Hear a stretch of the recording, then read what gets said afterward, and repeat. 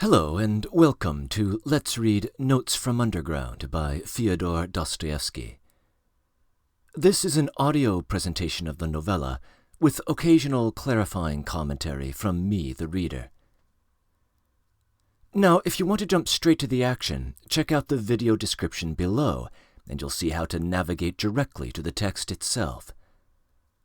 Otherwise, stick around and I'll explain the nature of this project a bit further, while providing some background material on the book. The basic purpose of this Let's Read is to make the literature as accessible as it can be in an audio format. Typically, when you read classical literature in print, you have a number of advantages at your disposal: an introduction from a literary scholar, notes containing background information that might be lost on a modern audience, time to absorb complications in the text, and so on. In a conventional audiobook, by contrast, you get simply the spoken text rolling on. But not here. With this project, I will read through the entirety of the book with you, but I will retain the license to add comments where I think it may be helpful to a general audience. In just a moment, I will provide some introductory background information on the novella. When completed, this Let's Read will also contain some concluding thoughts on the book, but it will also have some notes sprinkled throughout the reading, simply to clarify points that the average listener could easily miss. I will do my best to keep a light hand and to allow the text to stand on its own. But with a work like Notes from Underground, which is deeply immersed in the intellectual culture of 19th century Russia, there will be cases where it will be useful to identify references, and so you will be hearing my comments every so often to flesh out the full picture of Dostoevsky's work. I will reserve my own analysis and reactions to the text for the final part of this project. When I do have embedded comments in the text, they will usually appear at the end of a chapter in order to avoid breaking up the flow of the narrative. Sometimes, when the text has some detail that invites comment, I will indicate the fact that I have a note on that feature with the following sound. You can pursue that comment at the end of the chapter or not, as you like. There will be other occasions where I will provide clarifying comments visually on the screen. For instance, where a particular expression requires a translation, or where one character is quoting the words of another in a way that is difficult to parse in audio format. In these cases, I will keep the text flowing, but clarification will be available to you if needed. Now, this project comes in two formats. In one format, it is packaged as a playlist with 23 separate videos. Currently, however, you are viewing it as a single video. If you would prefer to consume the product as a playlist, I have a link in the description below that will take you there. The playlist will allow for ease of navigation through the various parts of the book. Assuming you want to keep it here, the next item on the agenda is a brief introduction to the novella itself. First off, Notes from Underground is in the public domain. The version we will be reading has been translated by Constance Garnett, and it appears in a Barnes & Noble Classics volume, which includes notes and an introduction by Deborah Martinson of Columbia University. I am indebted to both Martinson and Dostoevsky biographer Joseph Frank for my own comments in this project. In this format, the novella is about 110 pages long.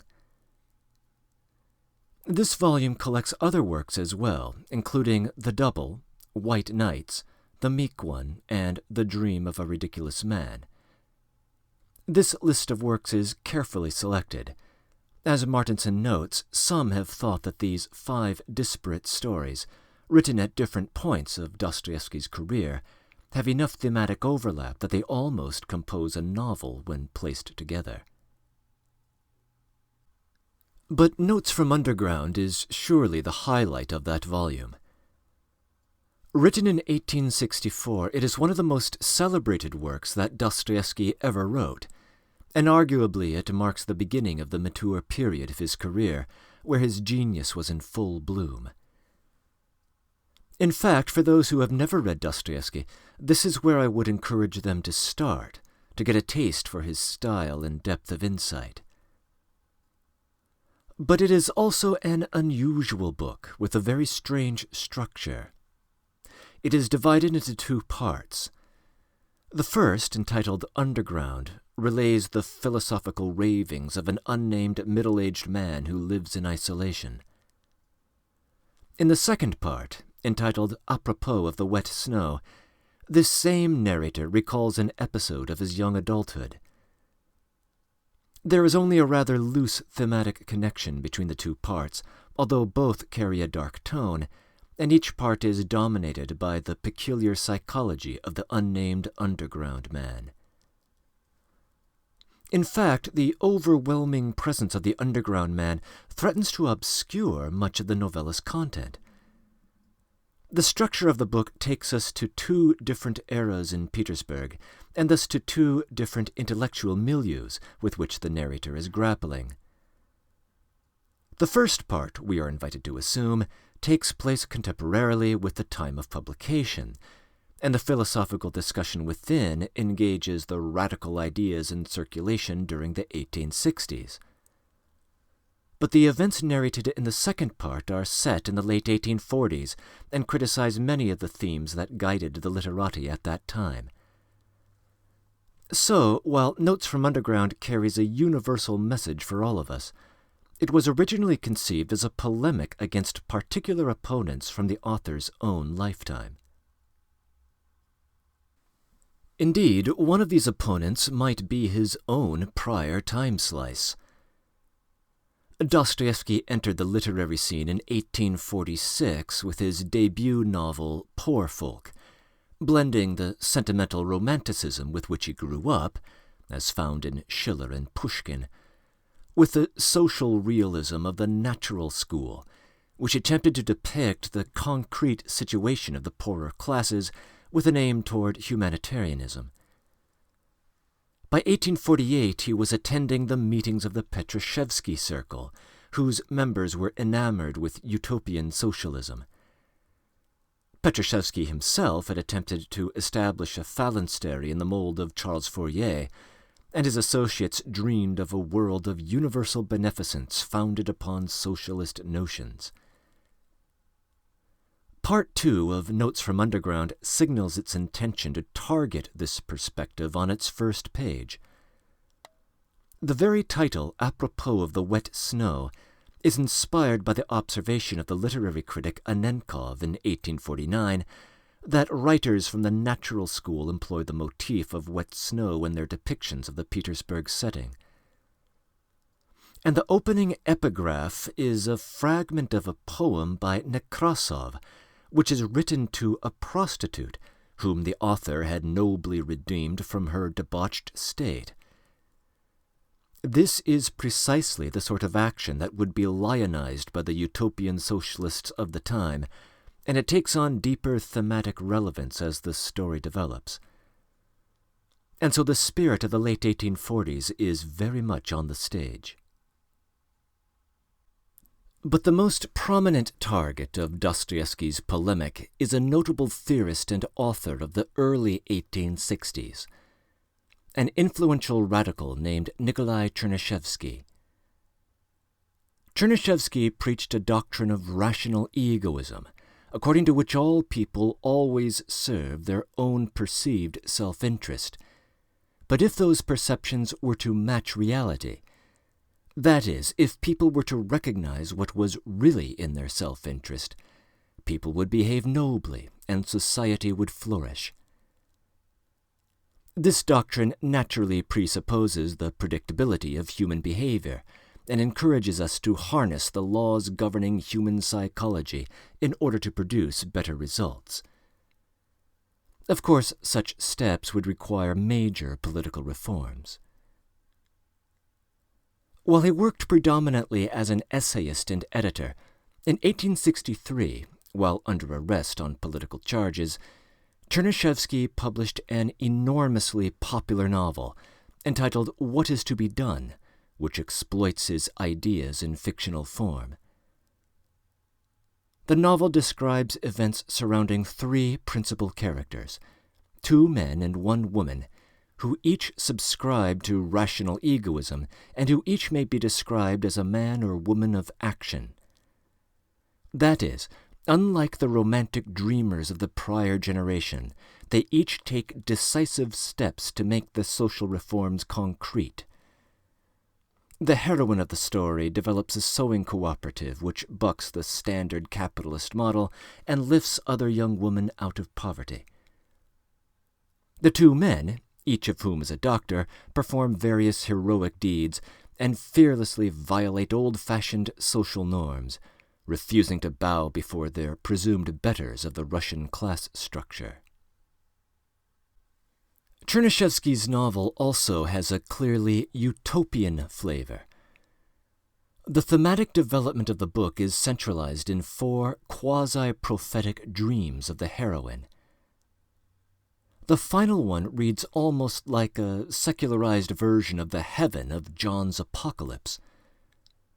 Humanity's final perfected state is symbolized by a grand crystal palace with all the trappings of agrarian and technological perfection, with peace and harmony reigning everywhere.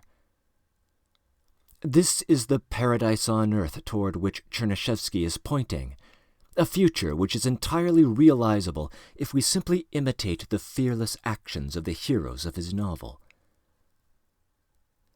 In Notes from Underground, Dostoevsky could not be clearer in his intention to respond to Chernyshevsky. The opening treatise of the Underground Man is wrestling directly with his views, and the second part indirectly lampoons two minor episodes of his novel. Even the style of writing might be interpreted as a spoof of his opponent. Chernyshevsky employs the brazen strategy of using his authorial voice to lecture and berate his readers. Similarly, Dostoevsky's Underground Man is frequently addressing his presumed reader in an adversarial tone, doing his best to refute caustic objections that he imagines being hurled his way. But why should Dostoevsky be so keen on taking aim at Chernyshevsky's novel? To understand that, we need a picture of key developments of Dostoevsky's journey since his naive utopian socialist days of the late 1840s. Dostoevsky's involvement with the Petrushevsky Circle led to his arrest in 1849. He would spend 10 years in Siberian exile, 4 of them in a prison camp. Soon after his return to Petersburg, he would publish his semi-autobiographical memoirs of the experience in The House of the Dead, which, among other things, offers fascinating glimpses into human nature. Some of the most prominent developments of that book expose man's irrational instincts, where convicts would pursue clearly self-destructive behavior, all out of a desire for the illusion of control or dignity. In several passages, he reveals surprising moments of kind behavior that he thinks can only be interpreted as altruistic, and thus he takes issue with both elements of the expression rational egoism. In 1862, Dostoevsky took his first journey through Western Europe, reaching as far as London and the real Crystal Palace, then the site of the World's Fair. A few months later, he would pen Winter Notes on Summer Impressions, a social and political reflection on his observations abroad. Winter Notes anticipates Notes from Underground in both style and substance.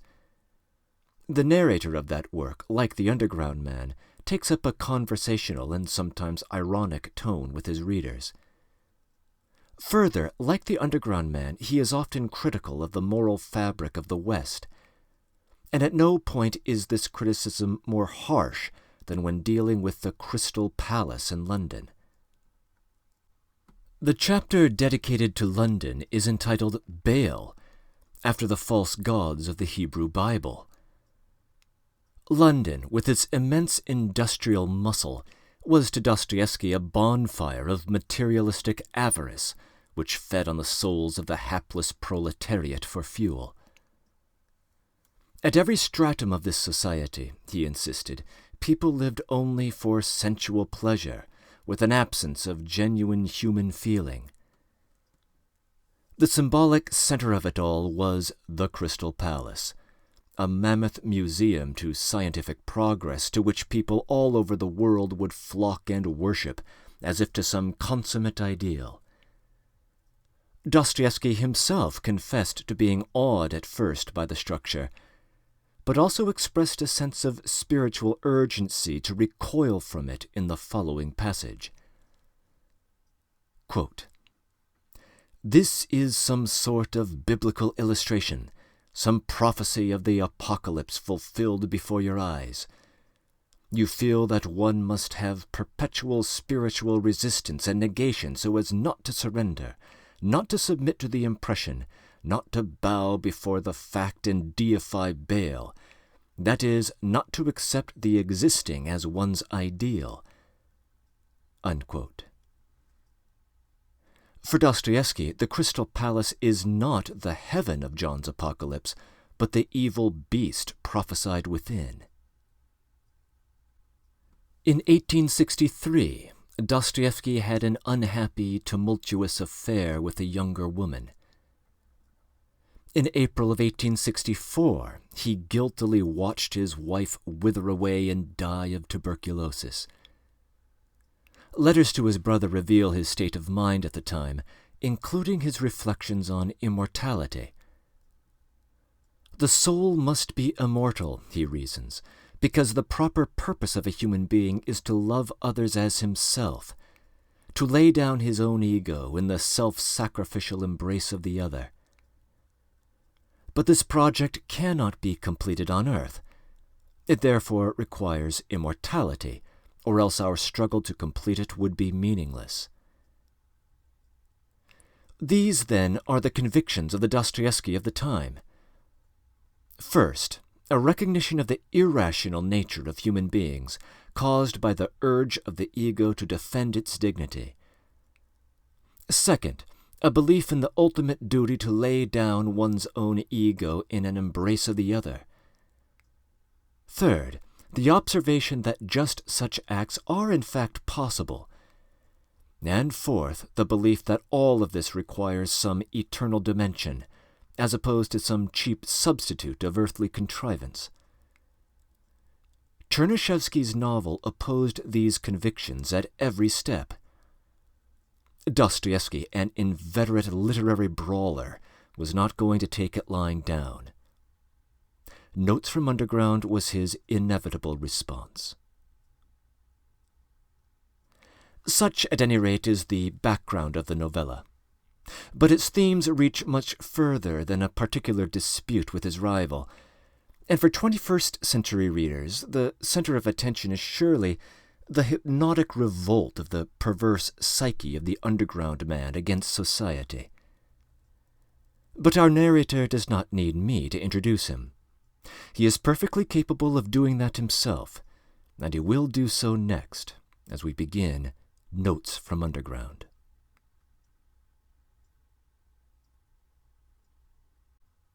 Notes from Underground by Fyodor Dostoevsky. Author's Note. The author of the diary and the diary itself are, of course, imaginary. Nevertheless, it is clear that such persons as the writer of these notes not only may, but positively must exist in our society, when we consider the circumstances in the midst of which our society is formed. I have tried to expose to the view of the public more distinctly than is commonly done one of the characters of the recent past. He is one of the representatives of a generation still living. In this fragment, entitled Underground, this person introduces himself and his views, and, as it were, tries to explain the causes owing to which he has made his appearance, and was bound to make his appearance in our midst. In the second fragment there are added the actual notes of this person concerning certain events in his life. Part 1. Underground. 1. I am a sick man. I am a spiteful man. I am an unattractive man. I believe my liver is diseased. However, I know nothing at all about my disease and do not know for certain what ails me. I don't consult a doctor for it and never have, though I have a respect for medicine and doctors. Besides, I am extremely superstitious, sufficiently so to respect medicine anyway. I am well educated enough not to be superstitious, but I am superstitious. No, I refuse to consult a doctor from spite. That you probably will not understand. Well, I understand it, though. Of course, I can't explain who it is precisely that I am mortifying in this case by my spite. I am perfectly well aware that I cannot pay out the doctors by not consulting them. I know better than anyone that by all this I am only injuring myself and no one else. But still, if I don't consult a doctor, it is from spite. My liver is bad? Well, let it get worse. I have been going on like that for a long time, 20 years. Now I am 40. I used to be in the government service, but am no longer. I was a spiteful official. I was rude and took pleasure in being so. I did not take bribes, you see, so I was bound to find a recompense in that at least. A poor jest, but I will not scratch it out. I wrote it thinking it would sound very witty, but now that I have seen myself that I only wanted to show off in a despicable way, I will not scratch it out on purpose. When petitioners used to come for information to the table at which I sat, I used to grind my teeth at them, and felt intense enjoyment when I succeeded in making anybody unhappy. I almost always did succeed. For the most part, they were all timid people. Of course, they were petitioners. But of the uppish ones, there was one officer in particular I could not endure. He simply would not be humble and clanked his sword in a disgusting way. I carried on a feud with him for 18 months over that sword. At last I got the better of him. He left off clanking it. That happened in my youth, though. But do you know, gentlemen, what was the chief point about my spite? Why, the whole point, the real sting of it, lay in the fact that continually, even in the moment of the acutest spleen, I was inwardly conscious with shame that I was not only not a spiteful, but not even an embittered man, that I was simply scaring sparrows at random and amusing myself by it. I might foam at the mouth, but bring me a doll to play with, give me a cup of tea with sugar in it, and maybe I should be appeased. I might even be genuinely touched, though probably I should grind my teeth at myself afterwards and lie awake at night with shame for months after. That was my way. I was lying when I said just now that I was a spiteful official. I was lying from spite. I was simply amusing myself with the petitioners and with the officer, and in reality I never could become spiteful. I was conscious every moment in myself of many, very many elements absolutely opposite to that. I felt them positively swarming in me, these opposite elements. I knew that they had been swarming in me all my life and craving some outlet from me, but I would not let them, purposely would not let them come out. They tormented me till I was ashamed. They drove me to convulsions and sickened me. At last, how they sickened me! Now, are not you fancying, gentlemen, that I am expressing remorse for something now, that I am asking a forgiveness for something? I am sure you are fancying that. However, I assure you, I do not care if you are. It was not only that I could not become spiteful. I did not know how to become anything, neither spiteful nor kind, neither a rascal nor an honest man, neither a hero nor an insect. Now I am living out my life in my corner, taunting myself with the spiteful and useless consolation that an intelligent man cannot become anything seriously, and it is only the fool who becomes anything. Yes, a man in the 19th century must and morally ought to be preeminently a characterless creature. A man of character, an active man, is preeminently a limited creature. That is my conviction of 40 years. I am 40 years old now, and 40 years is a whole lifetime. It is extreme old age. To live longer than 40 years is bad manners, is vulgar, immoral. Who does live beyond 40? Answer that sincerely and honestly. I will tell you who do. Fools and worthless fellows. I tell all old men that to their face, all these venerable old men, all these silver-haired and reverend seniors. I tell the whole world that to its face. I have a right to say so, for I shall go on living to 60 myself, to 70, to 80. Stay, let me take breath. You imagine, no doubt, gentlemen, that I want to amuse you. You are mistaken in that, too. I am by no means such a mirthful person as you imagine, or as you may imagine.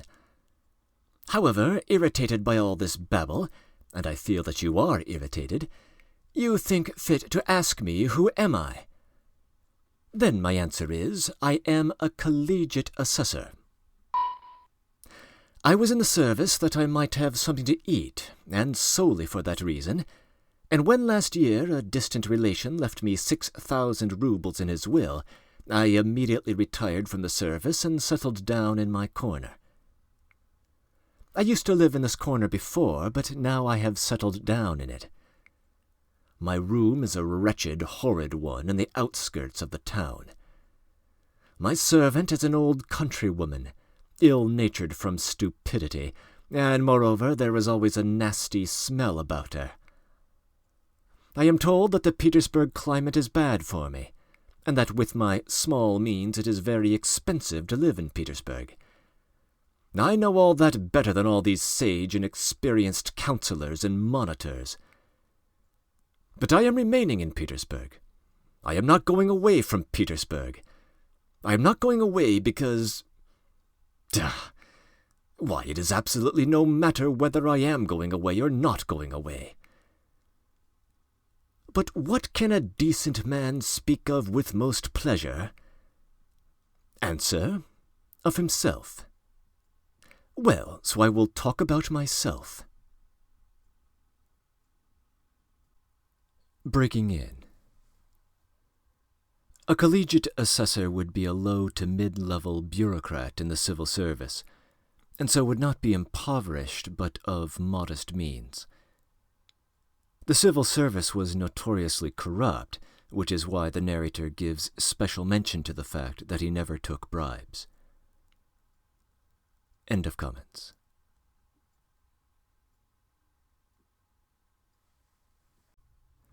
II. I want now to tell you, gentlemen, whether you care to hear it or not, why I could not even become an insect. I tell you solemnly that I have many times tried to become an insect, but I was not equal even to that. I swear, gentlemen, that to be too conscious is an illness, a real thoroughgoing illness. For man's everyday needs, it would have been quite enough to have the ordinary human consciousness. That is, half or a quarter of the amount which falls to the lot of a cultivated man of our unhappy 19th century, especially one who has the fatal ill luck to inhabit Petersburg, the most abstract and premeditated city on the whole earth. There are premeditated and unpremeditated cities. It would have been quite enough, for instance, to have the consciousness by which all so-called direct persons and men of action live. I bet you think I am writing all this from affectation, to be witty at the expense of men of action. And what is more, that from ill-bred affectation I am clanking a sword like my officer. But, gentlemen, whoever can pride himself on his diseases and even swagger over them? Though, after all, everyone does do that. People do pride themselves on their diseases, and I do, maybe, more than anyone. We will not dispute it. My contention was absurd. But yet I am firmly persuaded that a great deal of consciousness, every sort of consciousness, in fact, is a disease. I stick to that. Let us leave that, too, for a minute. Tell me this. Why does it happen that at the very moments when I am most capable of feeling every refinement of all that is good and beautiful, as they used to say at one time, it would, as though of design, happen to me not only to feel, but to do such ugly things, such that, well, in short, actions that all perhaps commit, but which, as though purposely, occurred to me at the very time when I was most conscious that they ought not to be committed. The more conscious I was of goodness and of all that was beautiful and sublime, the more deeply I sank into my mire, and the more ready I was to sink in it altogether. But the chief point was that all this was, as it were, not accidental in me, but as though it were bound to be so. It was as though it were my most normal condition, and not in the least disease or depravity, so that at last all desire in me to struggle against this depravity passed. It ended by my almost believing, perhaps actually believing, that this was perhaps my normal condition. But at first, in the beginning, what agonies I endured in that struggle! I did not believe it was the same with other people, and all my life I hid this fact about myself as a secret. I was ashamed. Even now, perhaps, I am ashamed. I got to the point of feeling a sort of secret, abnormal, despicable enjoyment in returning home to my corner on some disgusting Petersburg night, acutely conscious that that day I had committed a loathsome action again, that what was done could never be undone, and secretly, inwardly gnawing at myself for it, tearing and consuming myself till at last the bitterness turned into a sort of shameful, accursed sweetness, and at last into positive, real enjoyment. Yes, into enjoyment. I insist upon that.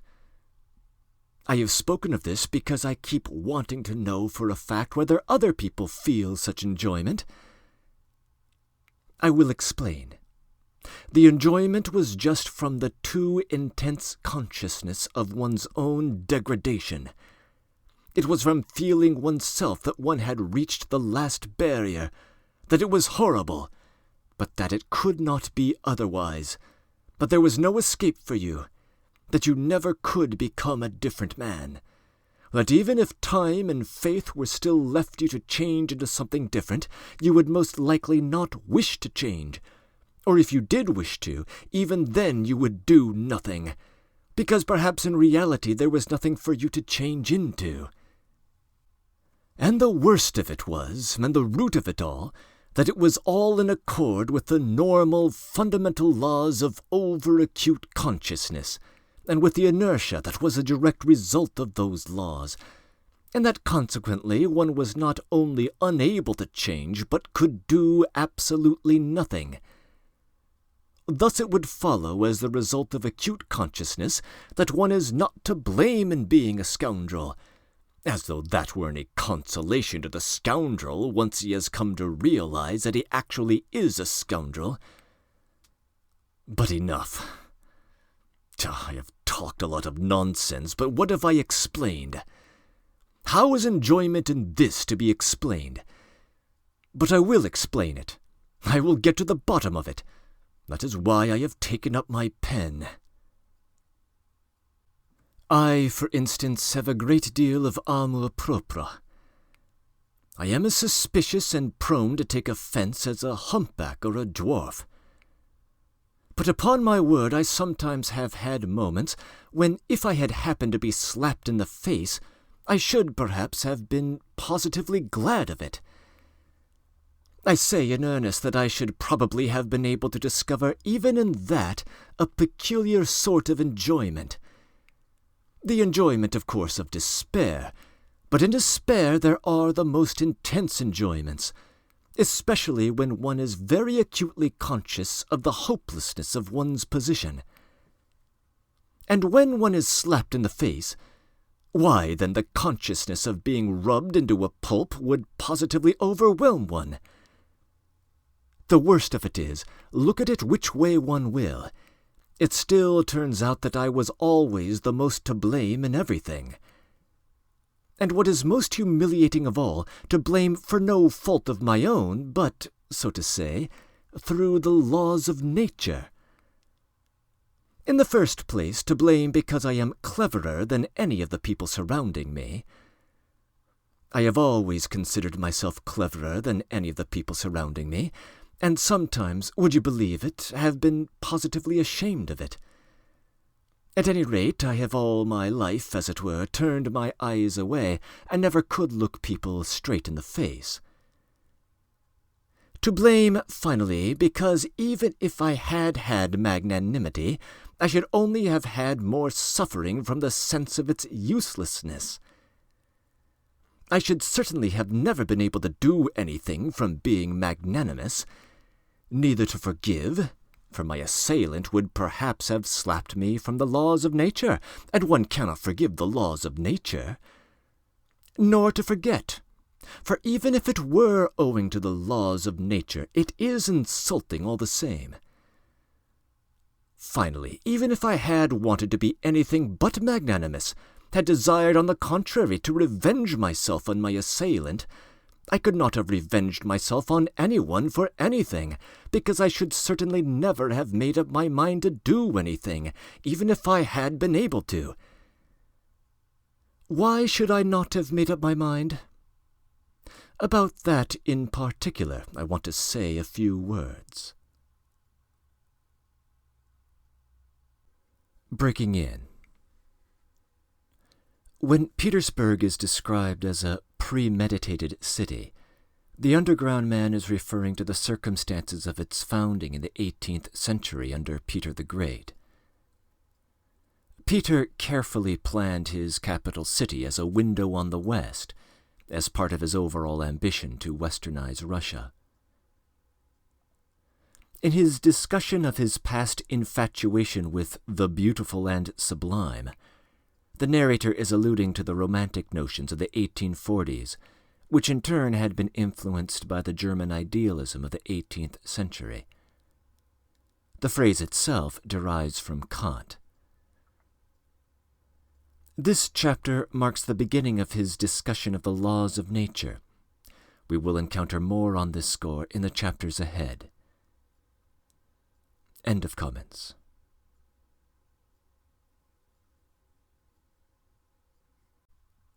III.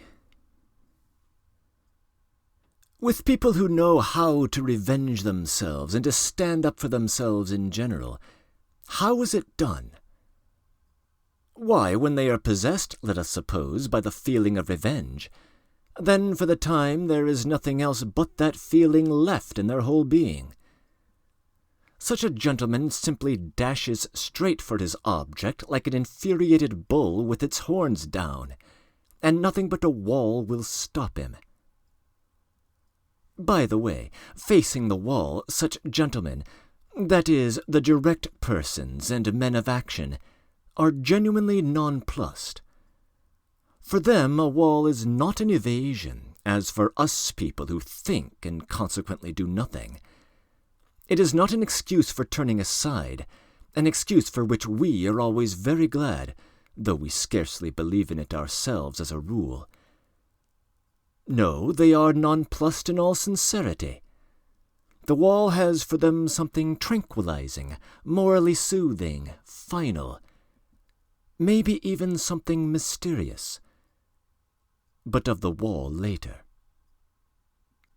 Well, such a direct person I regard as the real normal man, as his tender Mother Nature wished to see him when she graciously brought him into being on the earth. I envy such a man till I am green in the face. He is stupid.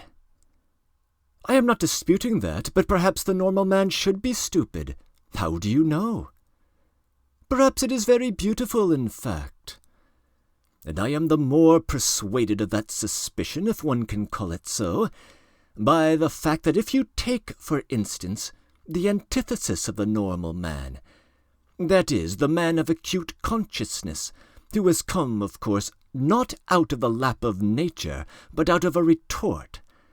This is almost mysticism, gentlemen, but I suspect this too. This retort-made man is sometimes so nonplussed in the presence of his antithesis that with all his exaggerated consciousness he genuinely thinks of himself as a mouse and not a man. It may be an acutely conscious mouse, yet it is a mouse, while the other is a man, and therefore, etc., etc. And the worst of it is, he himself, his very own self, looks on himself as a mouse. No one asks him to do so, and that is an important point. Now, let us look at this mouse in action.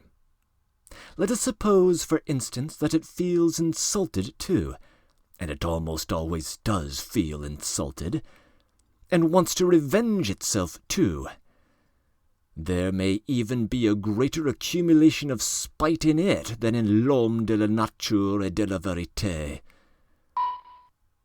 The base and nasty desire to vent that spite on its assailant rankles perhaps even more nastily in it than in l'homme de la nature et de la vérité. For through his innate stupidity the latter looks upon his revenge as justice pure and simple, while in consequence of his acute consciousness the mouse does not believe in the justice of it. To come at last to the deed itself, to the very act of revenge. Apart from the one fundamental nastiness, the luckless mouse succeeds in creating around it so many other nastinesses in the form of doubts and questions, adds to the one question so many unsettled questions, that there inevitably works up around it a sort of fatal brew, a stinking mess, made up of its doubts, emotions, and of the contempt spat upon it by the direct men of action who stand solemnly about it as judges and arbitrators, laughing at it till their healthy sides ache. Of course, the only thing left for it is to dismiss all that with a wave of its paw, and with a smile of assumed contempt in which it does not even itself believe, creep ignominiously into its mouse-hole. There, in its nasty, stinking, underground home, our insulted, crushed, and ridiculed mouse promptly becomes absorbed in cold, malignant, and above all, everlasting spite. For 40 years together it will remember its injury down to the smallest, most ignominious details, and every time will add of itself details still more ignominious, spitefully teasing and tormenting itself with its own imagination. It will itself be ashamed of its imaginings, but yet it will recall it all. It will go over and over every detail. It will invent unheard of things against itself, pretending that those things might happen, and will forgive nothing. Maybe it will begin to revenge itself too, but as it were piecemeal, in trivial ways, from behind the stove, incognito, without believing either in its own right to vengeance or in the success of its revenge, knowing that from all its efforts at revenge it will suffer 100 times more than he on whom it revenges itself, while he, I dare say, will not even scratch himself. On its deathbed it will recall it all over again, with interest accumulated over all the years, and... But it is just in that cold, abominable half-despair, half-belief, in that conscious burying oneself alive for grief in the underworld for 40 years, in that acutely recognized and yet partly doubtful hopelessness of one's position, in that hell of unsatisfied desires turned inward, in that fever of oscillations, of resolutions determined forever and repented of again a minute later, that the savour of that strange enjoyment of which I have spoken lies. It is so subtle, so difficult of analysis, that persons who are a little limited, or even simply persons of strong nerves, will not understand a single atom of it. Possibly, you will add on your own account with a grin, people will not understand it either who have never received a slap in the face. And in that way you will politely hint to me that I, too, perhaps have had the experience of a slap in the face in my life, and so I speak as one who knows. I bet that you are thinking that. But set your minds at rest, gentlemen, I have not received a slap in the face, though it is absolutely a matter of indifference to me what you may think about it. Possibly I even regret myself that I have given so few slaps in the face during my life. But enough. Not another word on that subject of such extreme interest to you. I will continue calmly concerning persons with strong nerves who do not understand a certain refinement of enjoyment. Though in certain circumstances these gentlemen bellow their loudest like bulls, though this, let us suppose, does them the greatest credit, yet, as I have said already, confronted with the impossible, they subside at once. The impossible means the stone wall. What stone wall?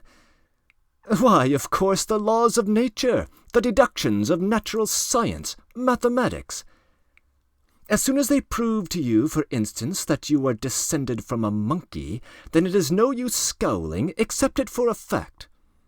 When they prove to you that in reality 1 drop of your own fat must be dearer to you than 100,000 of your fellow creatures, and that this conclusion is a final solution of all so-called virtues and duties and all such prejudices and fancies, then you have just to accept it.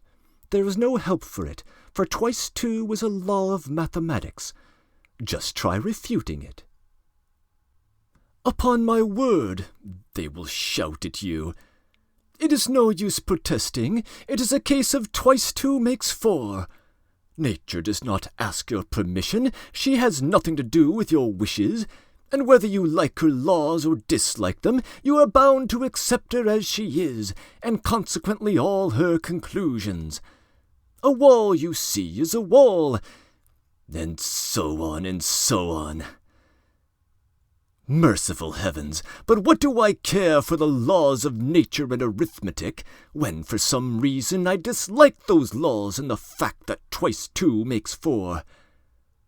Of course I cannot break through the wall by battering my head against it if I really have not the strength to knock it down. But I am not going to be reconciled to it simply because it is a stone wall and I have not the strength. As though such a stone wall really were a consolation, and really did contain some word of conciliation, simply because it is as true as twice 2 makes 4. Oh, absurdity of absurdities! How much better it is to understand it all, to recognize it all the impossibilities in the stone wall, not to be reconciled to one of those impossibilities and stone walls if it disgusts you to be reconciled to it.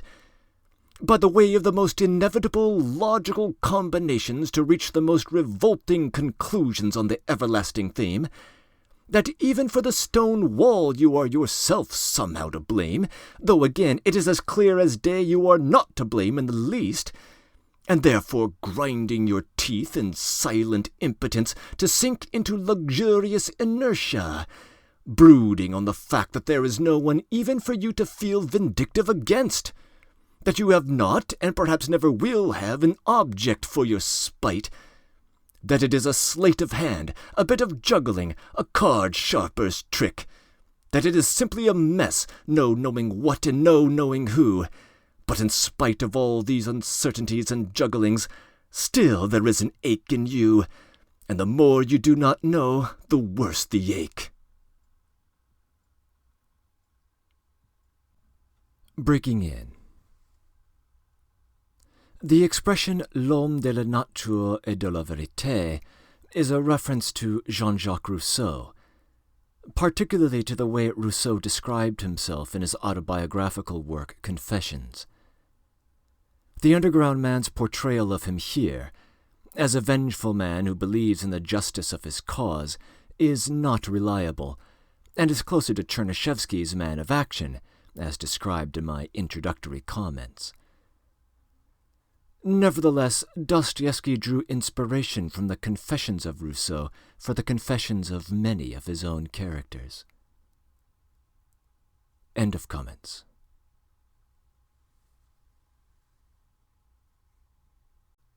"4.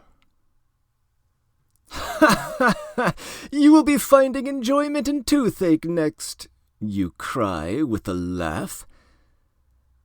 Well, even in toothache there is enjoyment, I answer. I had toothache for a whole month, and I know there is. In that case, of course, people are not spiteful in silence, but moan. But they are not candid moans, they are malignant moans, and the malignancy is the whole point. The enjoyment of the sufferer finds expression in those moans. If he did not feel enjoyment in them, he would not moan. It is a good example, gentlemen, and I will develop it. Those moans express in the first place all the aimlessness of your pain, which is so humiliating to your consciousness. The whole legal system of nature on which you spit disdainfully, of course, but from which you suffer all the same while she does not. They express the consciousness that you have no enemy to punish, but that you have pain. The consciousness that in spite of all possible Wagenheims you are in complete slavery to your teeth. That if someone wishes it, your teeth will leave off aching, and if he does not, they will go on aching another 3 months. And that finally, if you are still contumacious and still protest, all that is left you for your own gratification is to thrash yourself, or beat your wall with your fist as hard as you can, and absolutely nothing more. Well, these mortal insults, these jeers on the part of someone unknown, end at last in an enjoyment which sometimes reaches the highest degree of voluptuousness. I ask you, gentlemen, listen sometimes to the moans of an educated man of the 19th century suffering from toothache. On the 2nd or 3rd day of the attack, when he is beginning to moan, not as he moaned on the first day, that is, not simply because he has toothache, not just as any coarse peasant, but as a man affected by progress and European civilization, a man who is divorced from the soil and one's national origins, as they express it nowadays.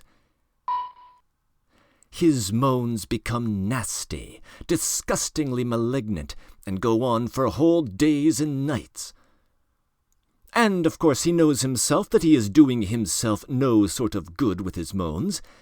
He knows better than anyone that he is only lacerating and harassing himself and others for nothing. He knows that even the audience before whom he is making his efforts, and his whole family, listen to him with loathing, do not put a ha'porth of faith in him, and inwardly understand that he might moan differently, more simply, without trills and flourishes, and that he is only amusing himself like that from ill humour, from malignancy. Well, in all these recognitions and disgraces it is that there lies a voluptuous pleasure. As though he would say, I am worrying you, I am lacerating your hearts, I am keeping everyone in the house awake. Well, stay awake then. You, too, feel every minute that I have toothache. I am not a hero to you now, as I tried to seem before, but simply a nasty person, and impostor. Well, so be it then.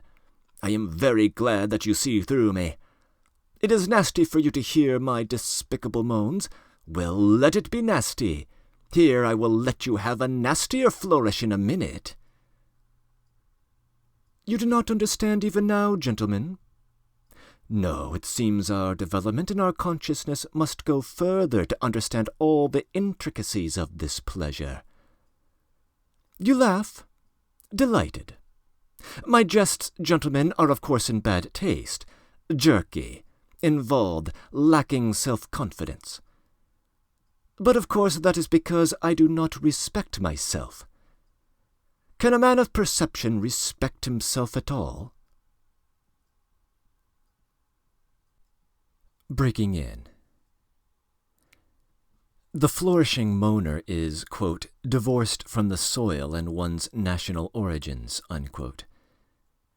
The reference here is to Dostoevsky's own native soil philosophy, according to which the advances of Western European influence ought to be grounded in the wisdom of the Russian people. Our enlightened moaner has no such grounding. End of comments.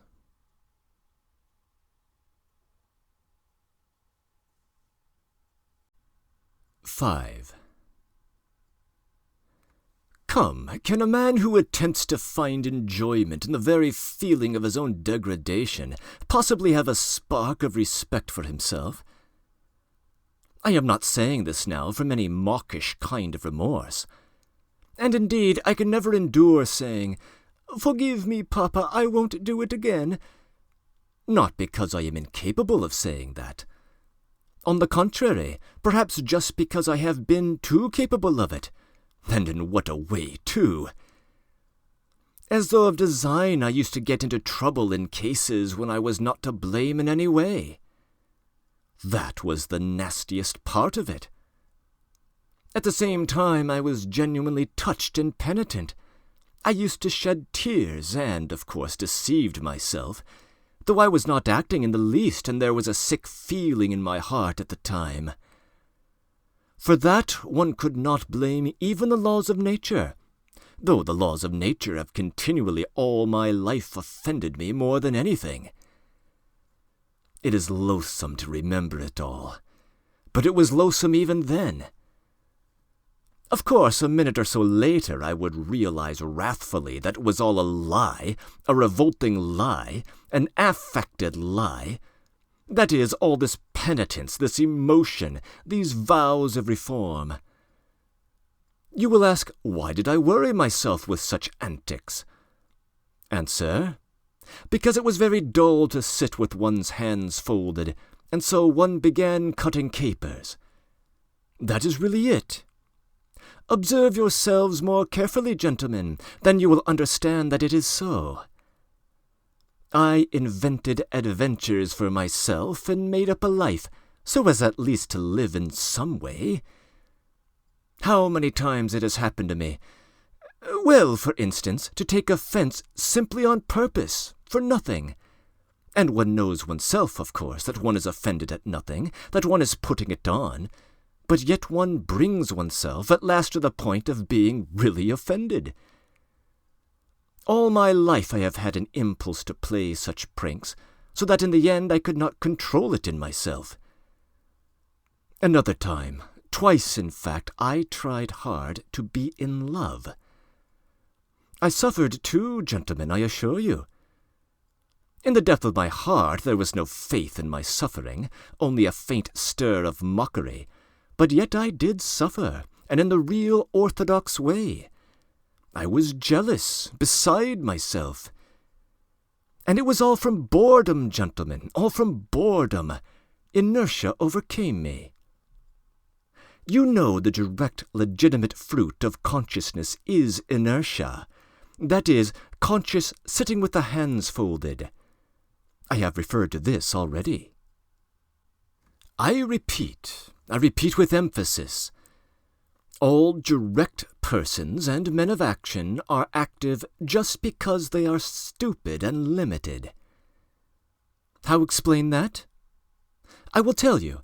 In consequence of their limitation, they take immediate and secondary causes for primary ones, and in that way persuade themselves more quickly and easily than other people do that they have found an infallible foundation for their activity.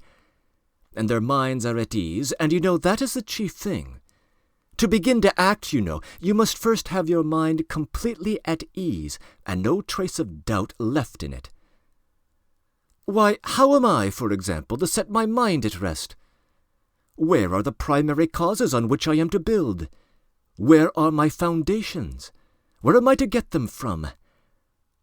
I exercise myself in reflection, and consequently with me every primary cause at once draws after itself another still more primary, and so on to infinity. That is just the essence of every sort of consciousness and reflection. It must be a case of the laws of nature again.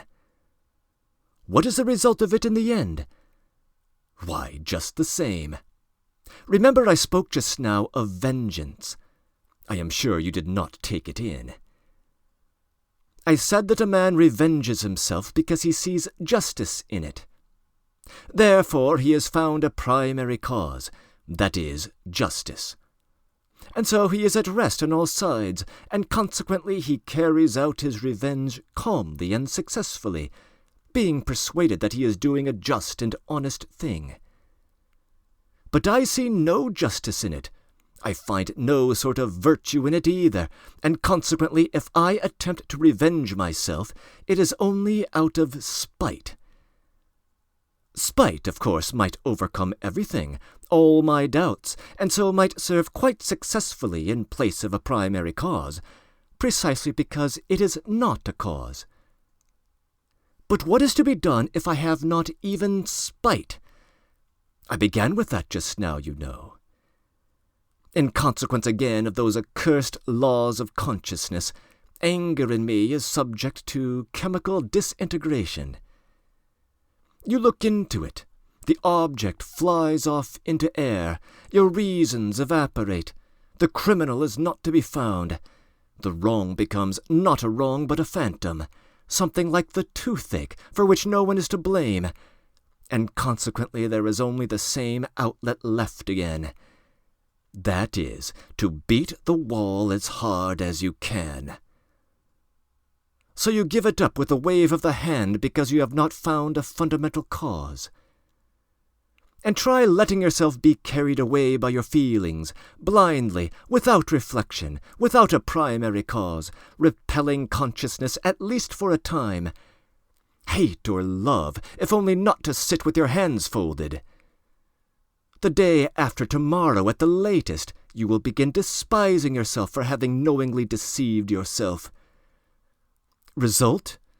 A soap bubble and inertia. Oh, gentlemen, do you know, perhaps I consider myself an intelligent man only because all my life I have been able neither to begin nor to finish anything. Granted, I am a babbler, a harmless, vexatious babbler, like all of us. But what is to be done if the direct and sole vocation of every intelligent man is babble? That is, the intentional pouring of water through a sieve.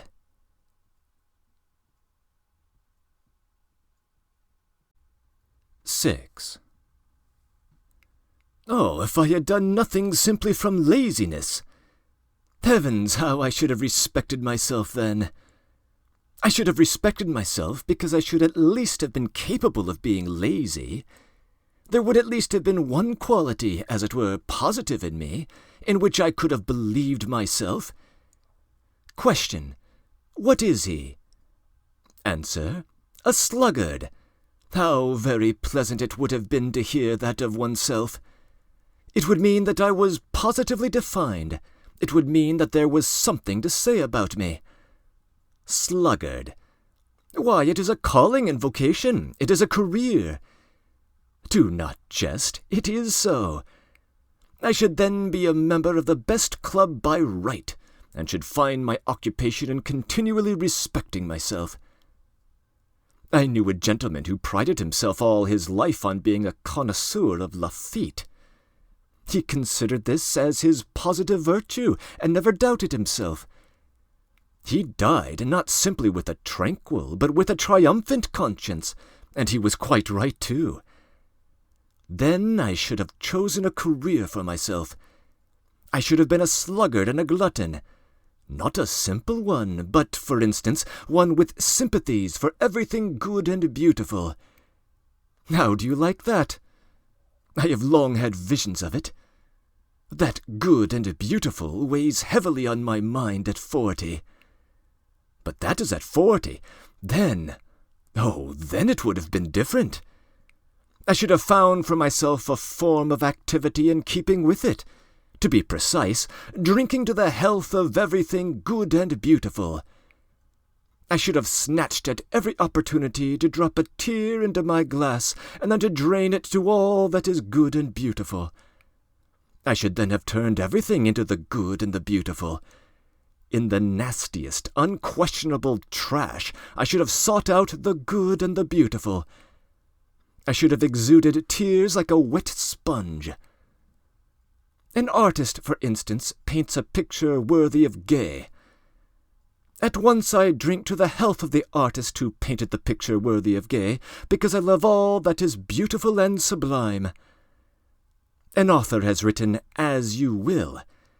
At once I drink to the health of anyone you will, because I love all that is beautiful and sublime.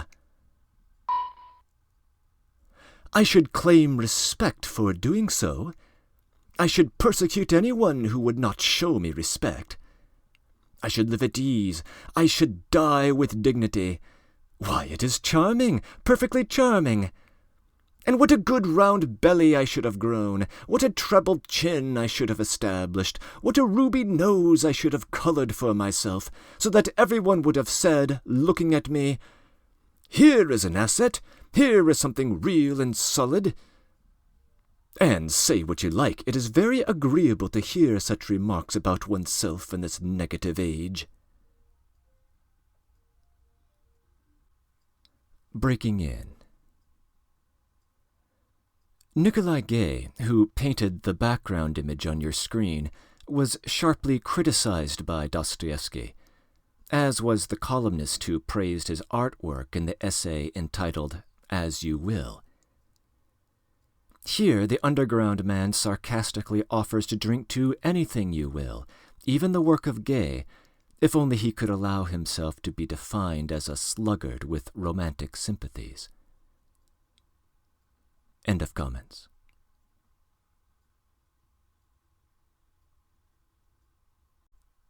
(7) But these are all golden dreams. Now tell me, who was it first announced, who was it first proclaimed, that man only does nasty things because he does not know his own interests, and that if he were enlightened, if his eyes were opened to his real normal interests, man would at once cease to do nasty things, would at once become good and noble, because, being enlightened and understanding his real advantage, he would see his own advantage in the good and nothing else. And we all know that not one man can consciously act against his own interests. Consequently, so to say, through necessity, he would begin doing good. Oh, the babe! Oh, the pure, innocent child! Why, in the first place, when in all these thousands of years has there been a time when man has acted only from his own interest? What is to be done with the millions of facts that bear witness that men, consciously, that is, fully understanding their real interests, have left them in the background and have rushed headlong on another path to meet peril and danger, compelled to this course by nobody and by nothing, but, as it were, simply disliking the beaten track, and have obstinately, willfully struck out another difficult, absurd way, seeking it almost in the darkness. So, I suppose, this obstinacy and perversity were pleasanter to them than any advantage. Advantage? What is advantage? And will you take it upon yourself to define with perfect accuracy in what the advantage of man consists? And what if it so happens that a man's advantage sometimes not only may, but even must consist in his desiring in certain cases what is harmful to himself and not advantageous? And if so, if there can be such a case, the whole principle falls into dust. What do you think? Are there such cases? You laugh. Laugh away, gentlemen, but only answer me. Have man's advantages been reckoned up with perfect certainty? Are there not some which not only have not been included, but cannot possibly be included under any classification? You see, you gentlemen have, to the best of my knowledge, taken your whole register of human advantages from the averages of statistical figures and political economical formulas. Your advantages are prosperity, wealth, freedom, peace, and so on and so on. So that the man who should, for instance, go openly and knowingly in opposition to all that list would, to your thinking, and indeed mine too, of course, be an obscurantist or an absolute madman, would not he? But, you know, this is what is surprising. Why does it so happen that all these statisticians, sages, and lovers of humanity, when they reckon up human advantages, invariably leave out one? They don't even take it into their reckoning in the form in which it should be taken, and the whole reckoning depends upon that. It would be no great matter. They would simply have to take it, this advantage, and add it to the list. But the trouble is that this strange advantage does not fall under any classification, and is not in place in any list. I have a friend, for instance. Oh, gentlemen, but of course he is your friend too, and indeed there is no one to whom he is not a friend. When he prepares for any undertaking, this gentleman immediately explains to you, elegantly and clearly, exactly how he must act in accordance with the laws of reason and truth. What is more, he will talk to you with excitement and passion of the true normal interests of man. With irony he will upbraid the short-sighted fools who do not understand their own interests, nor the true significance of virtue. And within a quarter of an hour, without any sudden outside provocation, but simply through something inside him which is stronger than all his interests, he will go off on quite a different tack. That is, act in direct opposition to what he has just been saying about himself, in opposition to the laws of reason, in opposition to his own advantage, in fact, in opposition to everything. I warn you that my friend is a compound personality, and therefore it is difficult to blame him as an individual. The fact is, gentlemen, it seems there must really exist something that is dearer to almost every man than his greatest advantages. Or, not to be illogical, there is a most advantageous advantage, the very one omitted of which we spoke just now, which is more important and more advantageous than all other advantages, for the sake of which a man, if necessary, is ready to act in opposition to all laws. That is, in opposition to reason, honor, peace, prosperity, in fact, in opposition to all those excellent and useful things, if only he can attain that fundamental, most advantageous advantage which is dearer to him than all. Yes, but it's advantage all the same, you will retort. But excuse me, I'll make the point clear, and it is not a case of playing upon words. What matters is that this advantage is remarkable from the very fact that it breaks down all our classifications, and continually shatters every system constructed by lovers of mankind for the benefit of mankind. In fact, it upsets everything. But before I mention this advantage to you, I want to compromise myself personally, and therefore I boldly declare that all these fine systems, all these theories for explaining to mankind their real normal interests, in order that inevitably striving to pursue these interests they may at once become good and noble, are, in my opinion, so far, mere logical exercises. Yes, logical exercises. Why, to maintain this theory of the regeneration of mankind by means of the pursuit of his own advantage is, to my mind, almost the same thing as to affirm, for instance, following Buckle, that through civilization mankind becomes softer, and consequently less bloodthirsty, and less fitted for warfare. Logically, it does seem to follow from his arguments. But man has such a predilection for systems and abstract deductions that he is ready to distort the truth intentionally. He is ready to deny the evidence of his senses only to justify his logic. I take this example because it is the most glaring instance of it. Only look about you. Blood is being spilt in streams, and in the merriest way, as though it were champagne. Take the whole of the 19th century in which Buckle lived. Take Napoleon, the Great and also the present one. Take North America, the eternal Union. Take the farce of Schleswig-Holstein. And what is it that civilization softens in us? The only gain of civilization for mankind is the greater capacity for variety of sensations, and absolutely nothing more. And through the development of this many-sidedness, man may come to finding enjoyment in bloodshed.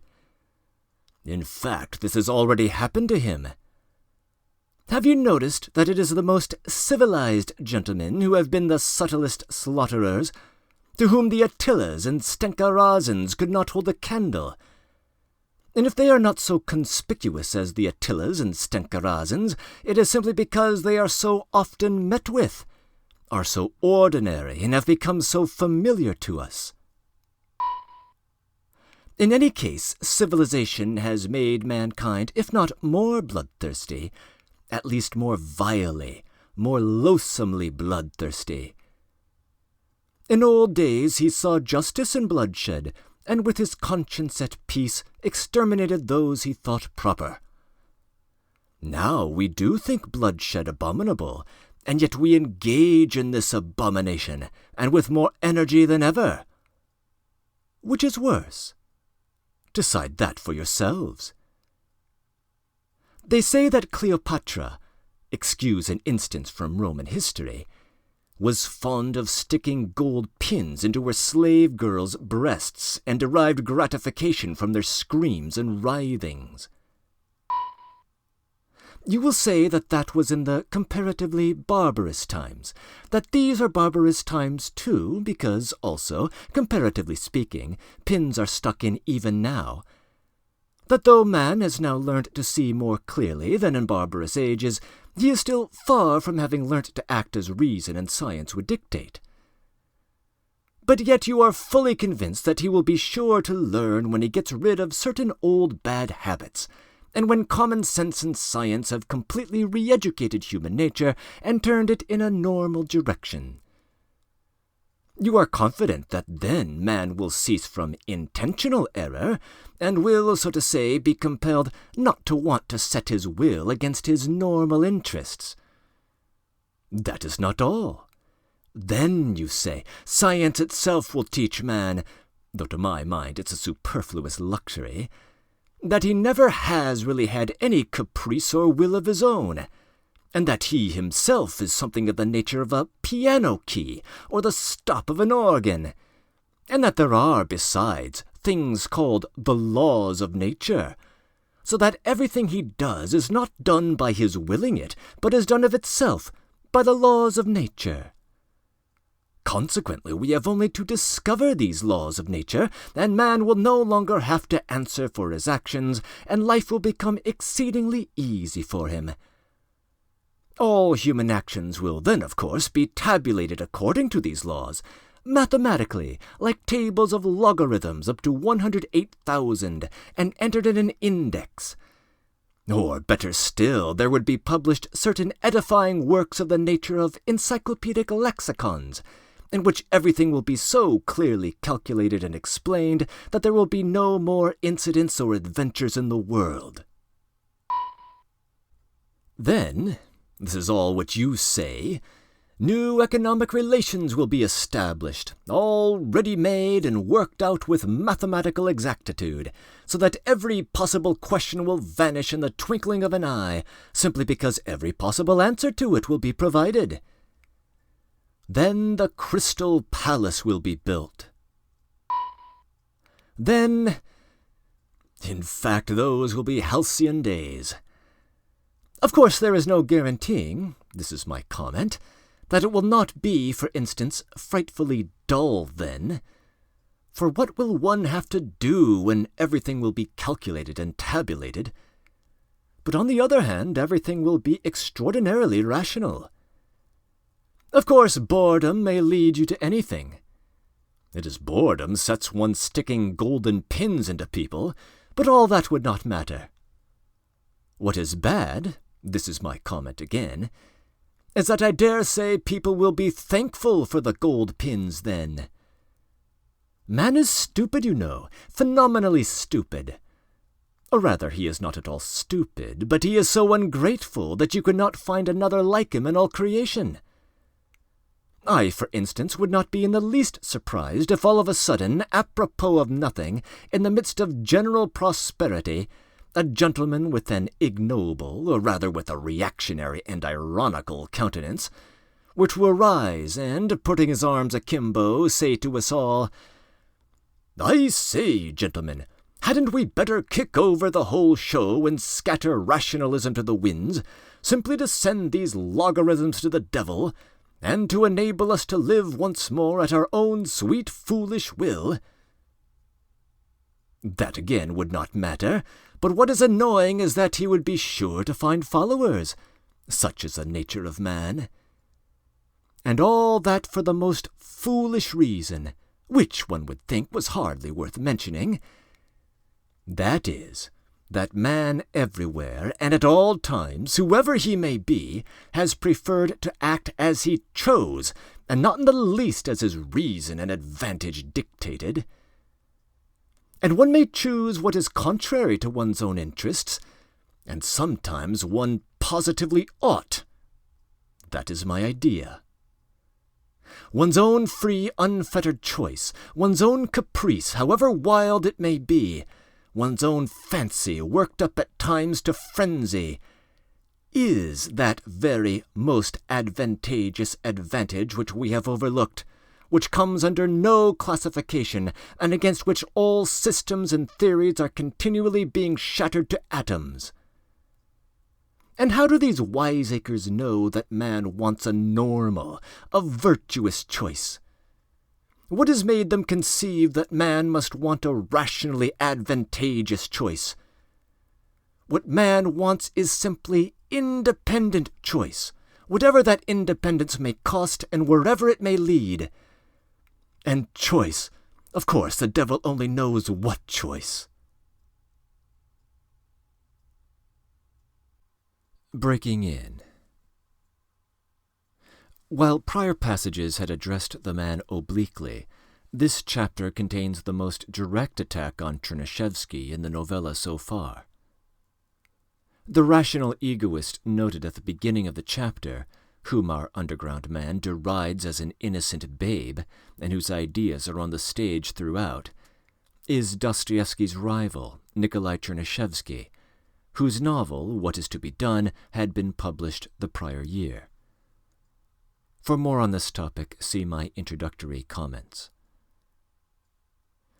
This chapter makes a number of references to historical and then-current events, as well as to a particular historian, Henry Thomas Buckle.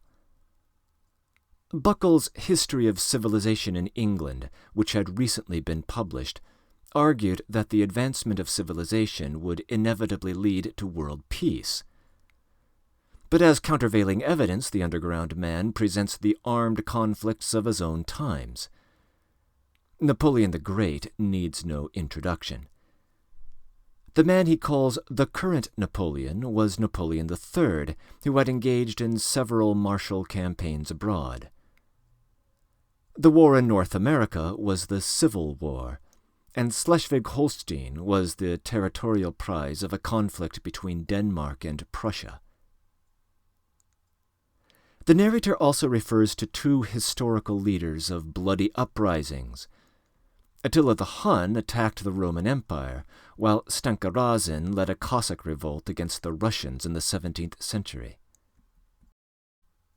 The reference to Cleopatra's torturing her servant girls with pins is probably more literary than historical.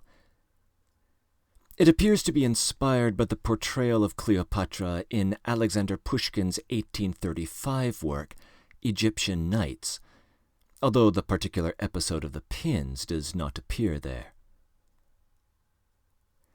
The image of man being a mere piano key to be played by the laws of nature may have originated with Diderot, one of the key figures of the French Enlightenment. But much of the outrageous discussion in this chapter about, say, tabulating man's passions in some massive index is referring to the socialism of Charles Fourier. Amazingly, the underground man is not exaggerating. Fourier did indeed attempt to catalogue a complete system of human passions, proper manipulation of which would, by his lights, lead invariably to desired results. The net result would be some beatific, fully completed utopia, symbolized in the imagery of Chernyshevsky by a grand crystal palace. For more on this topic, see the introduction. End of comments.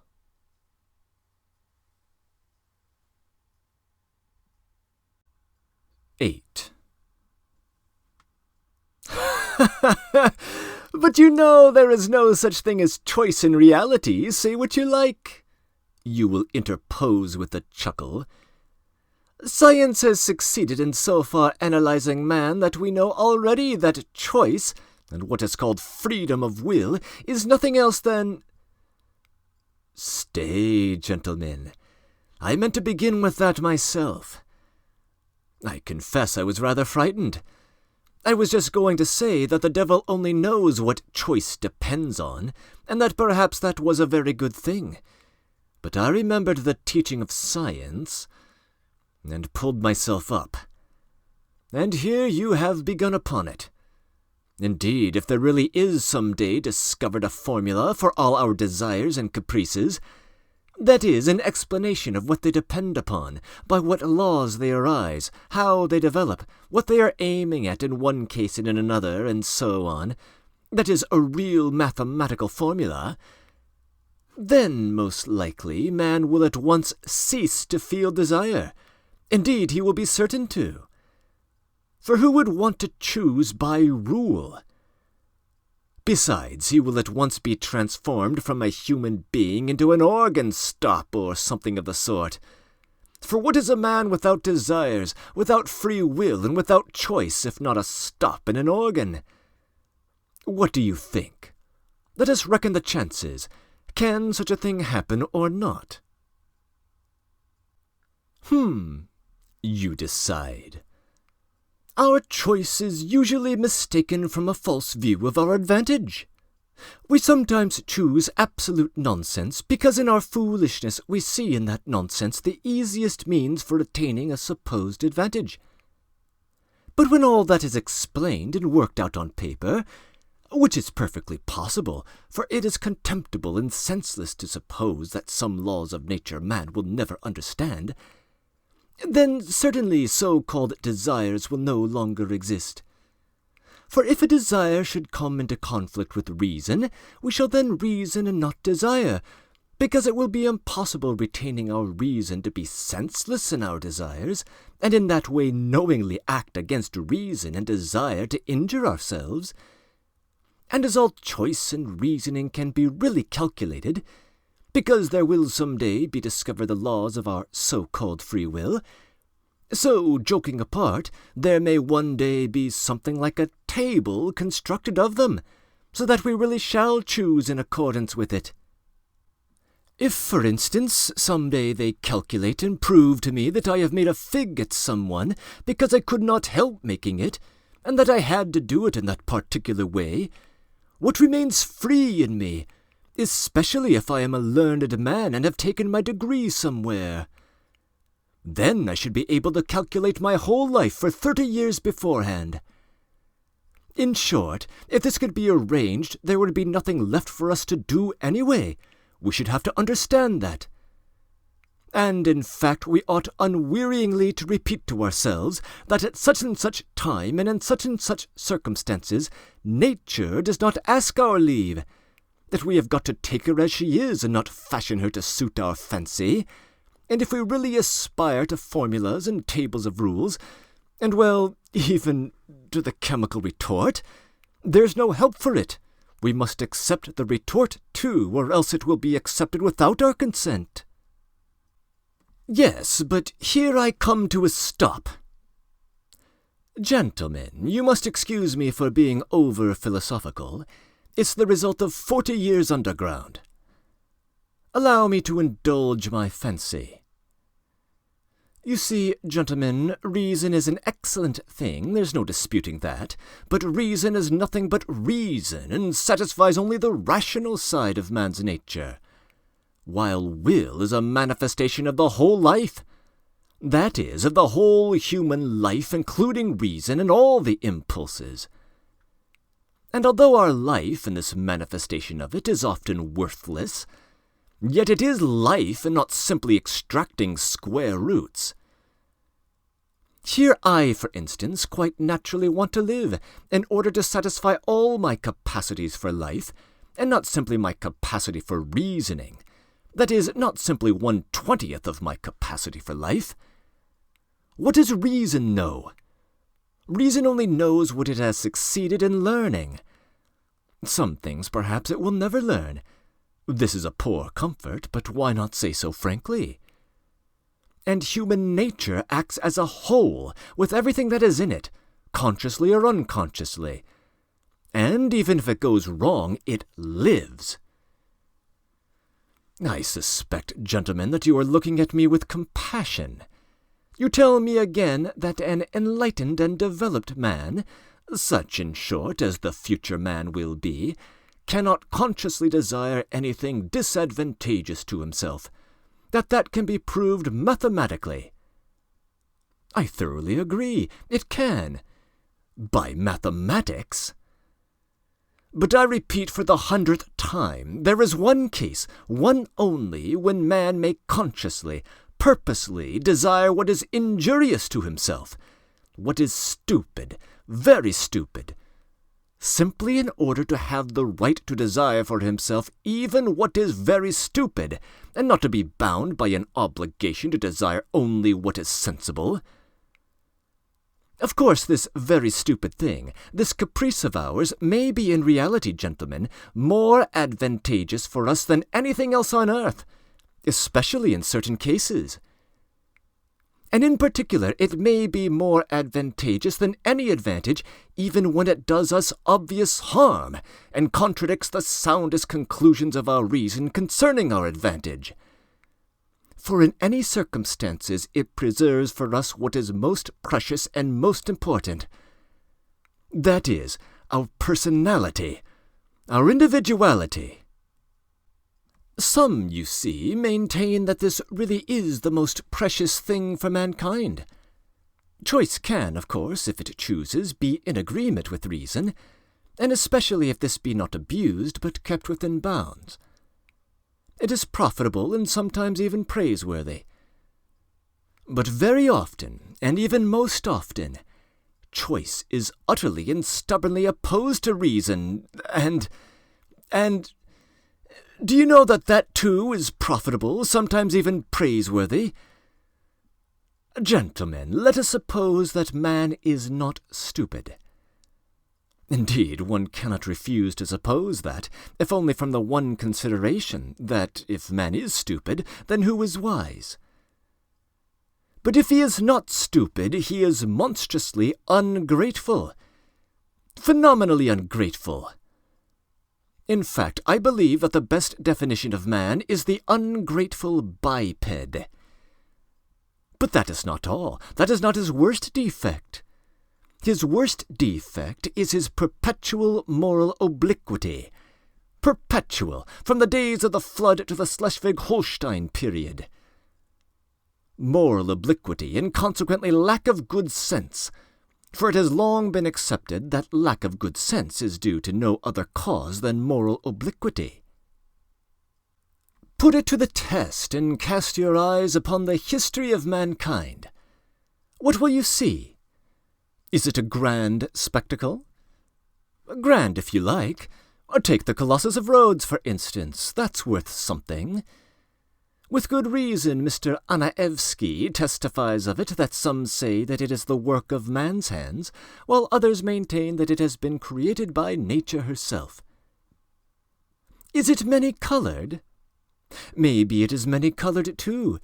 If one takes the dress uniforms, military and civilian, of all peoples and all ages, that alone is worth something. And if you take the undress uniforms, you will never get to the end of it. No historian would be equal to the job. Is it monotonous? Maybe it's monotonous, too. It's fighting and fighting. They are fighting now. They fought first and they fought last. You will admit that it is almost too monotonous. In short, one may say anything about the history of the world, anything that might enter the most disordered imagination.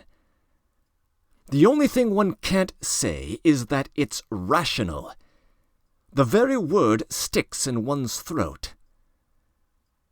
And indeed, this is the odd thing that is continually happening.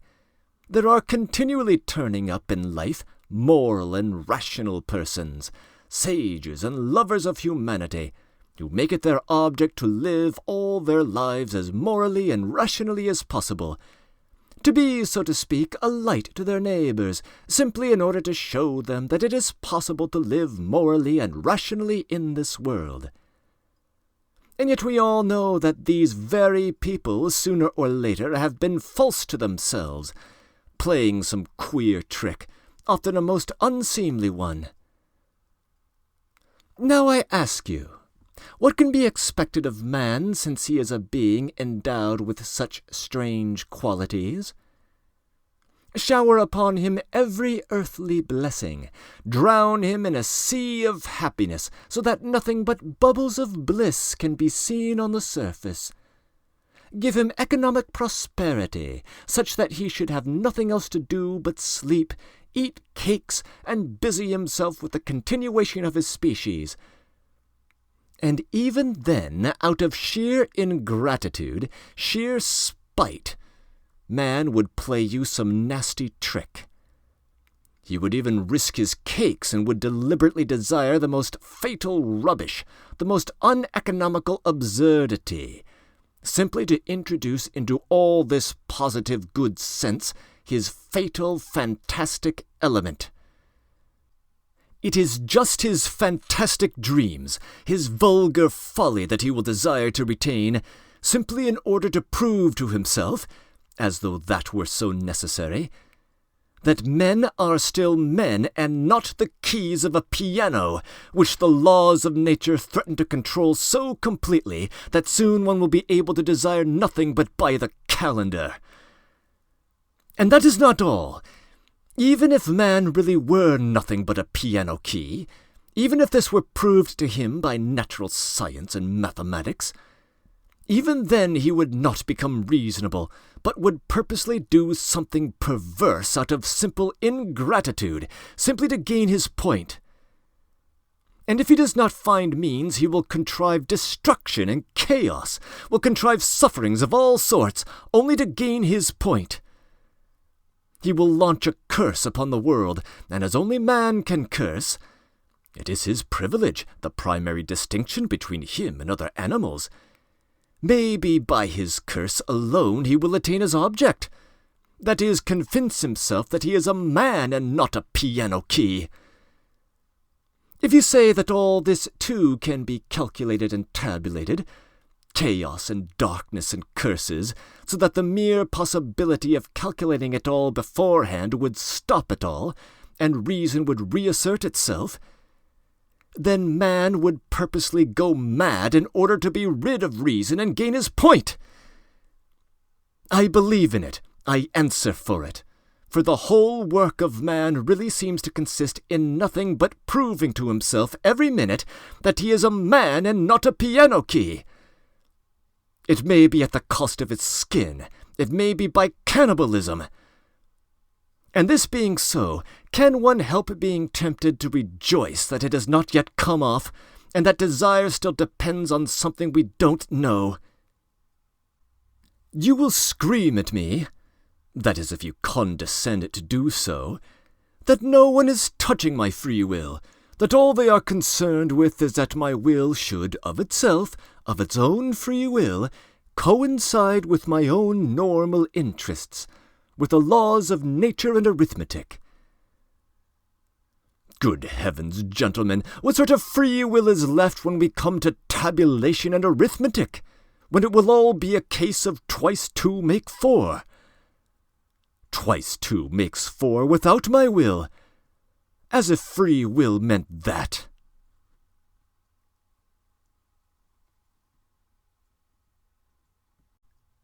(9) Gentlemen, I am joking, and I know myself that my jokes are not brilliant, but you know one can't take everything as a joke. I am perhaps jesting against the grain. Gentlemen, I am tormented by questions. Answer them for me. You, for instance, want to cure men of their old habits and reform their will in accordance with science and good sense. But how do you know not only that it is possible, but also that it is desirable to reform man in that way?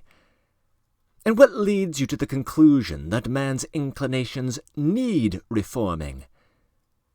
In short, how do you know that such a reformation will be a benefit to man? And to go to the root of the matter, why are you so positively convinced that not to act against his real normal interests, guaranteed by the conclusions of reason and arithmetic, is certainly always advantageous for man and must always be a law for mankind? So far, you know, this is only your supposition. It may be the law of logic, but not the law of humanity. You think, gentlemen, perhaps that I am mad? Allow me to defend myself. I agree that man is preeminently a creative animal, predestined to strive consciously for an object and to engage in engineering. That is, incessantly and eternally to make new roads, wherever they may lead. But the reason why he wants sometimes to go off at a tangent may just be that he is predestined to make the road, and perhaps, too, that however stupid the direct practical man may be, the thought sometimes will occur to him that the road almost always does lead somewhere, and that the destination it leads to is less important than the process of making it, and that the chief thing is to save the well-conducted child from despising engineering, and so giving way to the fatal idleness, which, as we all know, is the mother of all the vices. Man likes to make roads and to create. That is a fact beyond dispute. But why has he such a passionate love for destruction and chaos also? Tell me that. But on that point I want to say a couple of words myself. May it not be that he loves chaos and destruction? There can be no disputing that he does sometimes love it, because he is instinctively afraid of attaining his object and completing the edifice he is constructing? Who knows? Perhaps he only loves that edifice from a distance, and is by no means in love with it at close quarters. Perhaps he only loves building it and does not want to live in it, but will leave it when completed for the use of les animaux domestiques, such as the ants, the sheep, and so on. Now the ants have quite a different taste. They have a marvelous edifice of that pattern which endures forever, the ant-hill. With the ant-hill, the respectable race of ants began, and with the ant-hill they will probably end, which does the greatest credit to their perseverance and good sense. But man is a frivolous and incongruous creature, and perhaps, like the chess player, loves the process of the game, not the end of it. And who knows? There is no saying with certainty. Perhaps the only goal on earth to which mankind is striving lies in this incessant process of attaining. In other words, in life itself, and not in the thing to be attained, which must always be expressed as a formula, as positive as 2 makes 4.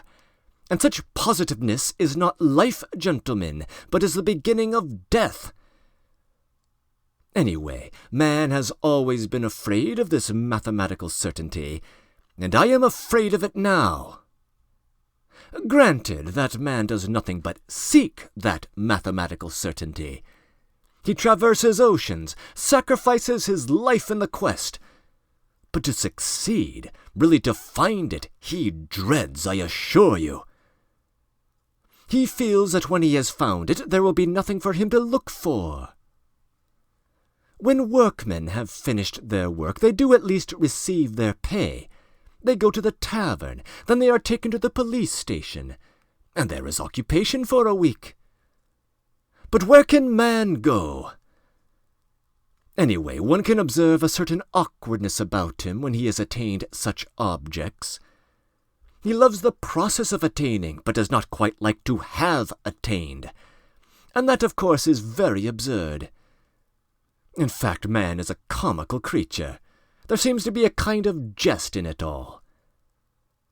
But yet mathematical certainty is, after all, something insufferable. 2 makes 4 seems to me simply a piece of insolence. 2 makes 4 is a pert coxcomb who stands with his arms akimbo, barring your path and spitting.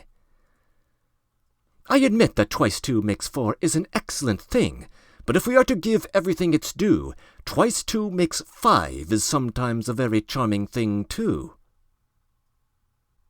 And why are you so firmly, so triumphantly convinced that only the normal and the positive, in other words, only what is conducive to welfare, is for the advantage of man? Is not reason in error as regards advantage? Does not man perhaps love something besides well-being? Perhaps he is just as fond of suffering. Perhaps suffering is just as great a benefit to him as well-being. Man is sometimes extraordinarily, passionately in love with suffering, and that is a fact. There is no need to appeal to universal history to prove that. Only ask yourself if you are a man and have lived at all. As far as my personal opinion is concerned, to care only for well-being seems to me positively ill-bred. Whether it's good or bad, it is sometimes very pleasant, too, to smash things. I hold no brief for suffering, nor for well-being either. I am standing for my caprice, and for its being guaranteed to me when necessary. Suffering would be out of place in vaudevilles, for instance. I know that. In a crystal palace it is unthinkable. Suffering means doubt, negation, and what would be the good of a crystal palace if there could be any doubt about it? And yet I think man will never renounce real suffering, that is, destruction and chaos. Why, suffering is the sole origin of consciousness. Though I did lay it down at the beginning that consciousness is the greatest misfortune for man, yet I know man prizes it and would not give it up for any satisfaction. Consciousness, for instance, is infinitely superior to twice 2 makes 4. Once you have mathematical certainty, there is nothing left to do or to understand. There will be nothing left but to bottle up your 5 senses and plunge into contemplation. While if you stick to consciousness, even though the same result is attained, you can at least flog yourself at times, and that will at any rate liven you up. Reactionary as it is, corporal punishment is better than nothing.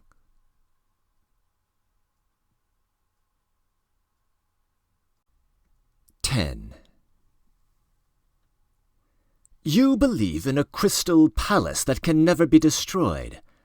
A palace at which one will not be able to put out one's tongue on the sly or make a fig in one's pocket. And perhaps that is just why I am afraid of this edifice, that it is of crystal and can never be destroyed, and that one cannot put one's tongue out at it even on the sly.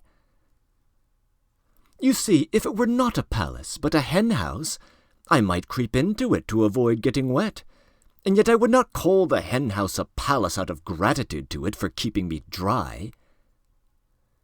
You laugh and say that in such circumstances a hen-house is as good as a mansion. Yes, I answer, if one had to live simply to keep out of the rain. But what is to be done if I have taken it into my head that that is not the only object in life, and that if one must live, one had better live in a mansion? That is my choice, my desire. You will eradicate it when you have changed my preference. Well, do change it. Allure me with something else. Give me another ideal. But meanwhile, I will not take a hen-house for a mansion. The Crystal Palace may be an idle dream. It may be that it is inconsistent with the laws of nature, and that I have invented it only through my own stupidity, through the old-fashioned irrational habits of my generation.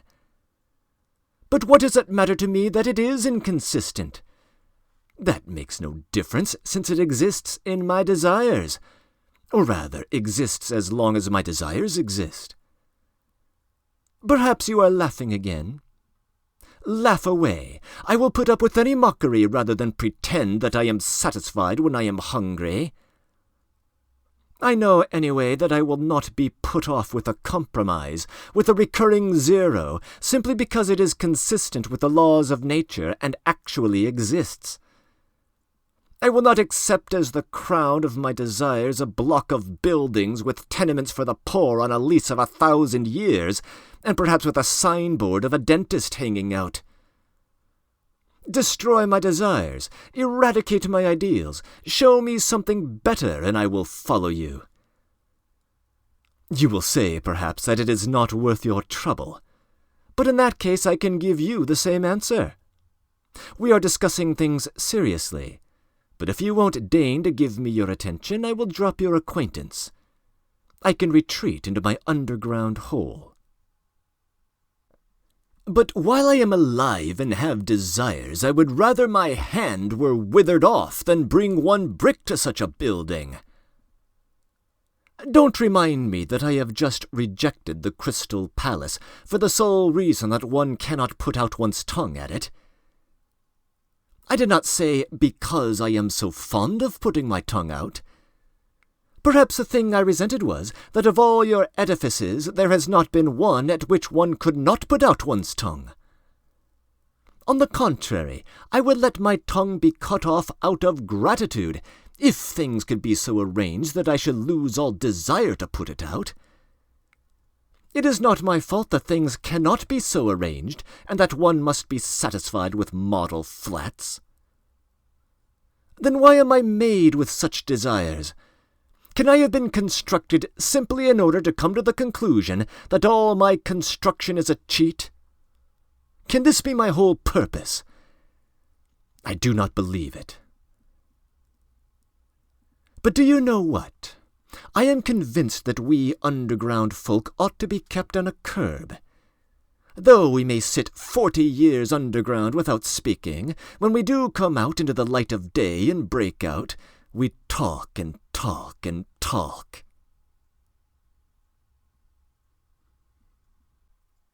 Breaking in.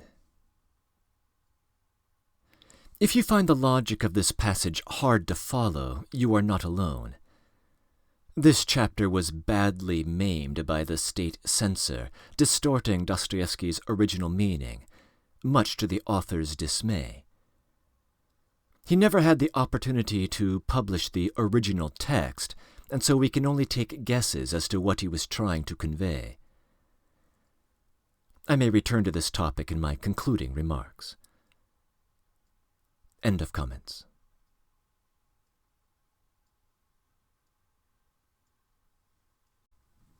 (11) The long and the short of it is, gentlemen, that it is better to do nothing, better conscious inertia. And so, hurrah for underground! Though I have said that I envy the normal man to the last drop of my bile, yet I should not care to be in his place such as he is now, though I shall not cease envying him. No, no. Anyway, the underground life is more advantageous. There, at any rate, one can... Oh, but even now I am lying. I am lying because I know myself, just like 2 times 2, that the underground is not better. Something different is, something quite different, which I thirst for, but which I cannot find at all. To the devil with the underground! I will tell you another thing that would be better, and that is if I myself believed in anything of what I have just written. I swear to you, gentlemen, there is not one thing, not one word of what I have written that I really believe. That is, I believe it, perhaps, but at the same time I feel and suspect that I am lying like a cobbler. Then why have you written all this? You will say to me. I ought to put you underground for 40 years without anything to do, and then come to you in your cellar to find out what stage you have reached. How can a man be left alone with nothing to do for 40 years? Isn't that shameful? Isn't that humiliating? You will say, perhaps, wagging your heads contemptuously. You thirst for life and try to settle the problems of life by a logical tangle. And how persistent, how insolent are your sallies, and at the same time what a scare you are in. You talk nonsense and are pleased with it. You say impudent things and are in continual alarm and apologizing for them. You declare that you are afraid of nothing, and at the same time try to ingratiate yourself in our good opinion. You declare that you are gnashing your teeth, and at the same time you try to be witty so as to amuse us. You know that your witticisms are not witty, but you are evidently well satisfied with their literary value. You may perhaps have really suffered, but you have no respect for your own suffering. You may have sincerity, but you have no modesty. Out of the pettiest vanity you expose your sincerity to publicity and ignominy. You doubtlessly mean to say something, but hide your last word through fear, because you have not the resolution to utter it, and only have a cowardly impudence. You boast of consciousness, but you are not sure of your ground, for though your mind works, yet your heart is darkened and corrupt, and you cannot have a full, genuine consciousness without a pure heart. And how intrusive you are, how you insist and grimace. Lies, lies, lies. Of course I have myself made up all the things you say. That, too, is from underground. I have been for 40 years listening to you through a crack under the floor. I have invented them myself. There was nothing else I could invent. It is no wonder that I have learned it all by heart, and it has taken a literary form. But can you really be so credulous as to think that I will print all this and give it to you to read too? And another problem. Why do I call you gentlemen? Why do I address you as though you really were my readers? Such confessions as I intend to make are never printed nor given to other people to read.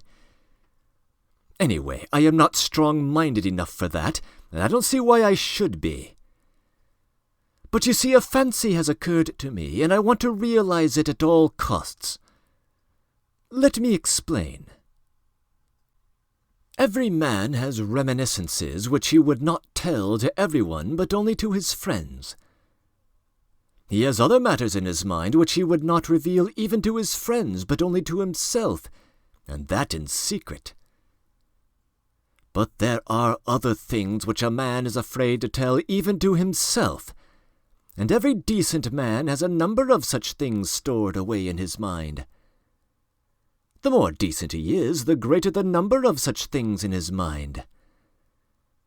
Anyway, I have only lately determined to remember some of my early adventures. Till now I have always avoided them, even with a certain uneasiness. Now, when I am not only recalling them, but have actually decided to write an account of them, I want to try the experiment whether one can, even with oneself, be perfectly open and not take fright at the whole truth. I will observe in parenthesis that Heine says that a true autobiography is almost an impossibility, and that man is bound to lie about himself. He considers that Rousseau certainly told lies about himself in his confessions, and even intentionally lied out of vanity. I am convinced that Heine is right. I quite understand how sometimes one may, out of sheer vanity, attribute regular crimes to oneself, and indeed I can very well conceive that kind of vanity. But Heine judged of people who made their confessions to the public.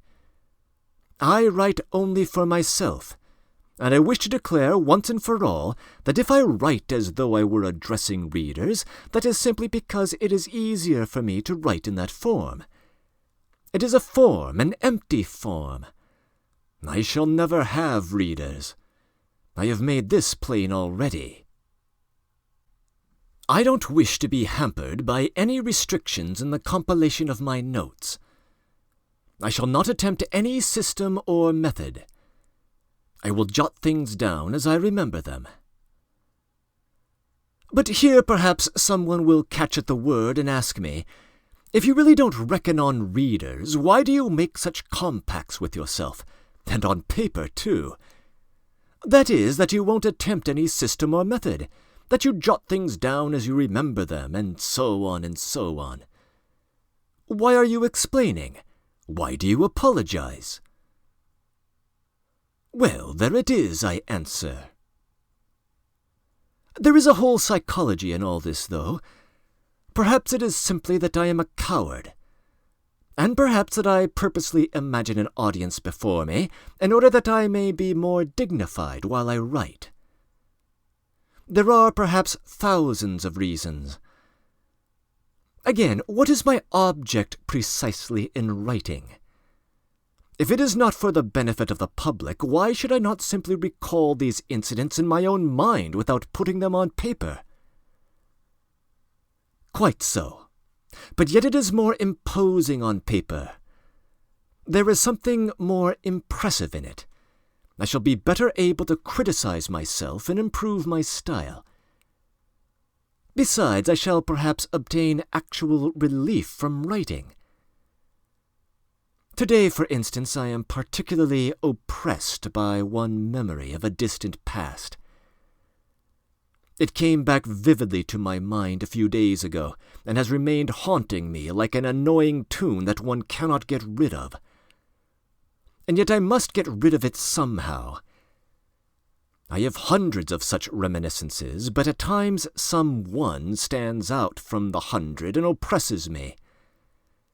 For some reason I believe that if I write it down I should get rid of it. Why not try?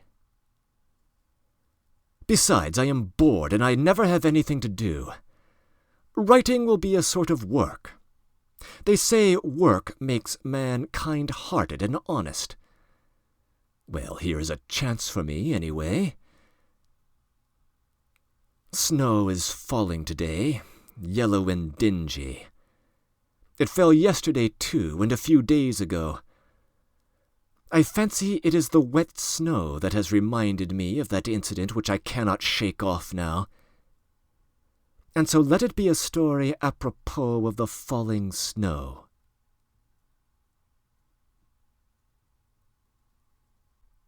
Breaking in.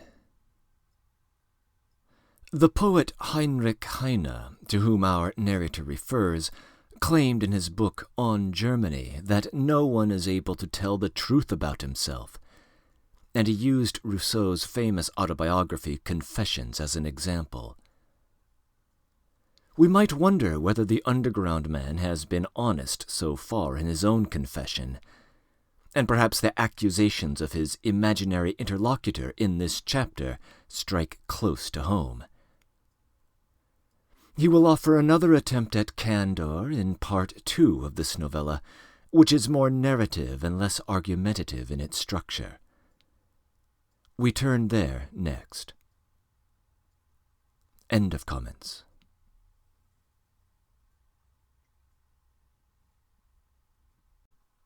Part 2. Apropos of the wet snow. When from dark error's subjugation my words of passionate exhortation had wrenched thy fainting spirit free, and writhing prone in thy affliction thou didst recall with malediction the vice that had encompassed thee, and when thy slumbering conscience, fretting by recollection's torturing flame, thou didst reveal the hideous setting of thy life's current ere I came. When suddenly I saw thee sicken, and weeping hide thine anguished face, revolted, maddened, horror-stricken, at memories of foul disgrace. Nekrasov. Translated by Juliet Soskis. Breaking in. These lines are excerpted from a famous 1845 poem by Nikolai Nekrasov. The speaker is addressing a former prostitute. In fact, Nekrasov himself married a prostitute in his own life, thus, as he puts it here, rescuing her from dark error's subjugation. What we see here is the first half of the poem. In the original text, Dostoevsky cuts it off with the words, etc., etc., etc. This passage, as well as the dismissive tone with which the underground man presents it, will have significant thematic relevance for the episode described in Part 2, and we will see an additional couplet, the last two lines of the poem, referenced in the chapters ahead. End of comments.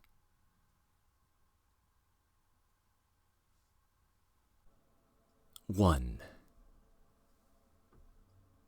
At that time I was only 24. My life was even then gloomy, ill-regulated, and as solitary as that of a savage. I made friends with no one, and positively avoided talking, and buried myself more and more in my hole.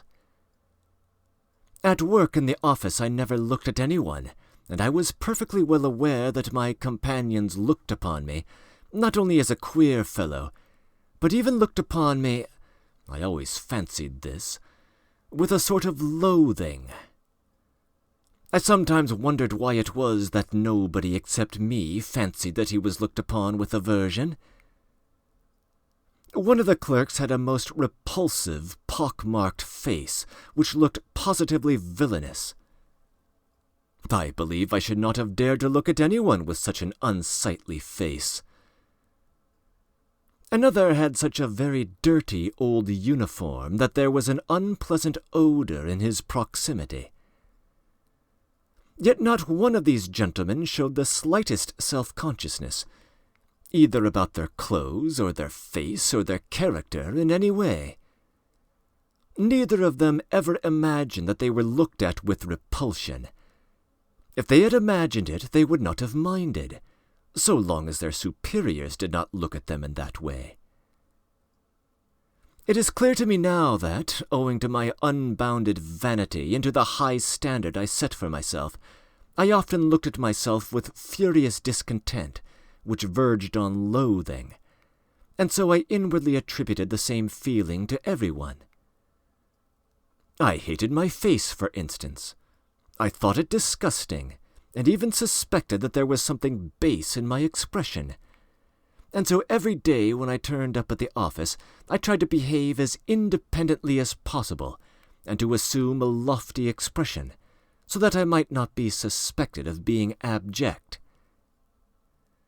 My face may be ugly, I thought, but let it be lofty, expressive, and above all, extremely intelligent. But I was positively and painfully certain that it was impossible for my face ever to express those qualities. And what was worst of all, I thought it actually stupid-looking, and I would have been quite satisfied if I could have looked intelligent. In fact, I would even have put up with looking base if, at the same time, my face could have been thought strikingly intelligent. Of course, I hated my fellow clerks, one and all, and I despised them all, yet at the same time I was, as it were, afraid of them. In fact, it happened at times that I thought more highly of them than of myself. It somehow happened quite suddenly that I alternated between despising them and thinking them superior to myself. A cultivated and decent man cannot be vain without setting a fearfully high standard for himself, and without despising and almost hating himself at certain moments. But whether I despised them or thought them superior, I dropped my eyes almost every time I met anyone. I even made experiments whether I could face so-and-so's looking at me, and I was always the first to drop my eyes. This worried me to distraction. I had a sickly dread, too, of being ridiculous, and so had a slavish passion for the conventional in everything external. I loved to fall into the common rut, and had a whole-hearted terror of any kind of eccentricity in myself. But how could I live up to it? I was morbidly sensitive, as a man of our age should be. They were all stupid, and as like one another as so many sheep. Perhaps I was the only one in the office who fancied that I was a coward and a slave, and I fancied it just because I was more highly developed. But it was not only that I fancied it, it really was so. I was a coward and a slave. I say this without the slightest embarrassment. Every decent man of our age must be a coward and a slave. That is his normal condition. Of that I am firmly persuaded. He is made and constructed to that very end. And not only at the present time, owing to some casual circumstances, but always, at all times, a decent man is bound to be a coward and a slave. It is the law of nature for all decent people all over the earth. If any one of them happens to be valiant about something, he need not be comforted nor carried away by that. He would show the white feather just the same before something else. That is how it invariably and inevitably ends. Only donkeys and mules are valiant, and they only till they are pushed up to the wall.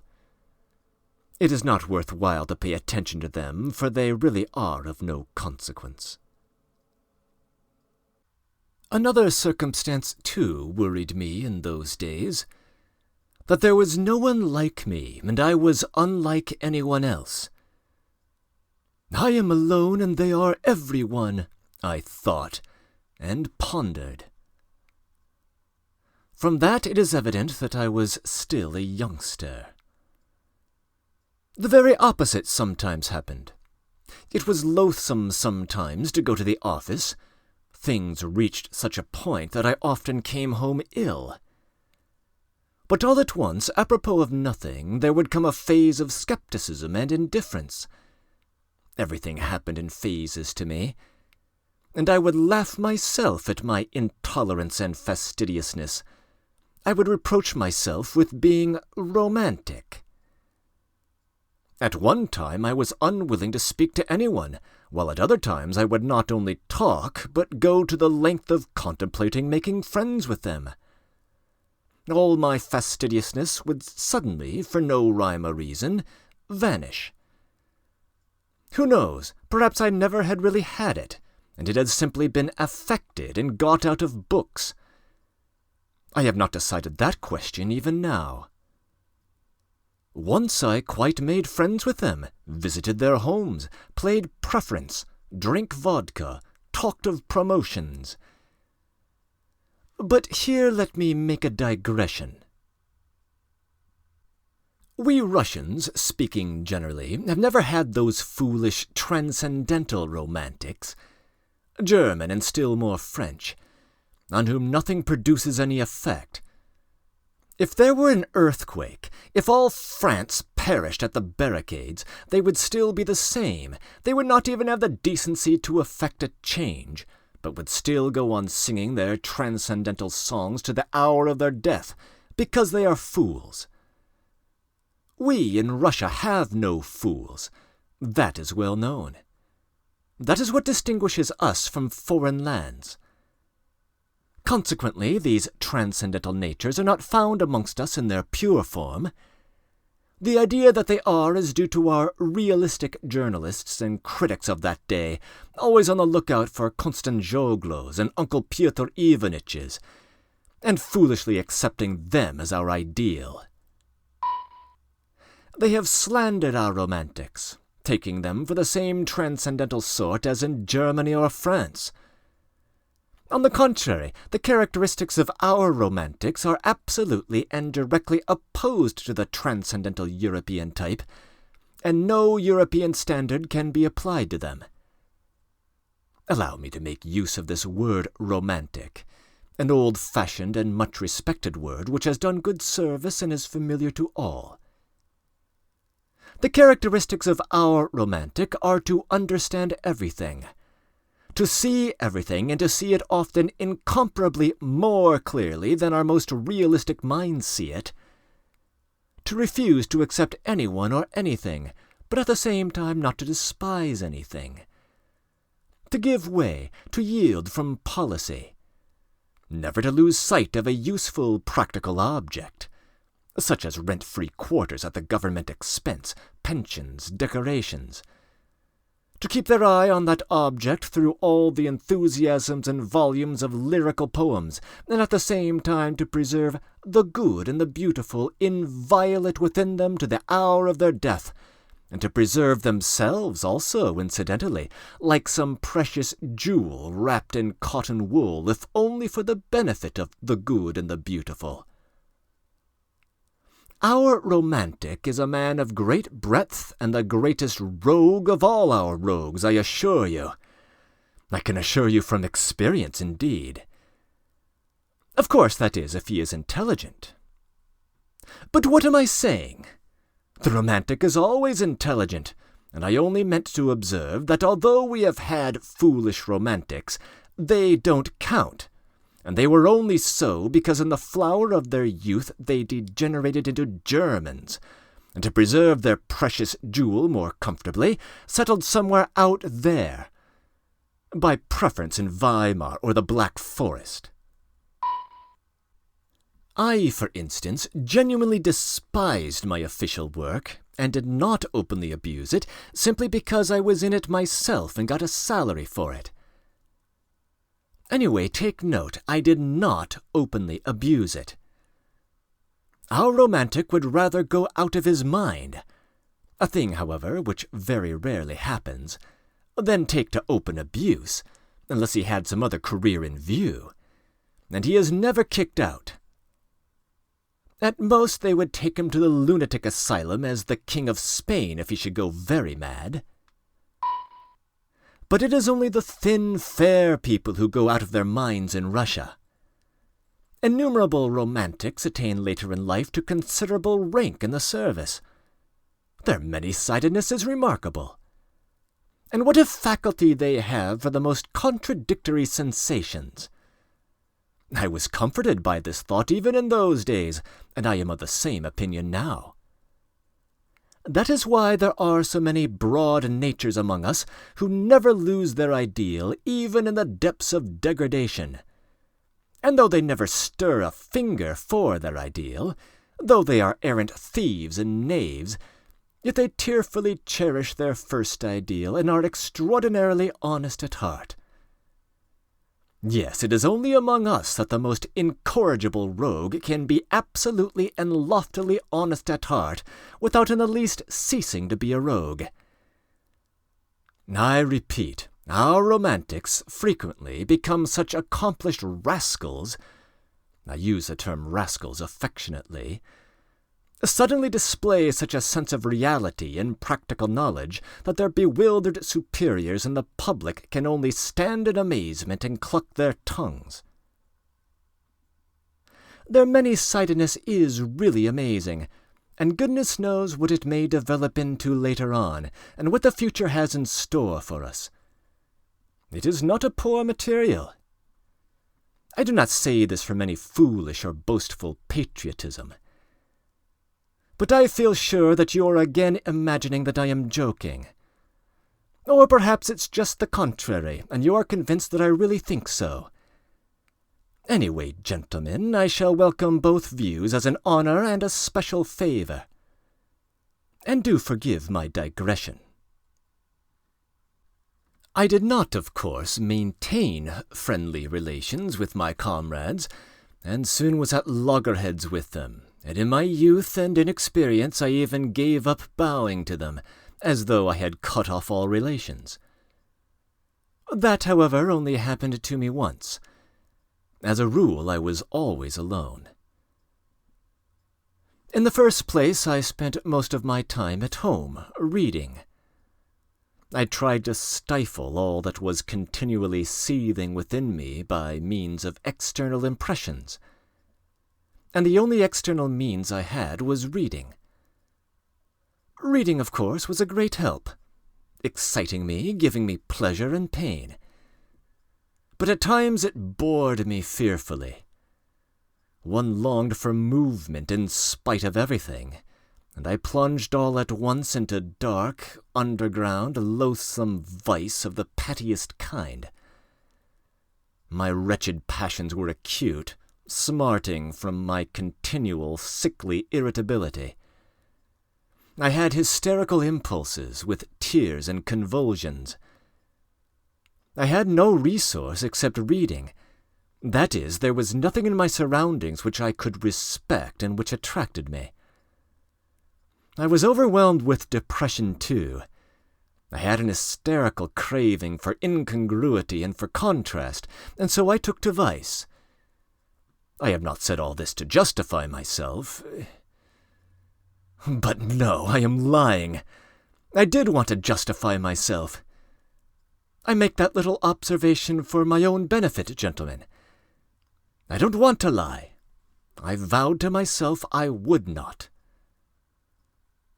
And so, furtively, timidly, in solitude, at night, I indulged in filthy vice, with a feeling of shame which never deserted me, even at the most loathsome moments, and which at such moments nearly made me curse. Already, even then, I had my underground world in my soul. I was fearfully afraid of being seen, of being met, of being recognized. I visited various obscure haunts. One night, as I was passing a tavern, I saw through a lighted window some gentlemen fighting with billiard cues, and saw one of them thrown out of window. At other times I should have felt very much disgusted, but I was in such a mood at the time that I actually envied the gentleman thrown out of window, and I envied him so much that I even went into the tavern and into the billiard room. Perhaps, I thought, they'll have a fight too when they'll throw me out of window. I was not drunk, but what is one to do? Depression will drive a man to such a pitch of hysteria. But nothing happened. It seemed that I was not even equal to being thrown out of window, and I went away without having my fight. An officer put me in my place from the first moment. I was standing by the billiard table, and in my ignorance blocking up the way, and he wanted to pass. He took me by the shoulders, and without a word, without a warning or explanation, moved me from where I was standing to another spot, and passed by as though he had not noticed me. I could have forgiven blows, but I could not forgive his having moved me without noticing me. Devil knows what I would have given for a real, regular quarrel. A more decent, a more literary one, so to speak. I had been treated like a fly. This officer was over 6 foot, while I was a spindly little fellow. But the quarrel was in my hands. I had only to protest, and I certainly would have been thrown out of the window. But I changed my mind and preferred to beat a resentful retreat.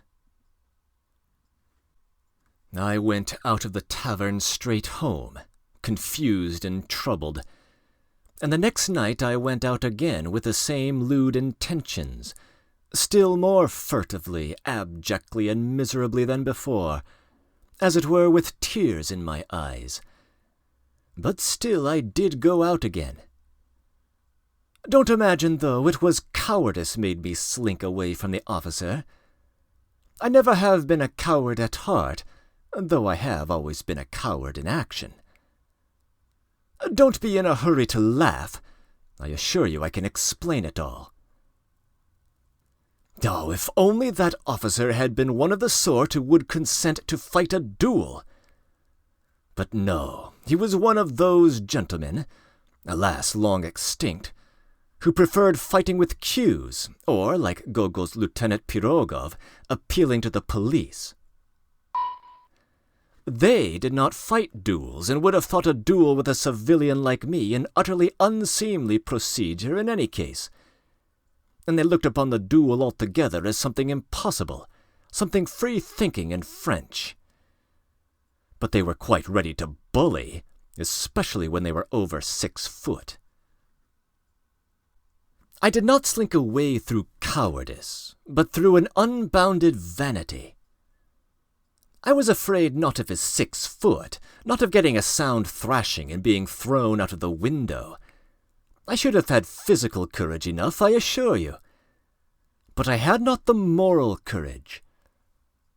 What I was afraid of was that everyone present, from the insolent marker down to the lowest little stinking pimply clerk in a greasy collar, would jeer at me and fail to understand when I began to protest and to address them in literary language. For of the point of honor, not of honor, but of the point of honor, point d'honneur, one cannot speak among us except in literary language. You can't allude to the point of honor in ordinary language. I was fully convinced, the sense of reality in spite of all my romanticism, that they would all simply split their sides with laughter, and that the officer would not simply beat me, that is, without insulting me, but would certainly prod me in the back with his knee, kick me round the billiard table, and only then perhaps have pity and drop me out of the window. Of course, this trivial incident could not with me end in that. I often met that officer afterwards in the street and noticed him very carefully. I am not quite sure whether he recognized me. I imagine not. I judge from certain signs. But I stared at him with spite and hatred, and so it went on, for several years. My resentment grew even deeper with years. At first I began making stealthy inquiries about this officer. It was difficult for me to do so, for I knew no one. But one day I heard someone shout his surname in the street as I was following him at a distance, as though I were tied to him. And so I learnt his surname. Another time I followed him to his flat, and for 10 kopecks learned from the porter where he lived, on which story, whether he lived alone or with others, and so on. In fact, everything one could learn from a porter. One morning, though I had never tried my hand with the pen, it suddenly occurred to me to describe this officer in an exposé, as a caricature in the form of a story. I wrote the story with pleasure. I exposed, even slandered him. At first I so altered his surname that it could easily be recognized, but on second thoughts I changed it, and sent the story to Fatherland Notes. But at that time such attacks were not the fashion, and my story was not printed. That was a great vexation to me. Sometimes I was positively choked with resentment. At last I determined to challenge my enemy to a duel. I composed a splendid, charming letter to him, imploring him to apologize to me, and hinting rather plainly at a duel in case of refusal. The latter was so composed that if the officer had had the least understanding of the good and the beautiful, he would certainly have flung himself on my neck and have offered me his friendship. And how fine that would have been! How we should have got on together! He could have shielded me with his higher rank, while I could have improved his mind with my culture, and, well, my ideas, and all sorts of things might have happened. Only fancy, this was 2 years after his insult to me, and my challenge would have been a ridiculous anachronism, in spite of all the ingenuity of my letter in disguising and explaining away the anachronism. But thank God, to this day I thank the Almighty with tears in my eyes, I did not send the letter to him. Cold shivers run down my back when I think of what might have happened if I had sent it. And all at once I revenged myself in the simplest way, by a stroke of genius. A brilliant thought suddenly dawned upon me. Sometimes on holidays I used to stroll along the sunny side of Nevsky Prospect about 4 o'clock in the afternoon. Though it was hardly a stroll so much as a series of innumerable miseries, humiliations, and resentments. But no doubt that was just what I wanted. I used to wriggle along in a most unseemly fashion, like an eel, continually moving aside to make way for generals, for officers of the guards and the hussars, or for ladies. At such minutes there used to be a convulsive twinge at my heart, and I used to feel hot all down my back at the mere thought of the wretchedness of my attire, of the wretchedness and abjectness of my little scurrying figure.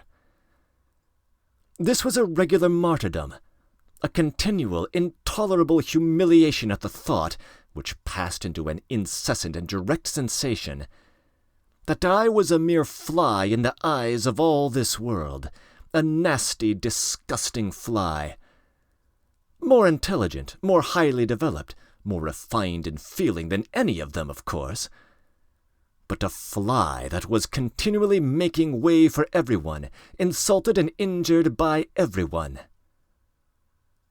Why I inflicted this torture upon myself, why I went to Nevsky Prospect, I don't know. I felt simply drawn there at every possible opportunity. Already then I began to experience a rush of the enjoyment of which I spoke in the first chapter. After my affair with the officer, I felt even more drawn there than before. It was on Nevsky that I met him most frequently. There I could admire him. He, too, went there chiefly on holidays. He, too, turned out of his path for generals and persons of high rank, and he, too, wriggled between them like an eel, But people like me, or even better dressed like me, he simply walked over. He made straight for them as though there was nothing but empty space before him, and never, under any circumstances, turned aside. I gloated over my resentment watching him, and always resentfully made way for him. It exasperated me that even in the street I could not be on an even footing with him. "Why must you invariably be the first to move aside?" I kept asking myself in hysterical rage, waking up sometimes at 3 o'clock in the morning. "Why is it you and not he? There's no regulation about it. There's no written law. Let the making way be equal as it usually is when refined people meet. He moves halfway and you move halfway. You pass with mutual respect." But that never happened, and I always moved aside, while he did not even notice my making way for him. And lo and behold, a bright idea dawned upon me. "What," I thought, "if I meet him and don't move on one side? What if I don't move aside on purpose, even if I knock up against him? How would that be?" This audacious idea took such a hold on me that it gave me no peace. I was dreaming of it continually, horribly, and I purposely went more frequently to Nevsky in order to picture more vividly how I should do it when I did do it. I was delighted. This intention seemed to me more and more practical and possible. "Of course I shall not really push him," I thought, already more good-natured in my joy. "I will simply not turn aside, will run up against him, not very violently, but just shouldering each other, just as much as decency permits. I will push against him just as much as he pushes against me." At last I made up my mind completely. But my preparations took a great deal of time. To begin with, when I carried out my plan, I should need to be looking rather more decent, and so I had to think of my get-up. In case of emergency, if, for instance, there were any sort of public scandal, and the public there is of the most recherché, the Countess walks there, the Prince D walks there, all the literary world is there, I must be well dressed. That inspires respect and of itself puts us on an equal footing in the eyes of society. With this object, I asked for some of my salary in advance, and bought at Churkin's a pair of black gloves and a decent hat. Black gloves seemed to me both more dignified and bon ton than the lemon-colored ones which I had contemplated at first. The color is too gaudy. It looks as though one were trying to be conspicuous, and I did not take the lemon-colored ones. I had got ready long beforehand a good shirt with white-bone studs. My overcoat was the only thing that held me back. The coat in itself was a very good one. It kept me warm. But it was wadded, and it had a raccoon collar which was the height of vulgarity. I had to change the collar at any sacrifice, and to have a beaver one like an officer's. For this purpose I began visiting the Gostiny Dvor, and after several attempts I pitched upon a piece of cheap German beaver. Though these German beavers soon grow shabby and look wretched, yet at first they look exceedingly well, and I only needed it for one occasion. I asked the price. Even so, it was too expensive. After thinking it over thoroughly, I decided to sell my raccoon collar. The rest of the money, a considerable sum for me, I decided to borrow from Anton Antonitch Sitochkin, my immediate superior, an unassuming person, though grave and judicious. He never lent money to anyone, but I had, on entering the service, been specially recommended to him by an important personage who had got me my berth. I was horribly worried. To borrow from Anton Antonitch seemed to me monstrous and shameful. I did not sleep for 2 or 3 nights. Indeed, I did not sleep well at that time. I was in a fever. I had a vague sinking at my heart, or else a sudden throbbing. Anton Antonitch was surprised at first. Then he frowned. Then he reflected, and did, after all, lend me the money, receiving from me a written authorization to take from my salary a fortnight later the sum that he had lent me. In this way everything was at last ready. The handsome beaver replaced the mean-looking raccoon, and I began by degrees to get to work. It would never have done to act offhand, at random. The plan had to be carried out skillfully, by degrees. But I must confess that after many efforts I began to despair. We simply could not run into each other. I made every preparation. I was quite determined. It seemed as though we should run into one another directly. And before I knew what I was doing, I had stepped aside for him again, and he had passed without noticing me. I even prayed as I approached him that God would grant me determination.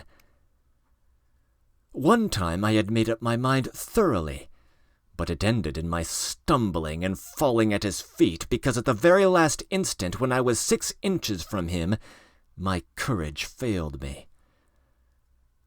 He very calmly stepped over me, while I flew on one side like a ball. That night I was ill again, feverish and delirious. And suddenly it ended most happily. The night before I had made up my mind not to carry out my fatal plan and to abandon it all, and with that object I went to Nevsky for the last time, just to see how I would abandon it all.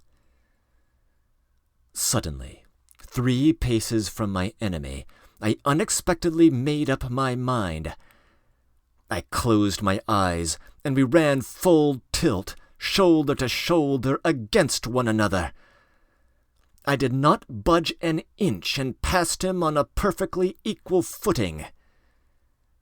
He did not even look round, and pretended not to notice it. But he was only pretending. I am convinced of that. I am convinced of that to this day.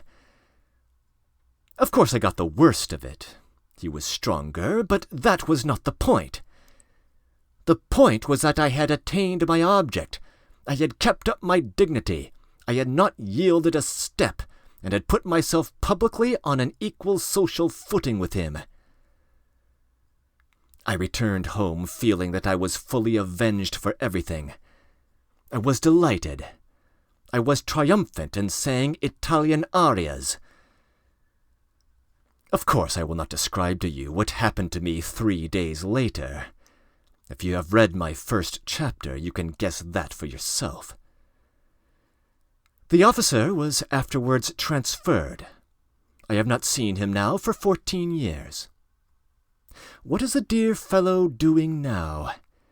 Whom is he walking over?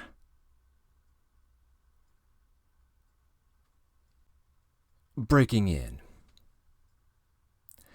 This chapter is awash in literary references, many of them alluding to the works of Nikolai Gogol between the years of 1835 and 1852.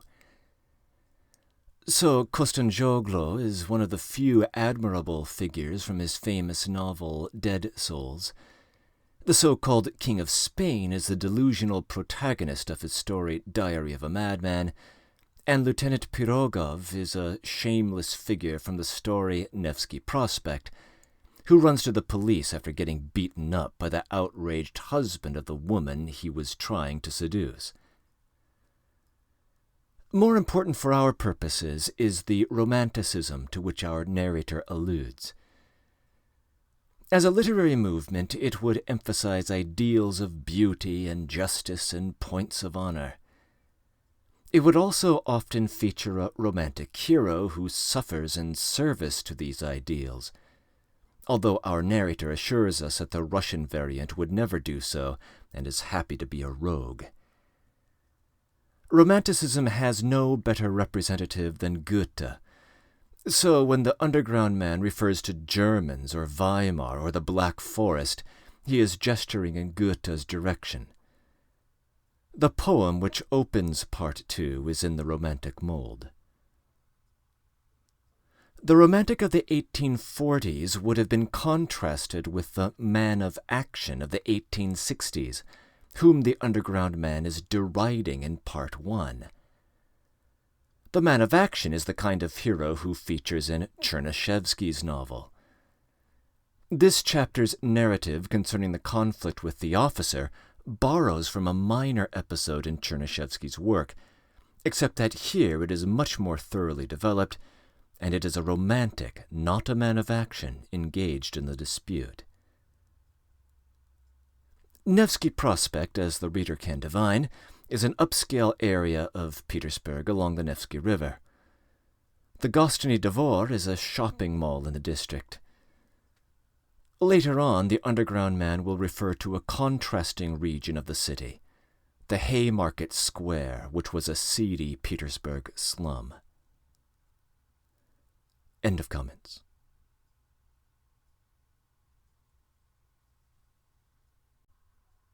II. But the period of my dissipation would end, and I always felt very sick afterwards. It was followed by remorse. I tried to drive it away. I felt too sick. By degrees, however, I grew used to that too. I grew used to everything, or rather I voluntarily resigned myself to enduring it. But I had a means of escape that reconciled everything. That was to find refuge in the good and the beautiful. In dreams, of course. I was a terrible dreamer. I would dream for 3 months on end, tucked away in my corner. And you may believe me that at those moments I had no resemblance to the gentleman who, in the perturbation of his chicken heart, put a collar of German beaver on his greatcoat. I suddenly became a hero. I would not have admitted my 6-foot lieutenant even if he had called on me. I could not even picture him before me then. What were my dreams, and how I could satisfy myself with them? It is hard to say now, but at the time I was satisfied with them. Though, indeed, even now I am to some extent satisfied with them. Dreams were particularly sweet and vivid after a spell of dissipation. They came with remorse and with tears, with curses and transports. There were moments of such positive intoxication, of such happiness, that there was not the faintest trace of irony within me, on my honor. I had faith, hope, love. I believed blindly at such times that by some miracle, by some external circumstance, all this would suddenly open out, expand, that suddenly a vista of suitable activity, beneficent, good, and above all, ready-made.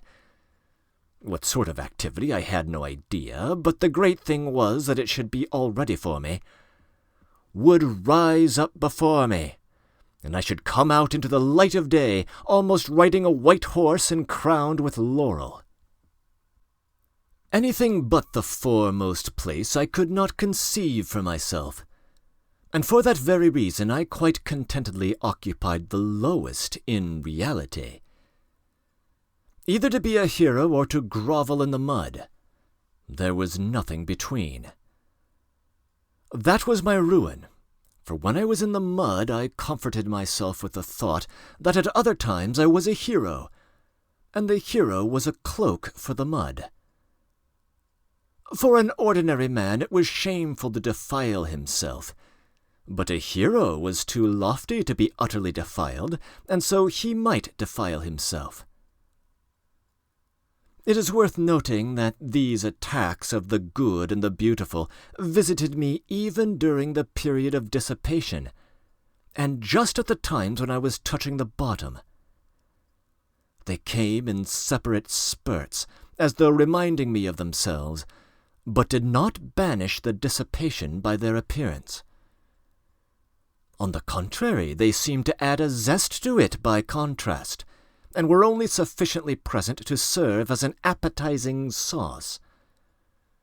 That sauce was made up of contradictions and sufferings, of agonizing inward analysis, and all these pangs and pinpricks gave a certain piquancy, even a significance to my dissipation. In fact, completely answered the purpose of an appetizing sauce. There was a certain depth of meaning in it. And I could hardly have resigned myself to the simple, vulgar, direct debauchery of a clerk, and have endured all the filthiness of it. What could have allured me about it then, and have drawn me at night into the street? No, I had a lofty way of getting out of it all. And what loving kindness! Oh, Lord, what loving kindness I felt at times in those dreams of mine, in those flights into the good and the beautiful. Though it was fantastic love, though it was never applied to anything human in reality, yet there was so much of this love that one did not feel afterwards even the impulse to apply it in reality. That would have been superfluous. Everything, however, passed satisfactorily by a lazy and fascinating transition into the sphere of art, that is, into the beautiful forms of life, lying ready, largely stolen from the poets and novelists, and adapted to all sorts of needs and uses. I, for instance, was triumphant over everyone. Everyone, of course, was in dust and ashes, and was forced spontaneously to recognize my superiority, and I forgave them all. I was a poet and a grand gentleman. I fell in love. I came in for countless millions and immediately devoted them to humanity, and at the same time I confessed before all the people my shameful deeds, which, of course, were not merely shameful, but had in them much that was good and beautiful, something in the Manfred style. Everyone would kiss me and weep. What idiots they would be if they did not! While I should go barefoot and hungry, preaching new ideas and fighting a victorious Austerlitz against the obscurantists. Then the band would play a march, an amnesty would be declared, the Pope would agree to retire from Rome to Brazil. Then there would be a ball for the whole of Italy at the Villa Borghese on the shores of the Lake of Como, the Lake of Como being for that purpose transferred to the neighborhood of Rome. Then would come a scene in the bushes, and so on and so on. As though you did not know all about it. You will say that it is vulgar and contemptible to drag all this into the public after all the tears and transports which I have myself confessed. But why is it contemptible? Can you imagine that I am ashamed of it all, that it was stupider than anything in your life, gentlemen? And I can assure you that some of these fancies were by no means badly composed. It did not all happen on the shores of Lake Como. And yet you are right. It really is vulgar and contemptible. And most contemptible of all it is that now I am attempting to justify myself to you. And even more contemptible than that is my making this remark now. But that's enough, for there will be no end of it. Each step will be more contemptible than the last.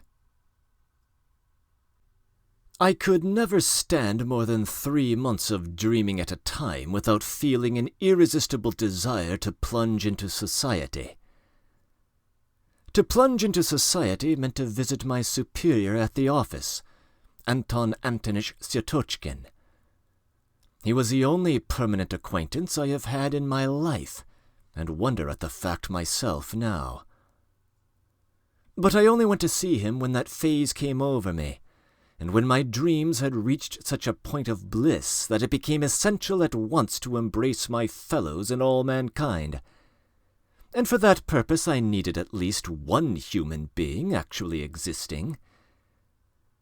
I had to call on Anton Antonitch, however, on Tuesday, his at-home day, so I had always to time my passionate desire to embrace humanity so that it might fall on a Tuesday. This Anton Antonitch lived on the 4th story in a house in 5 corners, in 4 low-pitched rooms, one smaller than the other, of a particularly frugal and sallow appearance. He had 2 daughters and their aunt, who used to pour out the tea. Of the daughters, one was 13 and another 14. They both had snub noses, and I was awfully shy of them because they were always whispering and giggling together.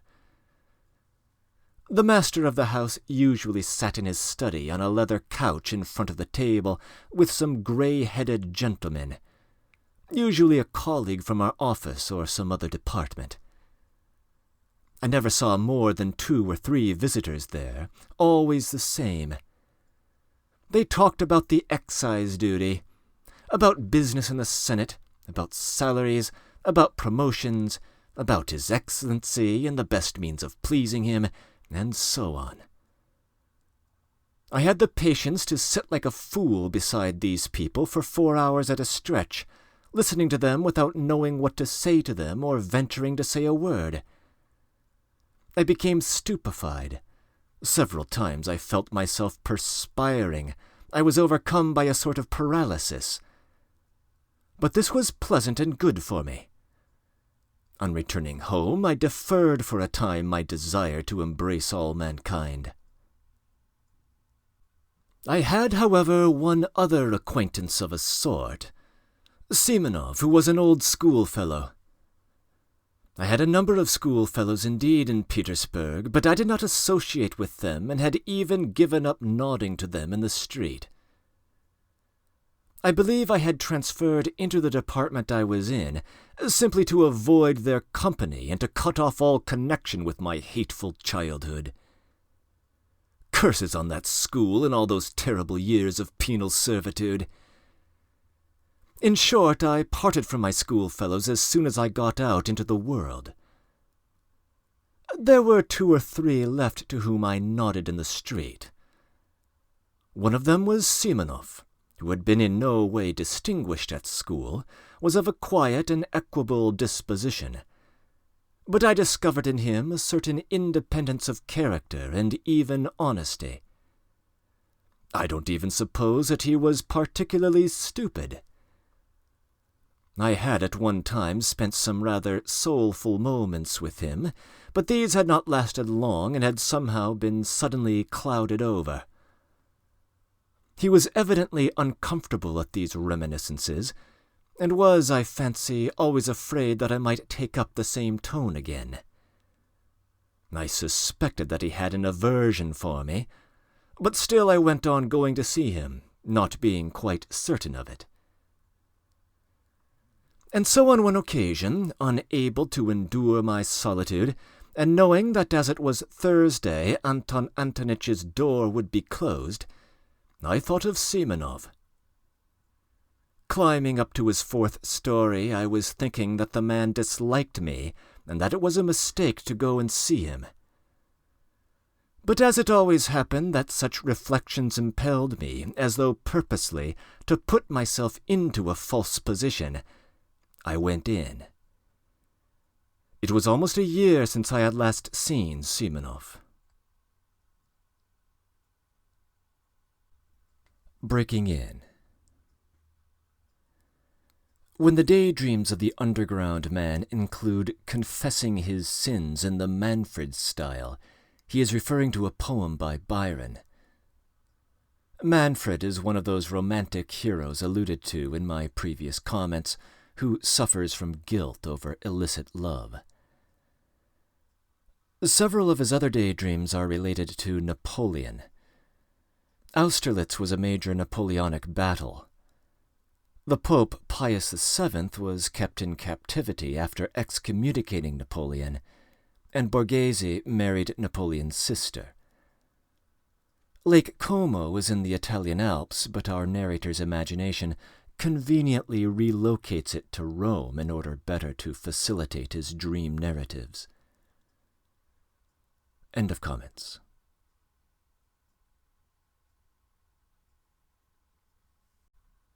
III. I found 2 of my old schoolfellows with him. They seemed to be discussing an important matter. All of them took scarcely any notice of my entrance, which was strange, for I had not met them for years. Evidently they looked upon me as something on the level of a common fly. I had not been treated like that even at school, though they all hated me. I knew, of course, that they must despise me now for my lack of success in the service, and for my having let myself sink so low, going about badly dressed and so on, which seemed to them a sign of my incapacity and insignificance. But I had not expected such contempt. Simonov was positively surprised at my turning up. Even in old days he had always seemed surprised at my coming. All this disconcerted me. I sat down, feeling rather miserable, and began listening to what they were saying. They were engaged in warm and earnest conversation about a farewell dinner which they wanted to arrange for the next day to a comrade of theirs called Tverkov, an officer in the army who was going away to a distant province. This Tverkov had been all the time at school with me too.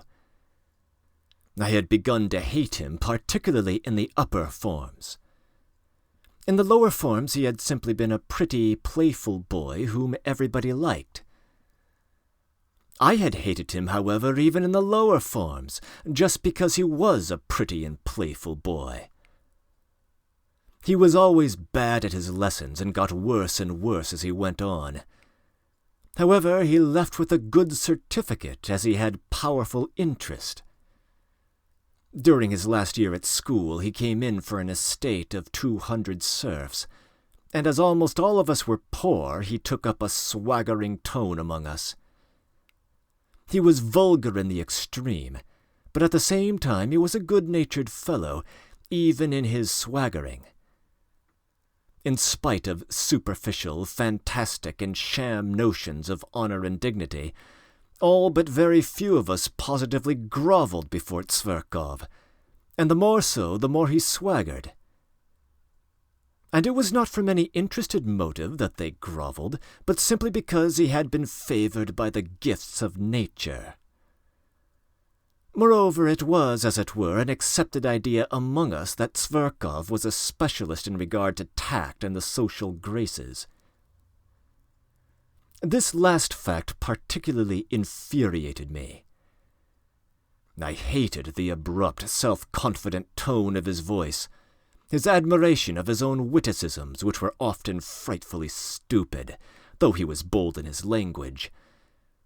I hated his handsome but stupid face, for which I would, however, have gladly exchanged my intelligent one, and the free and easy military manners in fashion in the 40s.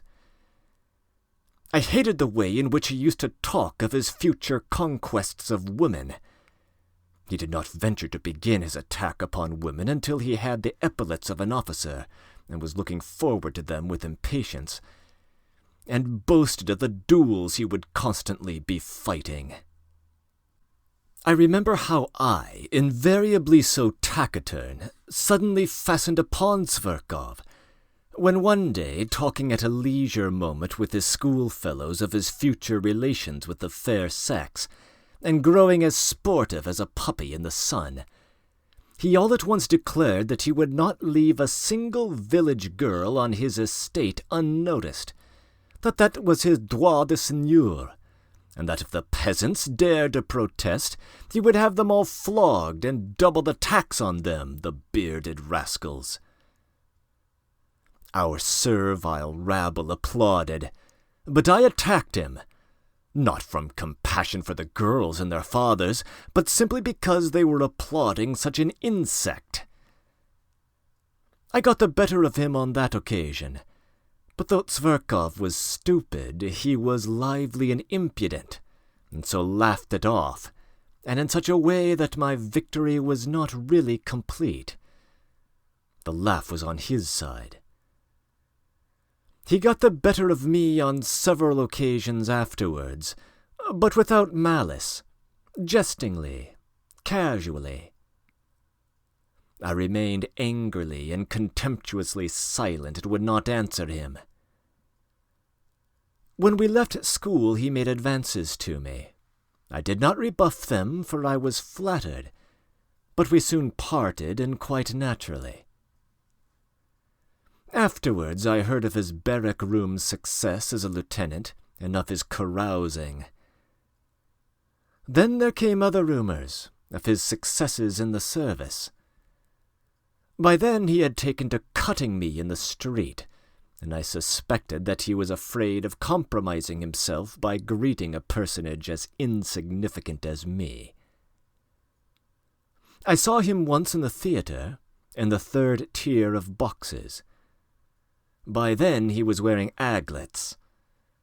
He was twisting and twirling about, ingratiating himself with the daughters of an ancient general. In 3 years he had gone off considerably, though he was still rather handsome and adroit. One could see that by the time he was 30 he would be corpulent. So it was to this Tverkov that my schoolfellows were going to give a dinner on his departure. They had kept up with him for those 3 years, though privately they did not consider themselves on an equal footing with him. I am convinced of that. Of Simonov's 2 visitors, one was Ferfitchkin, a Russianized German, a little fellow with the face of a monkey, a blockhead who was always deriding everyone, a very bitter enemy of mine from our days in the lower forms, a vulgar, impudent, swaggering fellow who affected a most sensitive feeling of personal honor, though, of course, he was a wretched little coward at heart. He was one of those worshippers of Tverkov who made up to the latter from interested motives, and often borrowed money from him. Simonov's other visitor, Trudolyubov, was a person in no way remarkable. A tall young fellow in the army, with a cold face, fairly honest, though he worshipped success of every sort, and was only capable of thinking of promotion. He was some sort of distant relation of Tverkov's, and this, foolish as it seems, gave him a certain importance among us. He always thought me of no consequence whatever. His behavior to me, though not quite courteous, was tolerable. "Well, with 7 rubles each," said Trudolyubov, 21 rubles between the 3 of us, we ought to be able to get a good dinner. Tverkov, of course, won't pay." "Of course not, since we are inviting him," Simonov decided. "Can you imagine?" Ferfitchkin interrupted hotly and conceitedly, like some insolent flunky boasting of his master the general's decorations. "Can you imagine that Tverkov will let us pay alone? He will accept from delicacy, but he will order 6 bottles of champagne." "Do we want 6 for the 4 of us?" observed Trudolyubov, taking notice only of the 6. "So the 3 of us, with Tverkov for the 4th, 21 rubles at the Hôtel de Paris at 5 o'clock tomorrow," Simonov, who had been asked to make the arrangements, concluded finally. "How 21 rubles?" I asked in some agitation, with a show of being offended. "If you count me, it will not be 21, but 28 rubles." It seemed to me that to invite myself so suddenly and unexpectedly would be positively graceful, and that they would all be conquered at once and would look at me with respect. "Do you want to join too?" Simonov observed, with no appearance of pleasure, seeming to avoid looking at me. He knew me through and through. It infuriated me that he knew me so thoroughly. "Why not? I am an old-school fellow of his, too, I believe, and I must own I feel hurt that you have left me out," I said, boiling over again. "And where were we to find you?" Ferfitchkin put in roughly. "You never were on good terms with Tverkov," Trudolyubov added, frowning. But I had already clutched at the idea and would not give it up. "It seems to me that no one has a right to form an opinion upon that," I retorted in a shaking voice, as though something tremendous had happened. "Perhaps that is just my reason for wishing it now, that I have not always been on good terms with him." "Oh, there's no making you out, with these refinements," Trudolyubov jeered. "We'll put your name down," Simonov decided, addressing me. "Tomorrow at 5 o'clock at the Hôtel de Paris." "What about the money?" Ferfitchkin began in an undertone, indicating me to Simonov. But he broke off, for even Simonov was embarrassed. "That will do," said Trudolyubov, getting up. "If he wants to come so much, let him." "But it's a private thing between us friends," Ferfitchkin said crossly, as he too picked up his hat. "It's not an official gathering." "We do not want it all, perhaps." They went away. Ferfitchkin did not greet me in any way as he went out. Trudolyubov barely nodded. Simonov, with whom I was left tete-a-tete, was in a state of vexation and perplexity, and looked at me queerly. He did not sit down, and did not ask me to. Yes, tomorrow, then. Will you pay your subscription now? I just ask so as to know." He muttered in embarrassment. I flushed crimson, and as I did so I remembered that I had owed Simonov 15 rubles for ages, which I had indeed never forgotten, though I had not paid it. "You will understand, Simonov, that I could have no idea when I came here. I am very much vexed that I have forgotten." All right, that doesn't matter. You can pay tomorrow after the dinner. I simply wanted to know. Please don't." He broke off and began pacing the room, still more vexed. As he walked, he began to stamp with his heels. "Am I keeping you?" I asked after 2 minutes of silence. "Oh," he said, starting. "That is, to be truthful, yes. I have to go and see someone, not far from here," he added in an apologetic voice, somewhat abashed. "My goodness, why didn't you say so?" I cried, seizing my cap with an astonishingly free and easy air, which was the last thing I should have expected of myself. "It's close by, not 2 paces away," Simonov repeated, accompanying me to the front door with a fussy air which did not suit him at all. "So, 5 o'clock, punctually tomorrow," he called down the stairs after me. He was very glad to get rid of me. I was in a fury. What possessed me? What possessed me to force myself upon them? I wondered, grinding my teeth as I strode along the street. For a scoundrel, a pig like that Tverkov! Of course I had better not go. Of course I must just snap my fingers at them. I am not bound in any way. I'll send Simonov a note by tomorrow's post. But what made me furious was that I knew for certain that I should go, that I should make a point of going. And the more tactless, the more unseemly my going would be, the more certainly I would go. And there was a positive obstacle to my going. I had no money. All I had was 9 rubles. I had to give 7 of that to my servant Apollon for his monthly wages. That was all I paid him. He had to keep himself. Not to pay him was impossible considering his character. But I will talk about that fellow, about that plague of mine, another time. However, I knew I should go and should not pay him his wages. That night I had the most hideous dreams. No wonder.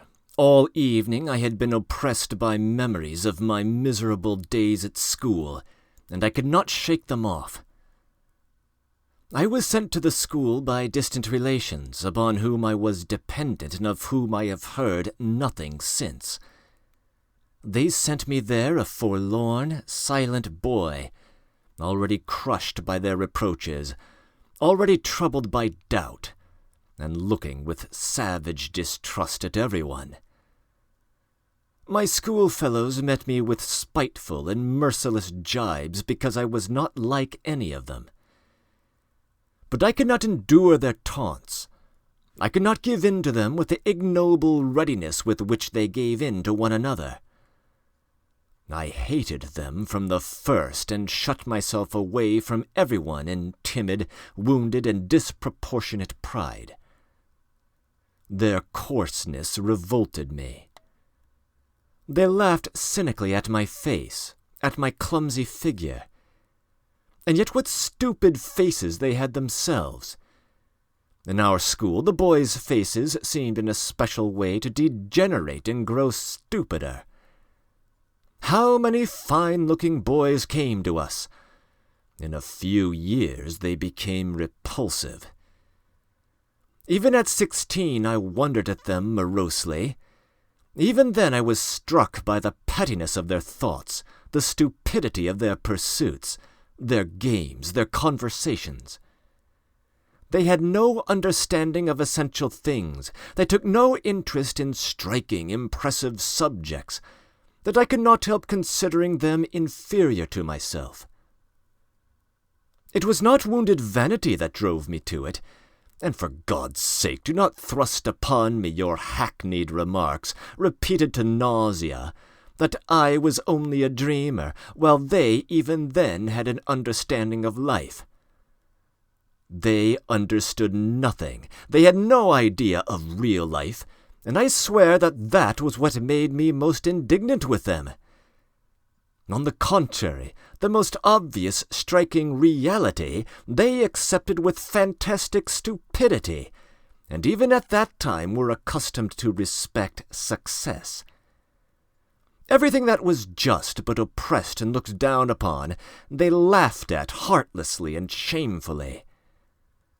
They took rank for intelligence. Even at 16 they were already talking about a snug berth. Of course, a great deal of it was due to their stupidity, to the bad examples with which they had always been surrounded in their childhood and boyhood. They were monstrously depraved. Of course, a great deal of that, too, was superficial and an assumption of cynicism. Of course, there were glimpses of youth and freshness even in their depravity.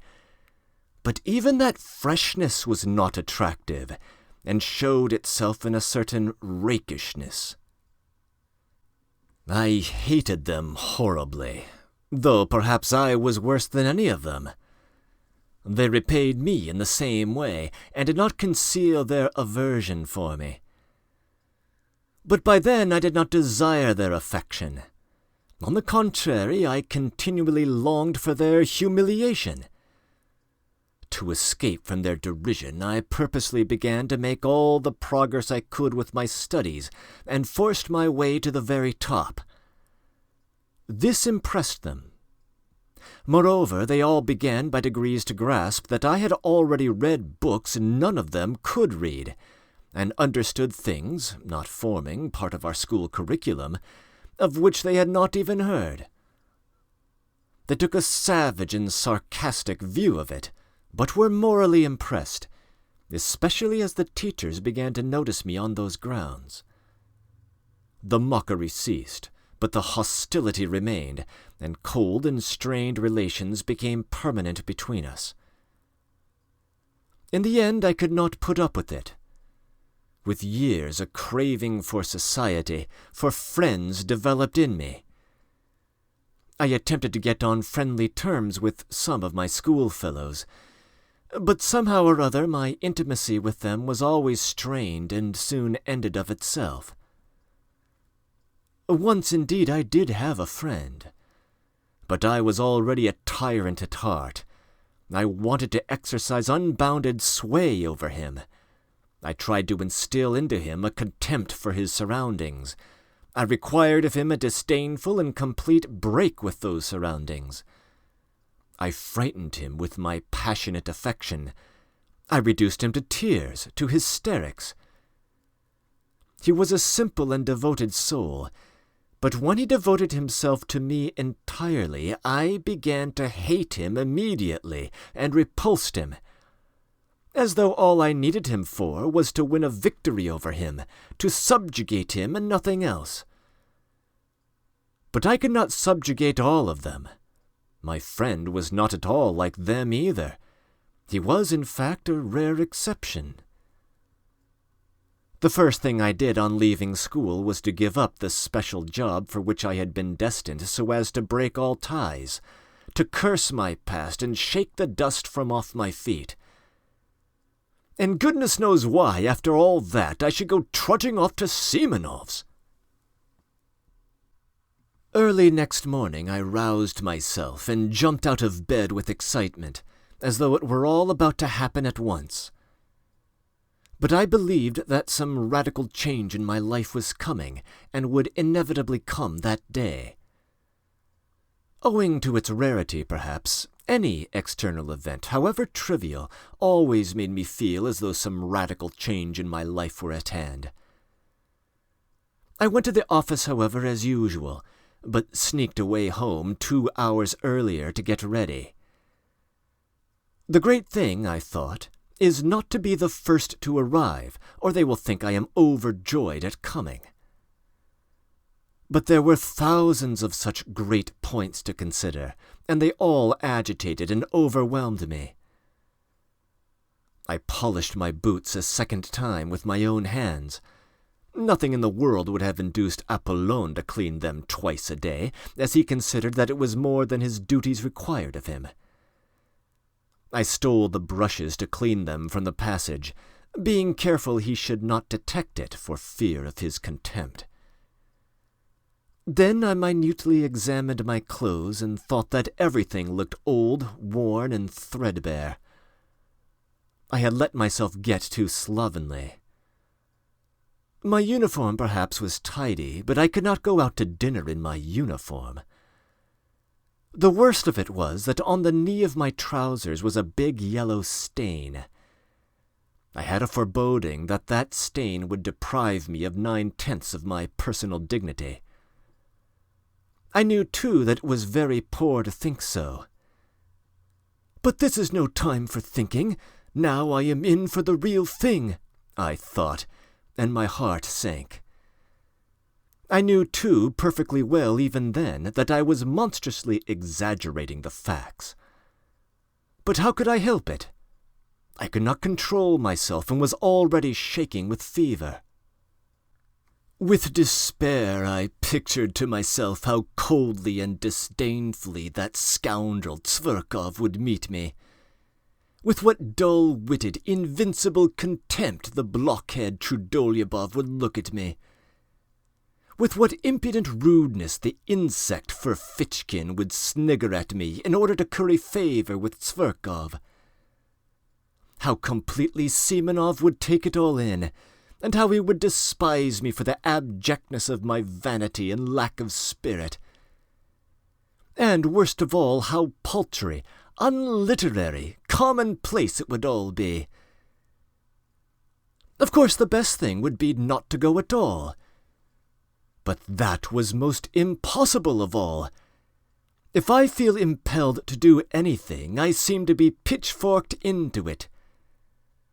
I should have jeered at myself ever afterwards. So you turn coward. Faced with reality, you turn coward. Turn coward.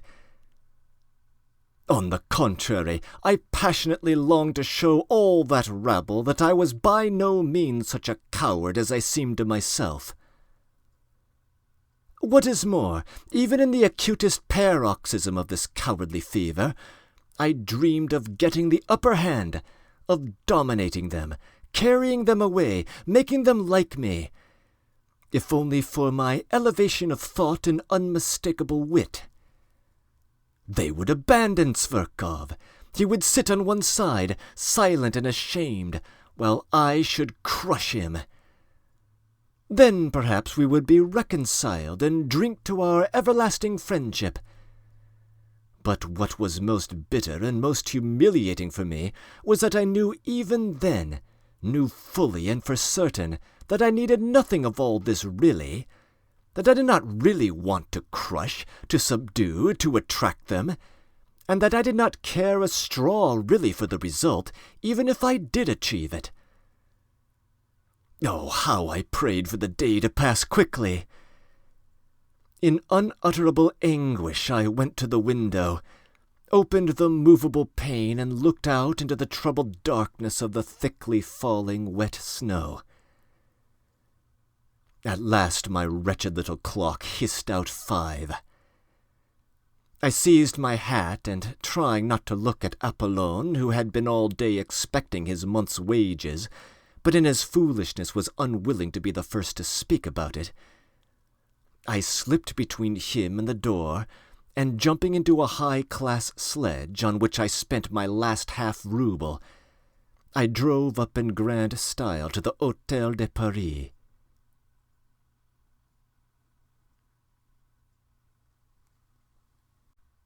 IV. I had been certain the day before that I should be the first to arrive. But it was not a question of being the first to arrive. Not only were they not there, but I had difficulty in finding our room. The table was not laid even. What did it mean? After a good many questions, I elicited from the waiters that the dinner had been ordered not for 5, but for 6 o'clock. This was confirmed at the buffet, too. I felt really ashamed to go on questioning them. It was only 25 minutes past 5. If they changed the dinner hour, they ought at least to have let me know.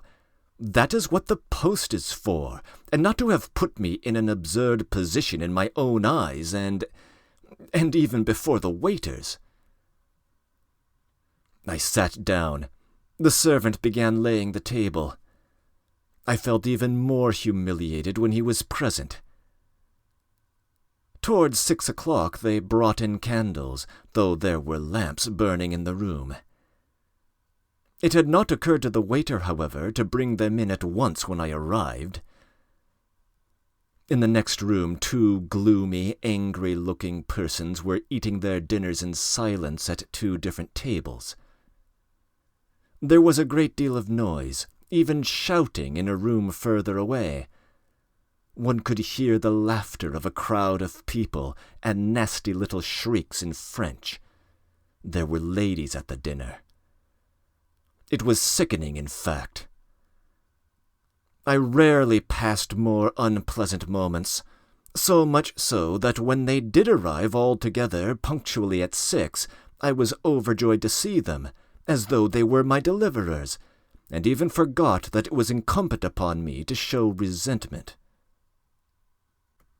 Zverkov walked in at the head of them. Evidently he was the leading spirit. He and all of them were laughing, but seeing me, Zverkov drew himself up a little, walked up to me deliberately with a slight, rather jaunty bend from the waist. He shook hands with me in a friendly, but not over-friendly fashion, with a sort of circumspect courtesy like that of a general, as though in giving me his hand he were warding off something. I had imagined, on the contrary, that on coming in he would at once break into his habitual thin, shrill laugh, and fall to making his insipid jokes and witticisms. I had been preparing for them ever since the previous day, but I had not expected such condescension, such high official courtesy. So, then, he felt himself ineffably superior to me in every respect. If he only meant to insult me by that high official tone, it would not matter, I thought. I could pay him back for it one way or another. But what if, in reality, without the least desire to be offensive, that sheep's head had a notion in earnest that he was superior to me, and could only look at me in a patronizing way? The very supposition made me gasp. "I was surprised to hear of your desire to join us," he began, lisping and drawling, which was something new. "You and I seem to have seen nothing of one another. You fight shy of us. You shouldn't. We are not such terrible people as you think. Well, anyway, I am glad to renew our acquaintance." And he turned carelessly to put down his hat on the window. "Have you been waiting long?" Trudolyubov inquired. "I arrived at 5 o'clock, as you told me yesterday," I answered aloud, with an irritability that threatened an explosion. "Didn't you let him know that we had changed the hour?" said Trudolyubov to Simonov. "No, I didn't. I forgot," the latter replied, with no sign of regret, and without even apologizing to me, he went off to order the hors d'oeuvres. "So you've been here a whole hour? Oh, poor fellow!" Tverkov cried ironically, for to his notions this was bound to be extremely funny. That rascal Ferfitchkin followed with his nasty little snigger like a puppy yapping. My position struck him, too, as ridiculous and embarrassing.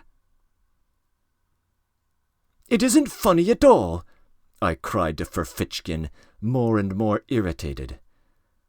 "It wasn't my fault, but other people's. They neglected to let me know. It was simply absurd." "It's not only absurd, but something else as well," muttered Trudolyubov, naively taking my part. "You were not hard enough upon it. It was simply rudeness. Unintentional, of course. And how could Simonov...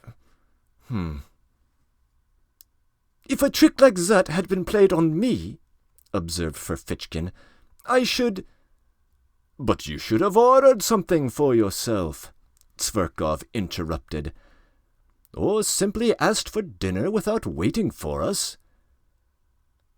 "You will allow that I might have done that without your permission," I rapped out. "If I waited, it was—" "Let us sit down, gentlemen," cried Simonov, coming in. "Everything is ready. I can answer for the champagne. It is capitally chilled. You see, I did not know your address. Where was I to look for you?" He suddenly turned to me, but again he seemed to avoid looking at me. Evidently he had something against me. It must have been what happened yesterday. All sat down. I did the same. It was a round table. Trudolyubov was on my left, Simonov on my right. Tverkov was sitting opposite, Ferfitchkin next to him, between him and Trudolyubov. "Tell me, are you in a government office?" Tverkov went on attending to me. Seeing that I was embarrassed, he seriously thought that he ought to be friendly to me, and, so to speak, cheer me up. "Does he want me to throw a bottle at his head?" I thought in a fury. In my novel surroundings, I was unnaturally ready to be irritated. "In the N office," I answered jerkily, with my eyes on my plate. And have you a good berth? I say, what made you leave your original job? What made me was that I wanted to leave my original job. I drawled more than he, hardly able to control myself. Ferfitchkin went off into a guffaw. Simonov looked at me ironically. Trudolyubov left off eating and began looking at me with curiosity. Zverkov winced, but he tried not to notice it. And the remuneration? What remuneration? I mean your salary. Why are you cross-examining me? However, I told him at once what my salary was. I turned horribly red. It is not very handsome, Zverkov observed majestically. Yes, you can't afford to dine at cafes on that, Ferfitchkin added insolently. To my thinking, it's very poor, Trudolyubov observed gravely. And how thin you have grown! How you have changed! Added Zverkov, with a shade of venom in his voice, scanning me and my attire with a sort of insolent compassion. Oh, spare his blushes! Cried Ferfitchkin, sniggering. My dear sir, allow me to tell you I am not blushing, I broke out at last. Do you hear? I am dining here at this cafe at my own expense, not at other people's. Note that, Mr. Ferfitchkin. What? Isn't everyone here dining at his own expense? You would seem to be... Ferfitchkin flew out at me, turning as red as a lobster and looking me in the face with fury. That, I answered, feeling I had gone too far, and I imagine it would be better to talk of something more intelligent. You intend to show off your intelligence, I suppose? Don't disturb yourself. That would be quite out of place here. Why are you clacking away like that, my good sir, eh? Have you gone out of your wits in your office? Enough, gentlemen, enough! Zverkov cried authoritatively. How stupid it is, muttered Simonov. It really is stupid. We have met here, a company of friends, for a farewell dinner to a comrade, and you carry on an altercation, said Trudolyubov, rudely addressing himself to me alone. You invited yourself to join us, so don't disturb the general harmony. Enough, enough, cried Zverkov. Give over, gentlemen. It's out of place. Better let me tell you how I nearly got married the day before yesterday. And then followed a burlesque narrative of how this gentleman had almost been married 2 days before. There was not a word about the marriage, however, but the story was adorned with generals, colonels, and court attendants, while Zverkov almost took the lead among them. It was greeted with approving laughter. Ferfitchkin positively squealed. No one paid any attention to me, and I sat crushed and humiliated. Good heavens, these are not the people for me, I thought. And what a fool I have made of myself before them. I let Ferfitchkin go too far, though. The brutes imagine they are doing me an honor and letting me sit down with them. They don't understand that it's an honor to them and not to me. I've grown thinner. My clothes. Oh, damn my trousers. Zverkov noticed the yellow stain on the knee as soon as he came in.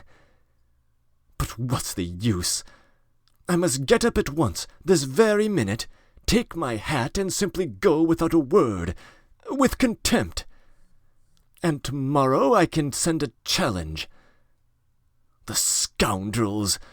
As though I cared about the 7 rubles. They may think... Damn it! I don't care about the 7 rubles. I'll go this minute. Of course I remained. I drank sherry and Lafitte by the glassful in my discomfiture. Being unaccustomed to it, I was quickly affected. My annoyance increased as the wine went to my head. I longed all at once to insult them all in a most flagrant manner and then go away. To seize the moment and show what I could do, so that they would say, "He's clever, though he is ridiculous." In fact, damn them all. I scanned them all insolently with my drowsy eyes. But they seemed to have forgotten me altogether. They were noisy, vociferous, cheerful. Tverkov was talking all the time. I began listening. Tverkov was talking of some exuberant lady whom he had at last led on to declaring her love. Of course he was lying like a horse. And how he had been helped in this affair by an intimate friend of his, a Prince Kolya, an officer in the Hussars who had 3,000 serfs.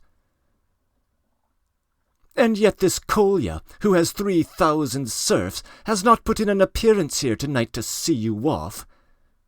I cut in suddenly. For a minute everyone was silent. "You are drunk already." Trudolyubov deigned to notice me at last, glancing contemptuously in my direction. Tverkov, without a word, examined me as though I were an insect. I dropped my eyes.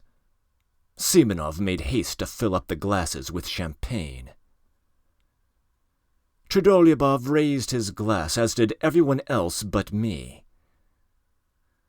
"Your health and good luck on the journey," he cried to Tverkov. "To old times, to our future! Hurrah!" They all tossed off their glasses and crowded round Tverkov to kiss him. I did not move. My full glass stood untouched before me. "Why, aren't you going to drink it?" roared Trudolyubov, losing patience and turning menacingly to me. "I want to make a speech separately, on my own account, and then I'll drink it, Mr. Trudolyubov." "Spiteful brute," muttered Simonov. I drew myself up in my chair and feverishly seized my glass, prepared for something extraordinary, though I did not know myself precisely what I was going to say. "Silence!" cried Ferfitchkin. "Now for a display of wit." Tverkov waited very gravely, knowing what was coming. "Mr. Lieutenant Tverkov," I began, "let me tell you that I hate phrases, phrasemongers, and men in corsets. That's the first point, and there is a second one to follow it." There was a general stir. "The second point is, I hate ribaldry and ribald talkers, especially ribald talkers. The third point, I love justice, truth, and honesty." I went on almost mechanically, for I was beginning to shiver with horror myself and had no idea how I came to be talking like this. "I love thought, Monsieur Tverkov. I love true comradeship, on an equal footing and not... I love... But however, why not? I will drink your health too, Mr. Tverkov. Seduce the Circassian girls, drink the enemies of the fatherland, and... To your health, Monsieur Tverkov." Tverkov got up from his seat, bowed to me, and said, "I am very much obliged to you." He was frightfully offended and turned pale. "Damn the fellow!" roared Trudolyubov, bringing his fist down on the table. "Well, he wants a punch in the face for that," squealed Ferfitchkin. "We ought to turn him out," muttered Simonov. "Not a word, gentlemen, not a movement," cried Zverkov solemnly, checking the general indignation. "I thank you all, but I can show him for myself how much value I attach to his words." "Mr. Ferfitchkin, you will give me satisfaction tomorrow for your words just now," I said aloud, turning with dignity to Ferfitchkin. "A duel, you mean? Certainly," he answered. But probably I was so ridiculous as I challenged him, and it was so out of keeping with my appearance, that everyone, including Ferfitchkin, was prostrate with laughter. "Yes, let him alone, of course. He is quite drunk," Trudolyubov said with disgust. "I shall never forgive myself for letting him join us," Simonov muttered again. "Now is the time to throw a bottle at their heads," I thought to myself. I picked up the bottle and filled my glass. "No, I'd better sit on to the end," I went on thinking. "You would be pleased, my friends, if I went away. Nothing will induce me to go. I'll go on sitting here and drinking to the end, on purpose, as a sign that I don't think you of the slightest consequence. I will go on sitting and drinking, because this is a public house and I paid my entrance money. I'll sit here and drink, for I look upon you as so many pawns, as inanimate pawns. I'll sit here and drink, and sing if I want to. Yes, sing, for I have the right to sing. But I did not sing. I simply tried not to look at any of them. I assumed most unconcerned attitudes and waited with impatience for them to speak first. But alas, they did not address me. And oh, how I wished at that moment to be reconciled to them. It struck 8, at last 9. They moved from the table to the sofa. Zverkov stretched himself on a lounge and put one foot on a round table. Wine was brought there. He did, as a fact, order 3 bottles on his own account. I, of course, was not invited to join them. They all sat round him on the sofa. They listened to him almost with reverence. It was evident that they were fond of him. What for? What for? I wondered. From time to time they were moved to drunken enthusiasm and kissed each other. They talked of the Caucasus, of the nature of true passion, of snug berths in the service, of the income of an Tsar called Podkorzhevsky, whom none of them knew personally and rejoiced in the largeness of it, of the extraordinary grace and beauty of a Princess D, whom none of them had ever seen. Then it came to Shakespeare's being immortal. I smiled contemptuously and walked up and down the other side of the room, opposite the sofa, from the table to the stove and back again. I tried my very utmost to show them that I could do without them, and yet I purposely made a noise with my boots, thumping with my heels. But it was all in vain.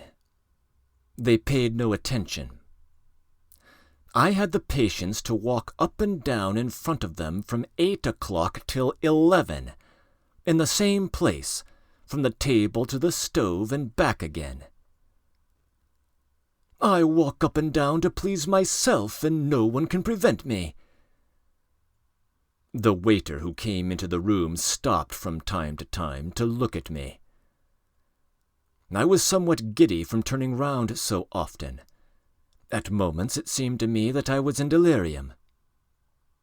During those 3 hours I was 3 times soaked with sweat and dry again. At times, with an intense, acute pang, I was stabbed to the heart by the thought that 10 years, 20 years, 40 years would pass, and that even in 40 years I would remember with loathing and humiliation those filthiest, most ridiculous, and most awful moments of my life. No one could have gone out of his way to degrade himself more shamelessly, and I fully realized it. Fully. And yet I went on pacing up and down from the table to the stove. Oh, if you only knew what thoughts and feelings I am capable of, how cultured I am, I thought at moments, mentally addressing the sofa on which my enemies were sitting. But my enemies behaved as though I were not in the room. Once, only once, they turned towards me, just when Zverkov was talking about Shakespeare, and I suddenly gave a contemptuous laugh. I laughed in such an affected and disgusting way that they all at once broke off their conversation, and silently and gravely for 2 minutes watched me walking up and down from the table to the stove, taking no notice of them. But nothing came of it. They said nothing, and 2 minutes later they ceased to notice me again. It struck 11. "Friends," cried Zverkov, getting up from the sofa, "let us all be off now. There!" Of course, the others assented. I turned sharply to Zverkov. I was so harassed, so exhausted, that I would have cut my throat to put an end to it. I was in a fever. My hair, soaked with perspiration, stuck to my forehead and temples.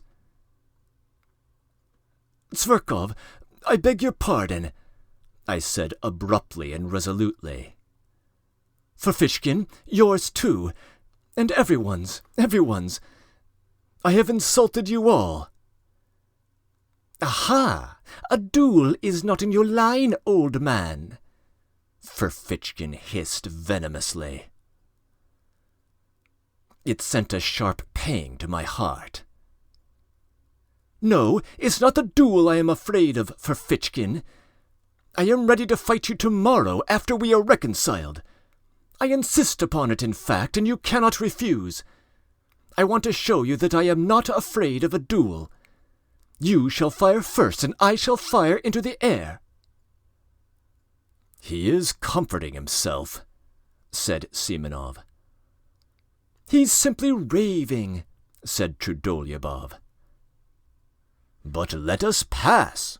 Why are you barring our way? What do you want?"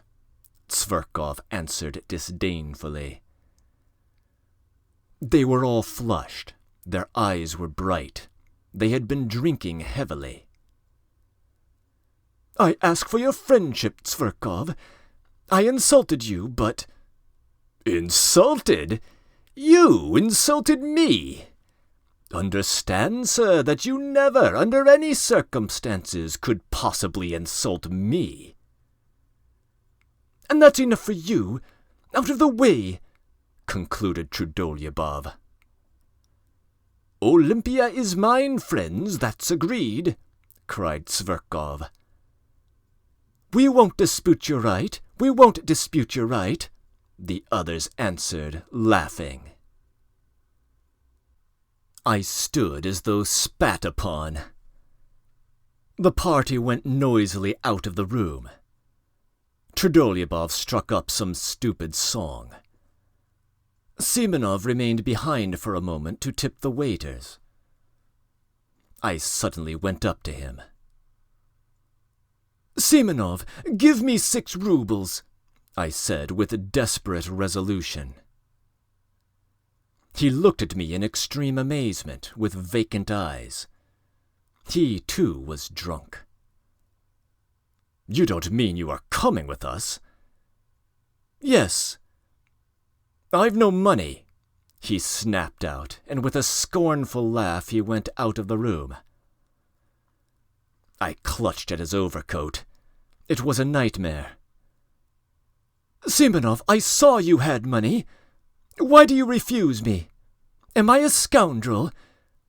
Beware of refusing me. If you knew why I am asking. My whole future, my whole plans depend upon it." Simonov pulled out the money and almost flung it at me. "Take it, if you have no sense of shame," he pronounced pitilessly, and ran to overtake them. I was left for a moment alone.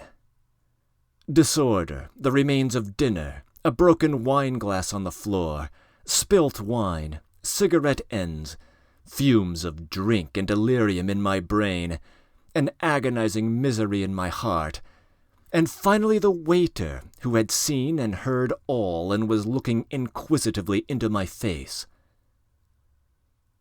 "I am going there," I cried. "Either they shall all go down on their knees to beg for my friendship, or I will give Tverkov a slap in the face."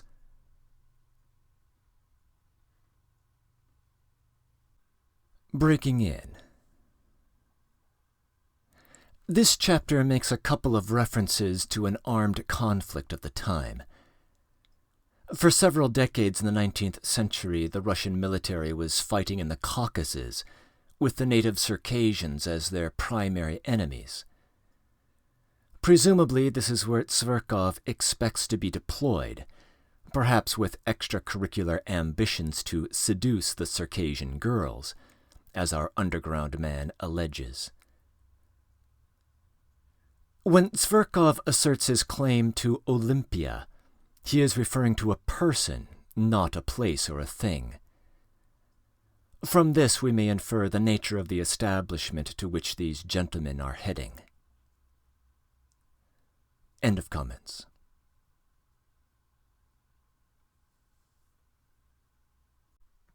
(5)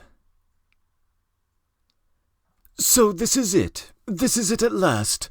Contact with real life," I muttered as I ran headlong downstairs. "This is very different from the Pope's leaving Rome and going to Brazil. Very different from the ball on Lake Como."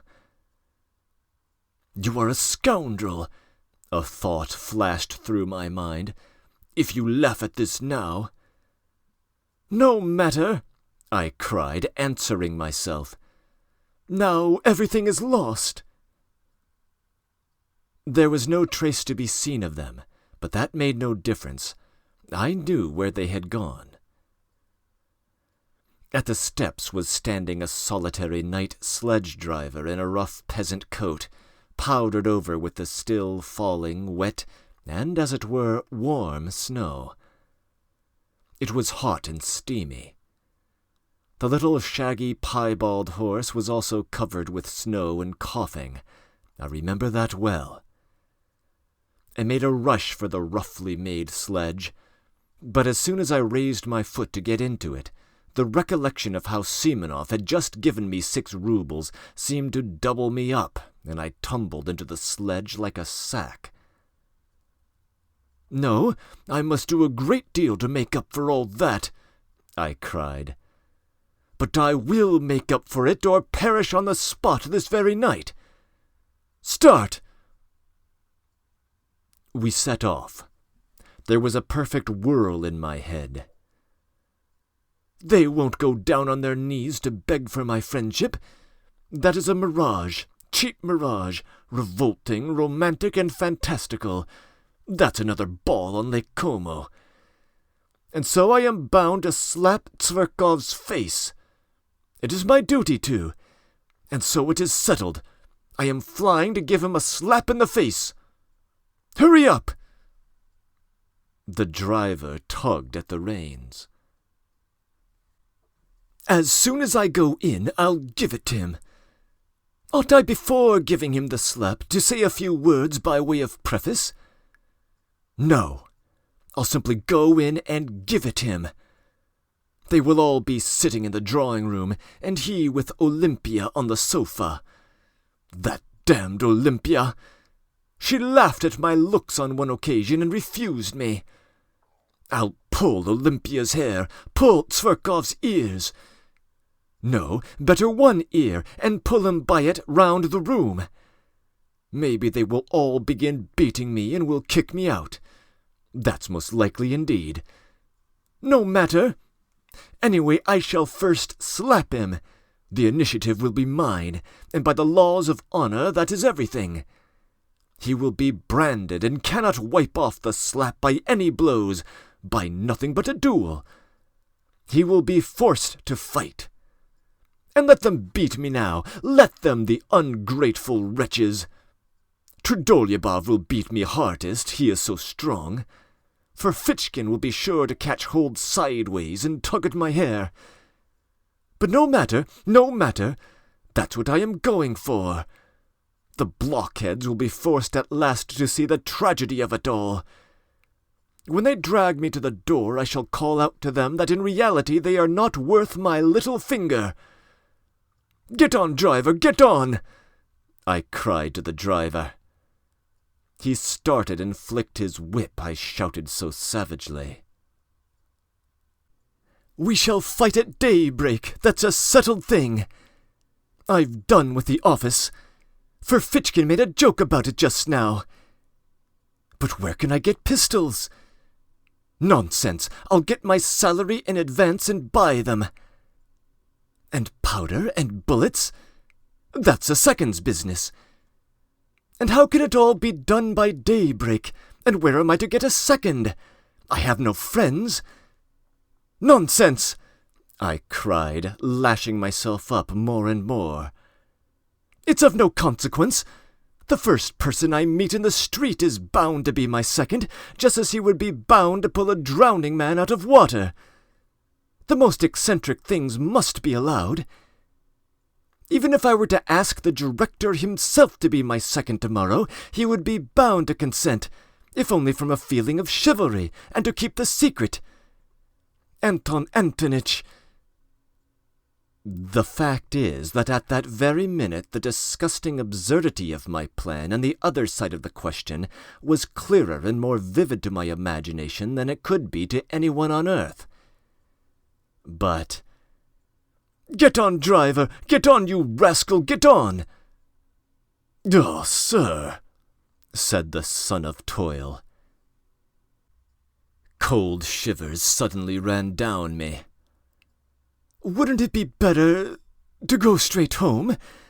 My God, why did I invite myself to this dinner yesterday? But no, it's impossible. And my walking up and down for 3 hours from the table to the stove? No, they and no one else must pay for my walking up and down. They must wipe out this dishonor. Drive on! And what if they give me into custody? They won't dare. They'll be afraid of the scandal. And what if Tverkov is so contemptuous that he refuses to fight a duel?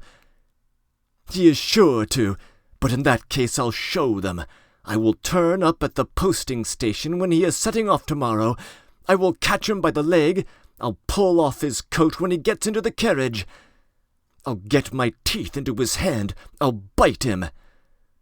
See what lengths you can drive a desperate man to. He may hit me on the head, and they may belabor me from behind. I will shout to the assembled multitude, "Look at this young puppy who is driving off to captivate the Circassian girls after letting me spit in his face." Of course, after that, everything will be over. The office will have vanished off the face of the earth. I shall be arrested. I shall be tried. I shall be dismissed from the service, thrown in prison, sent to Siberia. Never mind. In 15 years, when they let me out of prison, I will trudge off to him, a beggar in rags. I shall find him in some provincial town. He will be married and happy. He will have a grown-up daughter. I shall say to him, 'Look, monster, at my hollow cheeks and my rags. I've lost everything, my career, my happiness, art, science, the woman I loved, and all through you. Here are pistols.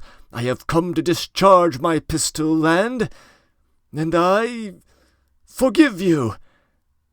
Then I shall fire into the air, and he will hear nothing more of me." I was actually on the point of tears, though I knew perfectly well at that moment that all this was out of Pushkin's Silvio in Lermontov's Masquerade. And all at once I felt horribly ashamed. So ashamed that I stopped the horse, got out of the sledge, and stood still in the snow in the middle of the street. The driver gazed at me, sighing and astonished. What was I to do?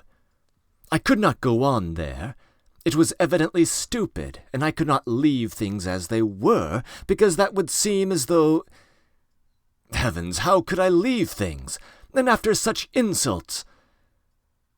"No!" I cried, throwing myself into the sledge again. "It is ordained! It is fate! Drive on! Drive on!" And in my impatience I punched the sledge driver on the back of the neck. "What are you up to? What are you hitting me for?" the peasant shouted, but he whipped up his nag so that it began kicking. The wet snow was falling in big flakes. I unbuttoned myself, regardless of it. I forgot everything else, for I had finally decided on the slap, and felt with horror that it was going to happen now, at once, and that no force could stop it. The deserted street lamps gleamed sullenly in the snowy darkness like torches at a funeral. The snow drifted under my greatcoat, under my coat, under my cravat, and melted there. I did not wrap myself up. All was lost anyway. At last we arrived. I jumped out, almost unconscious, ran up the steps and began knocking and kicking at the door. I felt fearfully weak, particularly in my legs and my knees. The door was opened quickly as though they knew I was coming. In fact, Simonov had warned them that perhaps another gentleman would arrive, and this was a place in which one had to give notice and to observe certain precautions. It was one of those millinery establishments which were abolished by the police a good time ago. By day it really was a shop, but at night, if one had an introduction, one might visit it for other purposes. I walked rapidly through the dark shop into the familiar drawing-room, where there was only one candle burning, and stood still in amazement. There was no one there. "Where are they?" I asked somebody. But by now, of course, they had separated. Before me was standing a person with a stupid smile, the madam herself who had seen me before. A minute later a door opened and another person came in. Taking no notice of anything, I strode about the room, and I believe I talked to myself. I felt as though I had been saved from death and was conscious of this joyfully all over. I should have given that slap. I should certainly have given it. But now they were not here, and everything had vanished and changed. I looked round. I could not grasp it yet.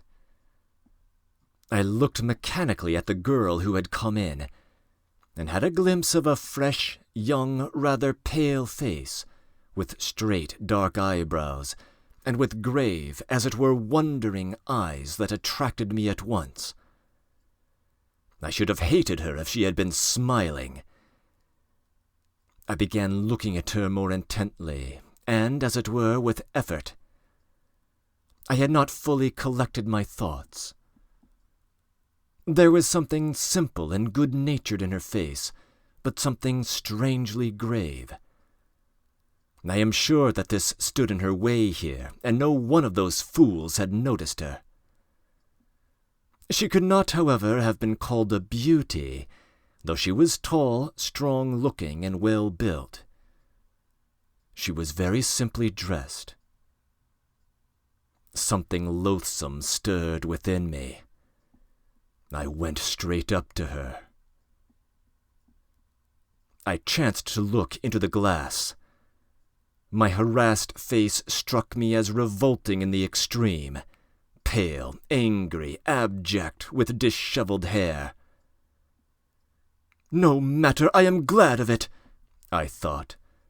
I am glad that I shall seem repulsive to her. I like that.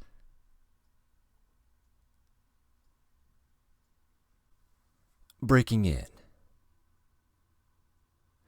In the 1830s, both Pushkin and Lermontov offered specimens of Russian romantic literature, and our underground man's absurd plans for his hypothetical vengeance are parasitic on their narratives of grand gestures made in duels. Both of these authors were themselves killed in duels, and Lermontov was rumored to have announced in advance that he was going to shoot into the air.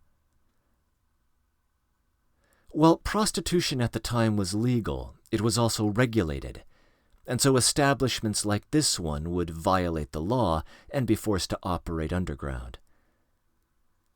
We are invited to assume that this particular house is on the higher end of things, with lower-class houses operating elsewhere, such as the Haymarket slums. Naturally, the madam would have a great deal of power over her employees. End of comments.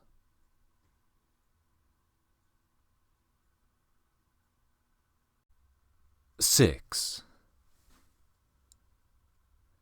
Somewhere behind a screen, a clock began wheezing, as though oppressed by something, as though someone were strangling it.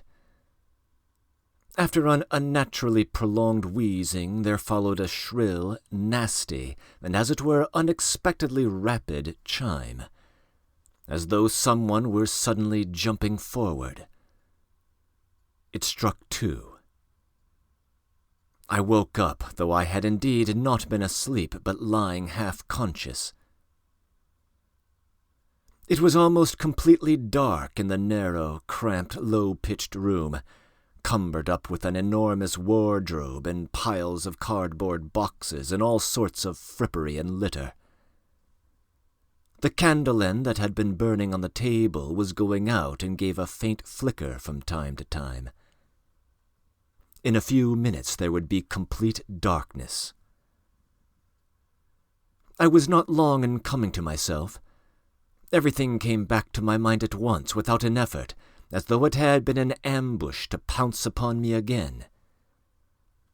And indeed, even while I was unconscious, a point seemed continually to remain in my memory unforgotten, and round it my dreams moved drearily.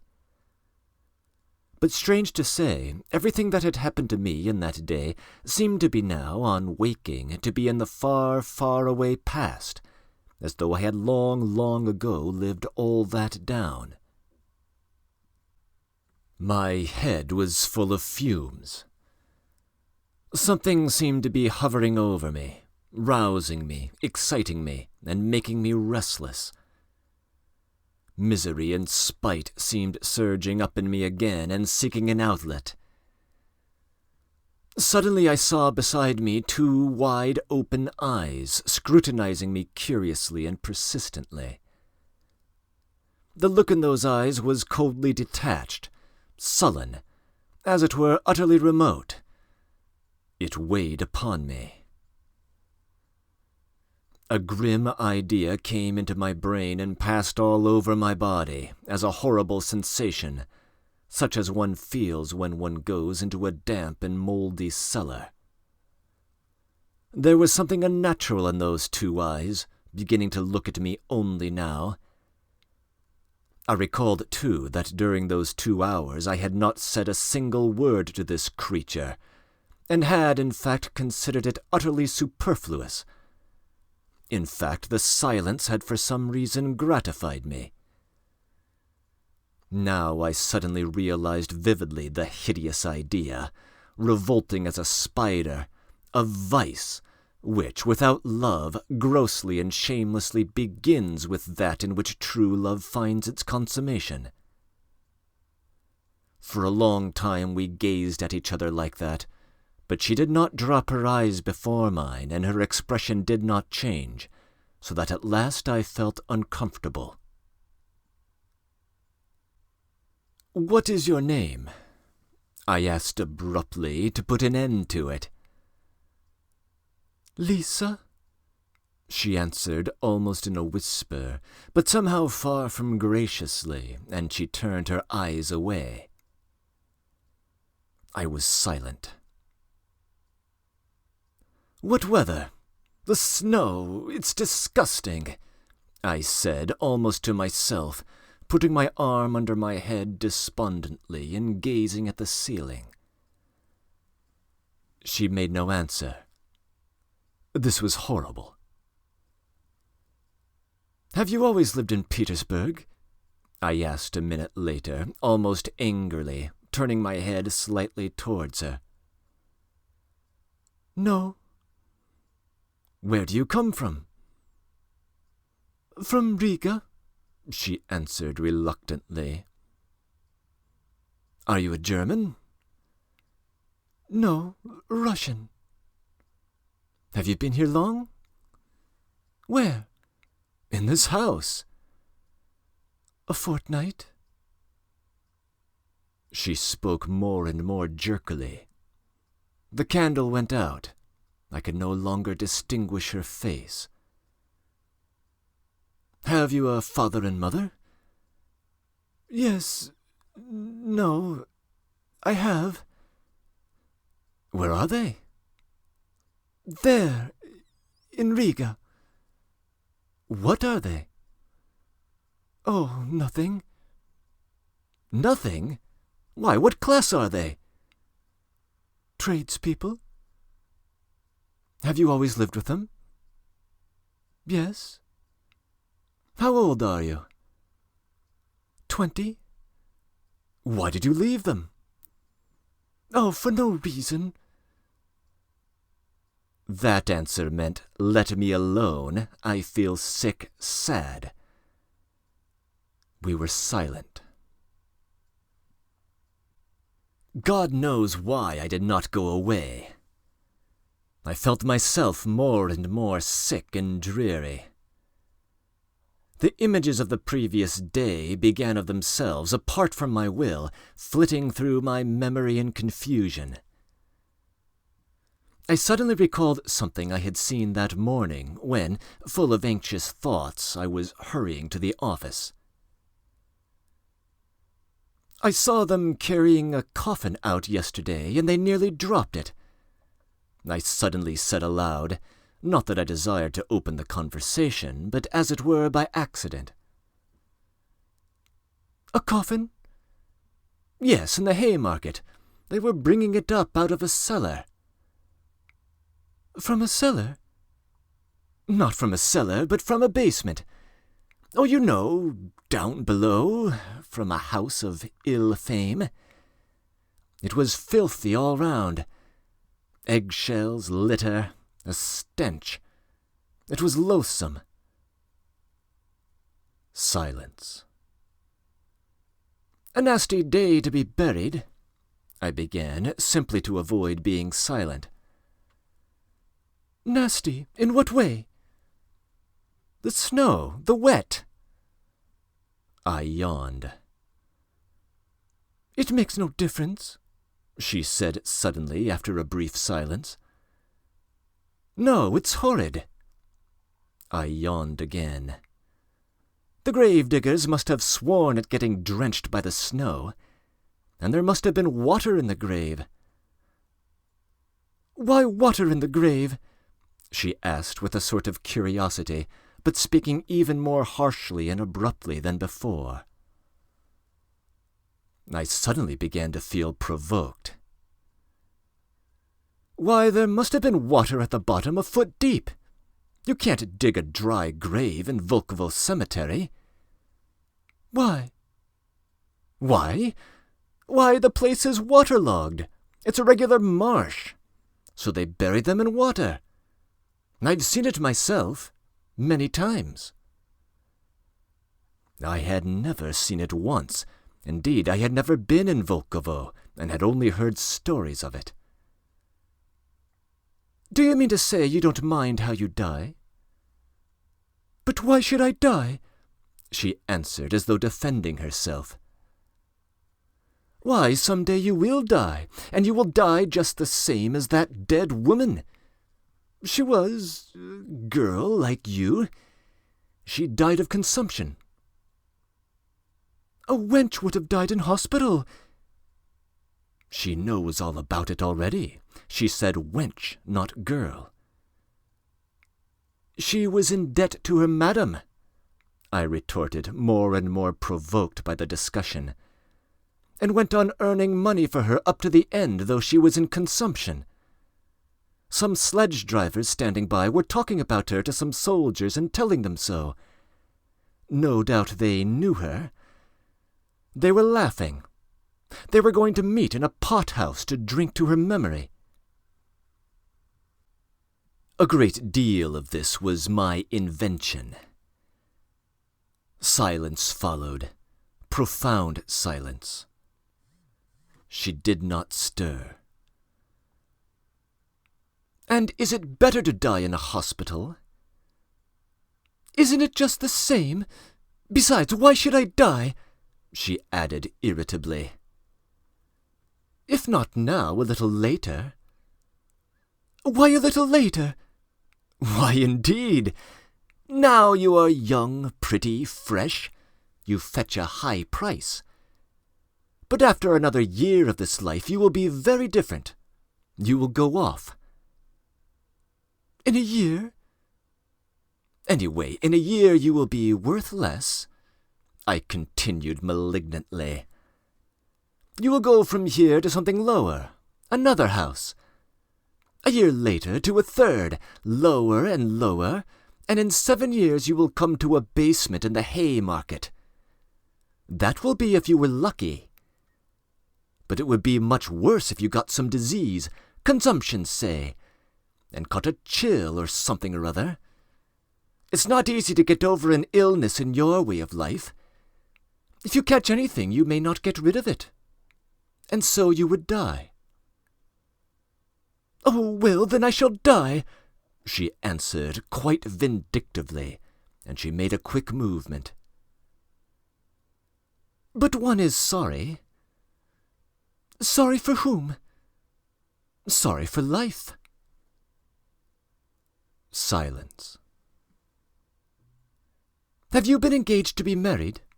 Eh? What's that to you? Oh, I am not cross-examining you. It's nothing to me. Why are you so cross? Of course you may have had your own troubles. What is it to me? It's simply that I felt sorry. Sorry for whom? Sorry for you. No need, she whispered, hardly audibly, and again made a faint movement. That incensed me at once. What? I was so gentle with her, and she... Why, do you think that you are on the right path? I don't think anything. That's what's wrong, that you don't think. Realize it while there is still time. There still is time. You are still young, good-looking. You might love, be married, be happy. Not all married women are happy, she snapped out in the rude, abrupt tone she had used at first. Not all, of course, but anyway, it is much better than the life here. Infinitely better. Besides, with love one can live even without happiness. Even in sorrow life is sweet. Life is sweet however one lives. But here what is there but foulness? Phew! I turned away with disgust. I was no longer reasoning coldly. I began to feel myself what I was saying and warmed to the subject. I was already longing to expound the cherished ideas I had brooded over in my corner. Something suddenly flared up in me. An object had appeared before me. Never mind my being here. I am not an example for you. I am perhaps worse than you are. I was drunk when I came here, though, I hastened, however, to say in self-defense. Besides, a man is no example for a woman. It's a different thing. I may degrade and defile myself, but I am not anyone's slave. I come and go, and that's an end of it. I shake it off, and I am a different man. But you are a slave from the start. Yes, a slave. You give up everything, your whole freedom. If you want to break your chains afterwards, you won't be able to. You will be more and more fast in the snares. It is an accursed bondage. I know it. I won't speak of anything else, maybe you won't understand. But tell me, no doubt you are in debt to your madam? There, you see, I added, though she made no answer, but only listened in silence, entirely absorbed. That's a bondage for you. You will never buy your freedom. They will see to that. It's like selling your soul to the devil. And besides, perhaps I, too, am just as unlucky. How do you know? And wallow in the mud on purpose out of misery? You know, men take to drink from grief. Well, maybe I am here from grief. Come, tell me, what is there good here? Here you and I came together just now, and did not say one word to one another all the time, and it was only afterwards you began staring at me like a wild creature, and I at you. Is that loving? Is that how one human being should meet another? It's hideous, that's what it is. Yes, she assented sharply and hurriedly. I was positively astounded by the promptitude of this yes. So the same thought may have been straying through her mind when she was staring at me just before. So she, too, was capable of certain thoughts. Damn it all, this was interesting. This was a point of likeness, I thought, almost rubbing my hands. And indeed, it's easy to turn a young soul like that. It was the exercise of my power that attracted me most. She turned her head nearer to me, and it seemed to me in the darkness that she propped herself on her arm. Perhaps she was scrutinizing me.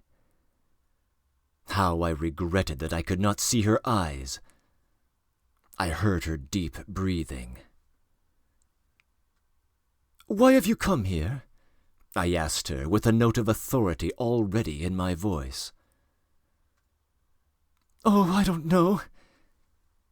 "But how nice it would be to be living in your father's house. It's warm and free. You have a home of your own." "But what if it's worse than this?" I must take the right tone, flashed through my mind. I may not get far with sentimentality. But it was only a momentary thought. I swear she really did interest me. Besides, I was exhausted and moody, and cunning so easily goes hand in hand with feeling. "Who denies it?" I hastened to answer. "Anything may happen. I am convinced that someone has wronged you, and that you are more sinned against than sinning. Of course, I know nothing of your story, but it's not likely a girl like you has come here of her own inclination." "A girl like me?" she whispered, hardly audibly, but I heard it. Damn it all, I was flattering her. That was horrid. But perhaps it was a good thing. She was silent. See, Lisa, I will tell you about myself. If I had had a home from childhood, I shouldn't be what I am now. I often think that. However bad it may be at home, anyway, they are your father and mother, and not enemies, strangers. Once a year at least, they'll show their love of you.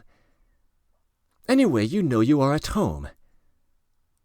I grew up without a home, and perhaps that's why I've turned so unfeeling. I waited again.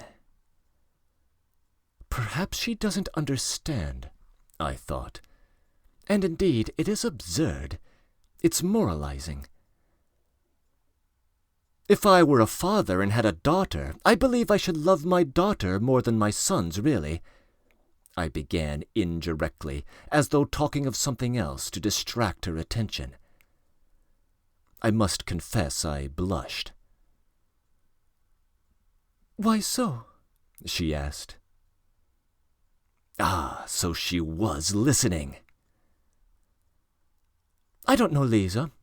I knew a father who was a stern, austere man, but used to go down on his knees to his daughter, used to kiss her hands, her feet. He couldn't make enough of her, really. When she danced at parties, he used to stand for 5 hours at a stretch, gazing at her. He was mad over her. I understand that. She would fall asleep tired at night, and he would wake to kiss her in her sleep and make the sign of the cross over her. He would go about in a dirty old coat. He was stingy to everyone else, but would spend his last penny for her, giving her expensive presents, and it was his greatest delight when she was pleased with what he gave her. Fathers always love their daughters more than their mothers do. Some girls live happily at home, and I believe I should never let my daughters marry. "What next?" she said with a faint smile. I should be jealous. I really should. To think that she should kiss anyone else, that she should love a stranger more than her father. It's painful to imagine it. Of course, that's all nonsense. Of course, every father would be reasonable at last. But I believe before I should let her marry, I should worry myself to death. I should find fault with all her suitors. But I should end by letting her marry whom she herself loved. The one whom the daughter loves always seems the worst to the father, you know. That is always so. So many family troubles come from that. Some are glad to sell their daughters rather than marrying them honorably. Ah, so that was it. Such a thing, Lisa, happens in those accursed families in which there is neither love nor God, I retorted warmly. And where there is no love, there is no sense either. There are such families, it's true, but I am not speaking of them. You must have seen wickedness in your own family if you talk like that. Truly, you must have been unlucky. That sort of thing mostly comes about through poverty. And is it any better with the gentry? Even among the poor, honest people live happily. Yes, perhaps. Another thing, Lisa, man is fond of reckoning up his troubles, but does not count his joys. If he counted them up as he ought, he would see that every lot has enough happiness provided for it. And what if all goes well with the family, if the blessing of God is upon it, if the husband is a good one, loves you, cherishes you, never leaves you? There is happiness in such a family. Even sometimes there is happiness in the midst of sorrow, and indeed sorrow is everywhere. If you marry, you will find out for yourself. But think of the first years of married life with one you love. What happiness there sometimes is in it. And indeed, it's the ordinary thing. In those early days, even quarrels with one's husband end happily. Some women get up quarrels with their husbands just because they love them. Indeed, I knew a woman like that. She seemed to say that because she loved him, she would torment him and make him feel it. You know that you may torment a man on purpose through love. Women are particularly given to that, thinking to themselves, I will love him so, I will make so much of him afterwards, that it's no sin to torment him a little now. And all in the house rejoice in the sight of you, and you are happy and gay and peaceful and honourable. Then there are some women who are jealous. If you went off anywhere— I knew one such woman. She couldn't restrain herself, but would jump up at night and run off on the sly to find out where he was, whether he was with some other woman. That's a pity. And the woman knows herself it's wrong, and her heart fails her and she suffers, but she loves. It's all through love. And how sweet it is to make it up after quarrels, to own herself in the wrong or to forgive him. And they are both so happy all at once, as though they had met anew, been married over again, as though their love had begun afresh. And no one should know what passes between husband and wife if they love one another. And whatever quarrels there may be between them, they ought not to call in their own mother to judge between them and tell tales of one another. They are their own judges. Love is a holy mystery and ought to be hidden from all other eyes, whatever happens. That makes it holier and better. They respect one another more, and much is built on respect. And if once there has been love, if they have been married for love, why should love pass away? Surely one can keep it. It is rare that one cannot keep it. And if the husband is kind and straightforward, why should not love last? The first phase of married love will pass, it is true, but then there will come a love that is better still. Then there will be the union of souls. They will have everything in common. There will be no secrets between them. And once they have children, the most difficult times will seem to them happy, so long as there is love and courage. Even toil will be a joy. You may deny yourself bread for your children, and even that will be a joy. They will love you for it afterwards, so you are laying by for your future. As the children grow up, you feel that you are an example, a support for them, that even after you die, your children will always keep your thoughts and feelings, because they have received them from you. They will take on your semblance and likeness. So you see, this is a great duty. How can it fail to draw the father and mother nearer? People say it's a trial to have children. Who says that? It is heavenly happiness. Are you fond of little children, Lisa? I am awfully fond of them. You know, a little rosy baby boy at your bosom, and what husband's heart is not touched seeing his wife nursing his child? A plump little rosy baby, sprawling and snuggling, chubby little hands and feet, clean tiny little nails, so tiny that it makes one laugh to look at them. Eyes that look as if they understand everything. And while it sucks, it clutches at your bosom with its little hand, plays. When its father comes up, the child tears itself away from the bosom, flings itself back, looks at its father, laughs as though it were fearfully funny, and falls to sucking again. Or it will bite its mother's breast when its little teeth are coming, while it looks sideways at her with its little eyes as though to say, "Look, I am biting." Is not all that happiness when they are the three together, husband, wife, and child? One can forgive a great deal for the sake of such moments.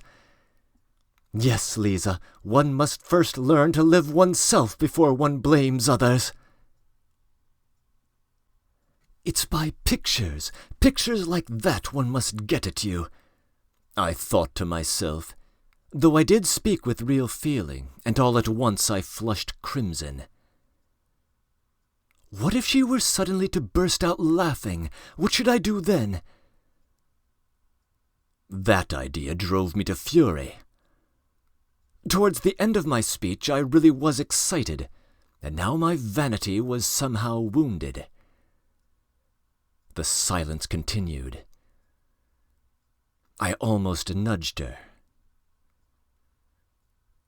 "Why are you—" she began, and stopped. But I understood. There was a quiver of something different in her voice. Not abrupt, harsh, and unyielding as before, but something soft and shamefaced. So shamefaced that I suddenly felt ashamed and guilty. "What?" I asked with tender curiosity. "Why you—" "What?" "Why you speak somehow like a book," she said, and again there was a note of irony in her voice. That remark sent a pang to my heart. It was not what I was expecting.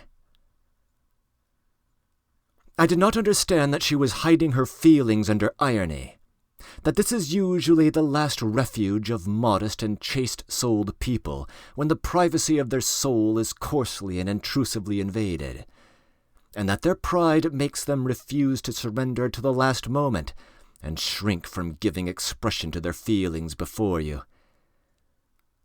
I ought to have guessed the truth from the timidity with which she had repeatedly approached her sarcasm, only bringing herself to utter it at last with an effort. But I did not guess, and an evil feeling took possession of me. "Wait a bit," I thought.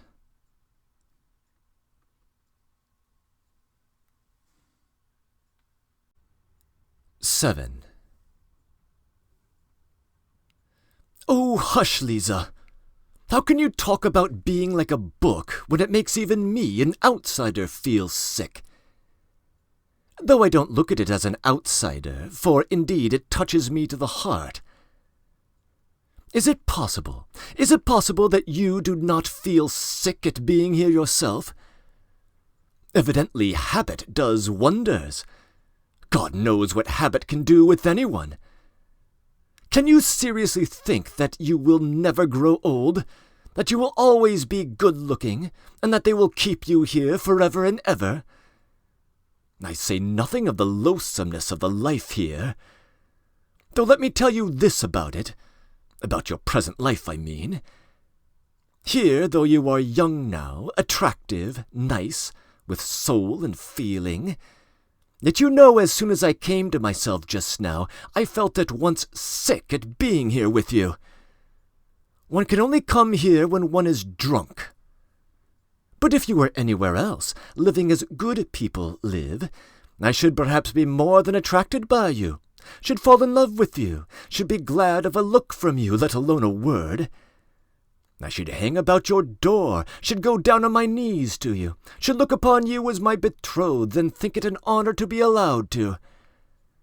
I should not dare to have an impure thought about you. But here, you see, I know that I have only to whistle, and you have to come with me, whether you like it or not. I don't consult your wishes, but you mine. The lowest laborer hires himself as a workman, but he doesn't make a slave of himself altogether. Besides, he knows that he will be free again presently. But when are you free? Only think what you are giving up here. What is it you are making a slave of?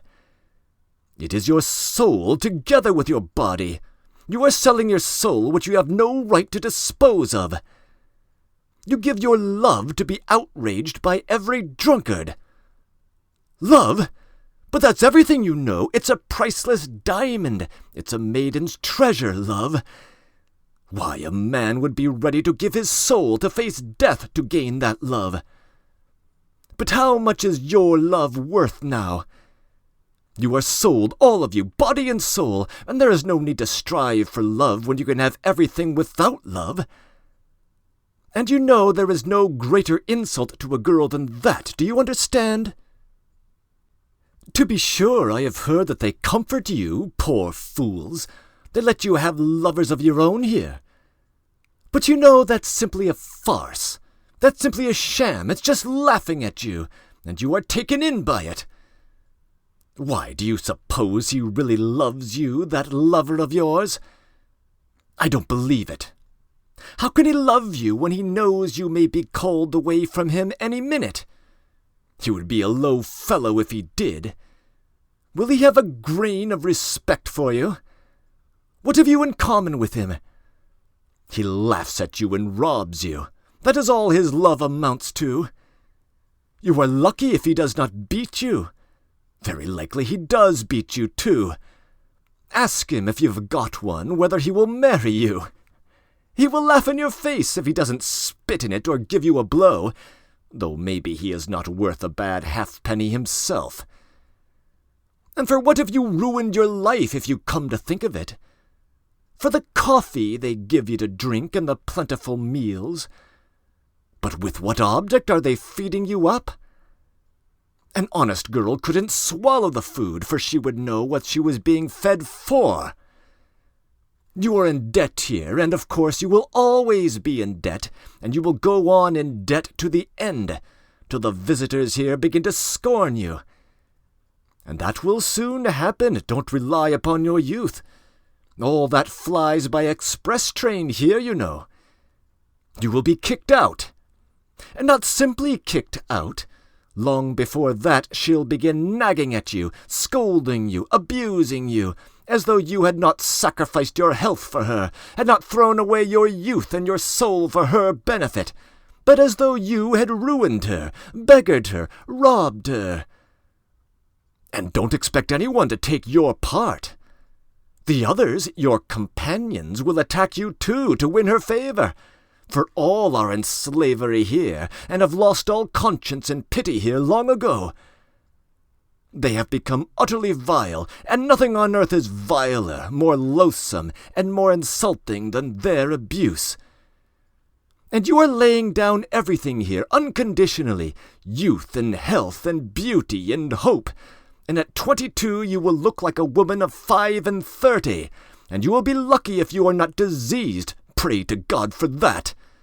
No doubt you are thinking now that you have a gay time and no work to do. Yet there is no work harder or more dreadful in the world or ever has been. One would think that the heart alone would be worn out with tears. And you won't dare to say a word, not half a word, when they drive you away from here. You will go away as though you were to blame.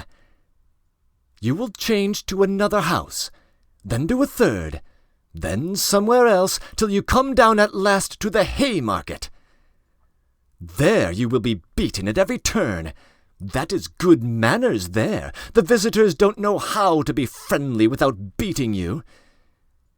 You don't believe that it is so hateful there? Go and look for yourself sometime. You can see with your own eyes. Once, one New Year's Day, I saw a woman at a door. They had turned her out as a joke, to give her a taste of the frost because she had been crying so much, and they shut the door behind her. At 9 o'clock in the morning she was already quite drunk, dishevelled, half naked, covered with bruises. Her face was powdered, but she had a black eye. Blood was trickling from her nose and her teeth. Some cabman had just given her a drubbing. She was sitting on the stone steps. A salt fish of some sort was in her hand. She was crying, wailing something about her luck, and beating with the fish on the steps. And cabmen and drunken soldiers were crowding in the doorway, taunting her. You don't believe that you will ever be like that? I should be sorry to believe it too, but how do you know? Maybe 10 years, 8 years ago, that very woman with the salt fish came here, fresh as a cherub, innocent, pure, knowing no evil, blushing at every word. Perhaps she was like you, proud, ready to take offense, not like the others. Perhaps she looked like a queen, and knew what happiness was in store for the man who should love her, and whom she should love. Do you see how it ended? And what if at that very minute when she was beating on the filthy steps with that fish, drunken and disheveled, what if at that very minute she recalled the pure early days in her father's house, when she used to go to school and the neighbor's son watched for her on the way, declaring that he would love her as long as he lived, that he would devote his life to her, and when they vowed to love one another forever and be married as soon as they were grown up? No, Lisa, it would be happy for you if you were to die soon of consumption in some corner, in some cellar like that woman just now. In the hospital, do you say? You will be lucky if they take you, but what if you are still of use to the madam here? Consumption is a queer disease. It is not like fever.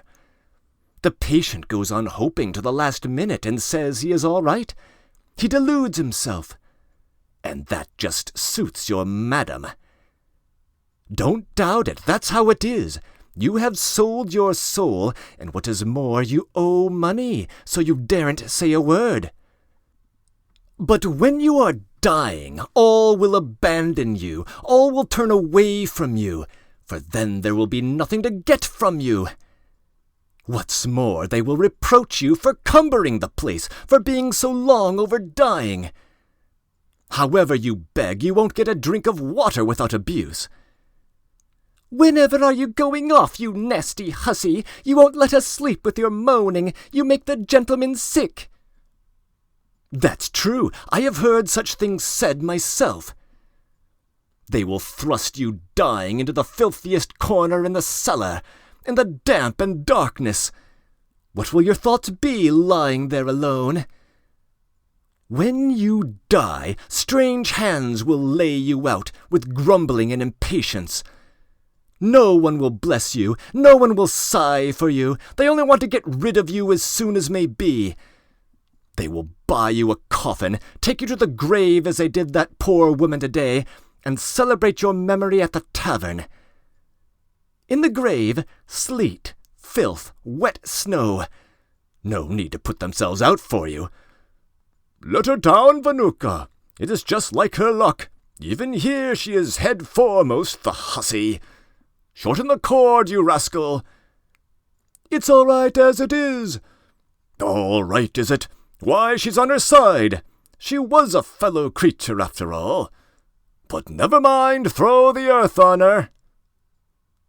And they won't care to waste much time quarreling over you. They will scatter the wet blue clay as quick as they can and go off to the tavern. And there your memory on earth will end. Other women have children to go to their graves, fathers, husbands, while for you neither tear nor sigh nor remembrance. No one in the whole world will ever come to you. Your name will vanish from the face of the earth, as though you had never existed, never been born at all. Nothing but filth and mud, however you knock at your coffin lid at night when the dead arise, however you cry, "Let me out, kind people, to live in the light of day. My life was no life at all. My life has been thrown away like a dish-clout. It was drunk away in the tavern at the Haymarket. Let me out, kind people, to live in the world again." And I worked myself up to such a pitch that I began to have a lump in my throat myself, and all at once I stopped, sat up in dismay, and bending over apprehensively, began to listen with a beating heart.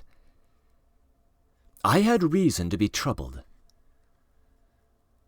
I had felt for some time that I was turning her soul upside down and rending her heart, and the more I was convinced of it, the more eagerly I desired to gain my object as quickly and as effectually as possible. It was the exercise of my skill that carried me away, yet it was not merely sport. I knew I was speaking stiffly, artificially, even bookishly, In fact, I could not speak except like a book. But that did not trouble me. I felt that I should be understood, and that this very bookishness might be an assistance.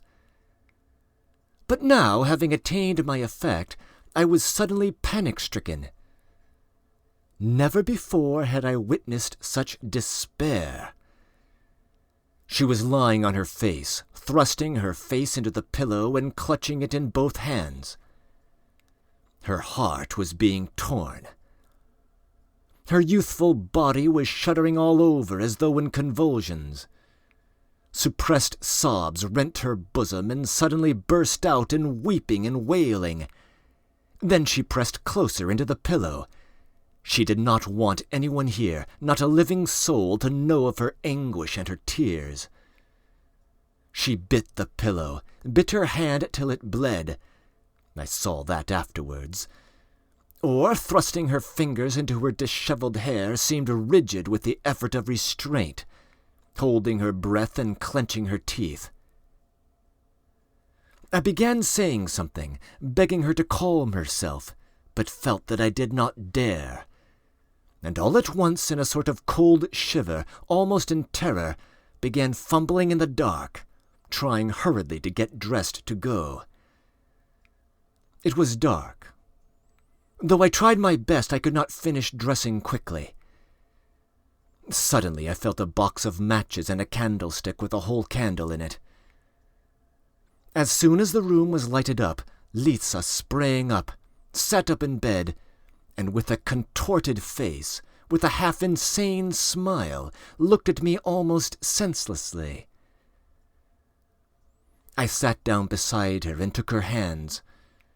She came to herself, made an impulsive movement towards me, would have caught hold of me, but did not dare, and slowly bowed her head before me. "Lisa, my dear, I was wrong. Forgive me, my dear," I began. But she squeezed my hand in her fingers so tightly that I felt I was saying the wrong thing and stopped.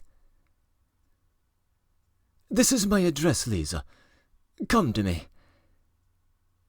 "I will come," she answered resolutely, her head still bowed. "But now I am going. Goodbye. Till we meet again." I got up. She, too, stood up and suddenly flushed all over, gave a shudder, snatched up a shawl that was lying on a chair, and muffled herself in it to her chin. As she did this, she gave another sickly smile, blushed, and looked at me strangely. I felt wretched. I was in haste to get away, to disappear. "Wait a minute," she said suddenly, in the passage just at the doorway, stopping me with her hand on my overcoat. She put down the candle in hot haste and ran off. Evidently she had thought of something or wanted to show me something.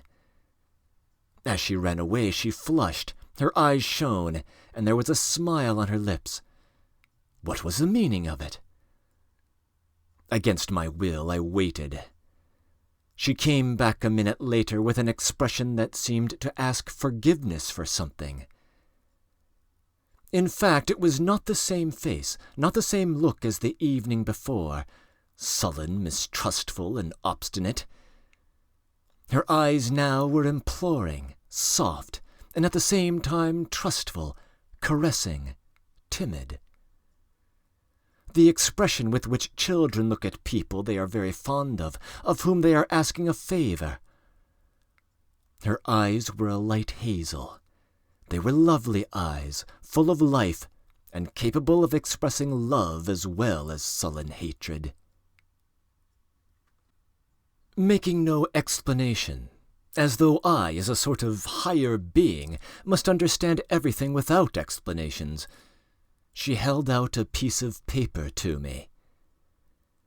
Her whole face was positively beaming at that instant with naive, almost childish triumph.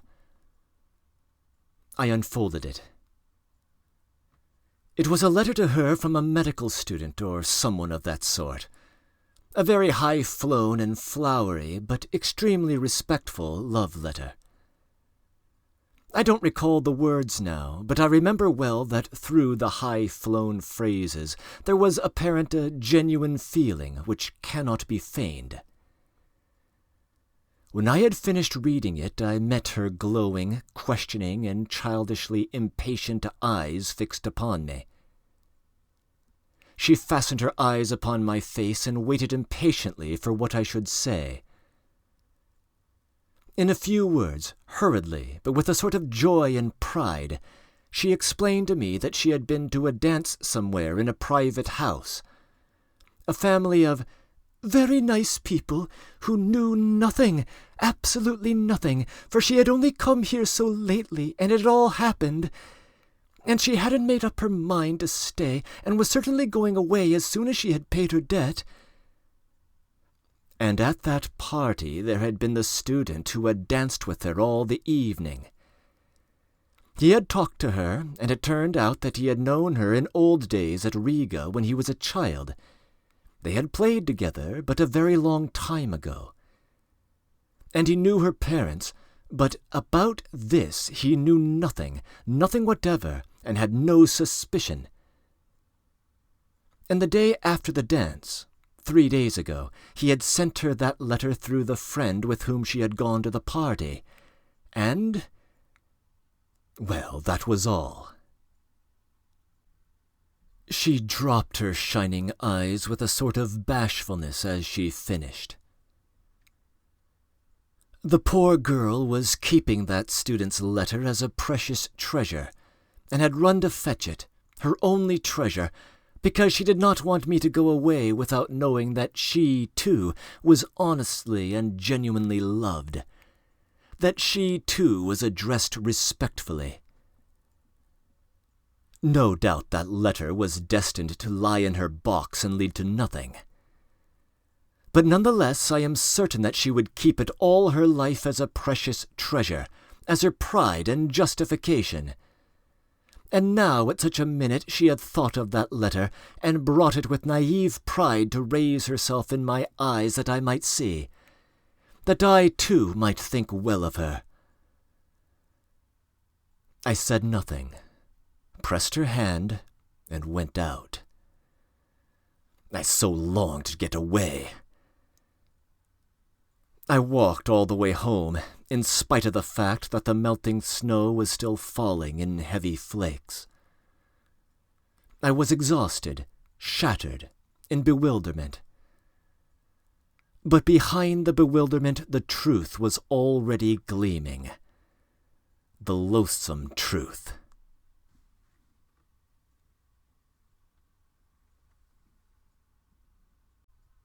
VIII.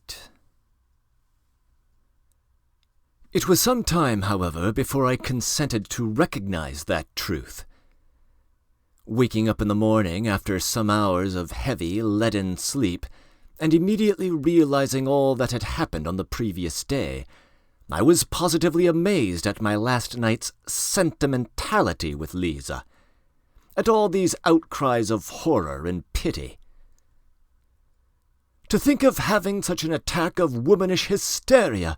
Pah! I concluded.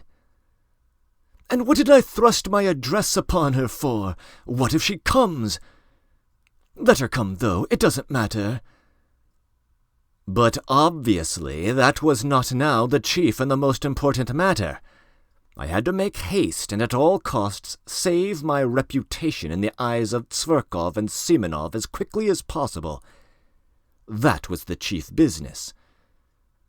And I was so taken up that morning that I actually forgot all about Lisa. First of all, I had at once to repay what I had borrowed the day before from Simonov. I resolved on a desperate measure, to borrow 15 rubles straight off from Anton Antonitch. As luck would have it, he was in the best of humors that morning, and gave it to me at once on the first asking.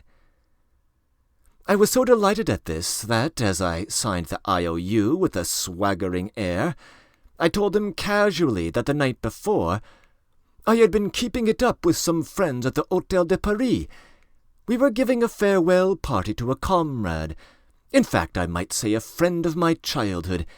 And you know, a desperate rake, fearfully spoilt.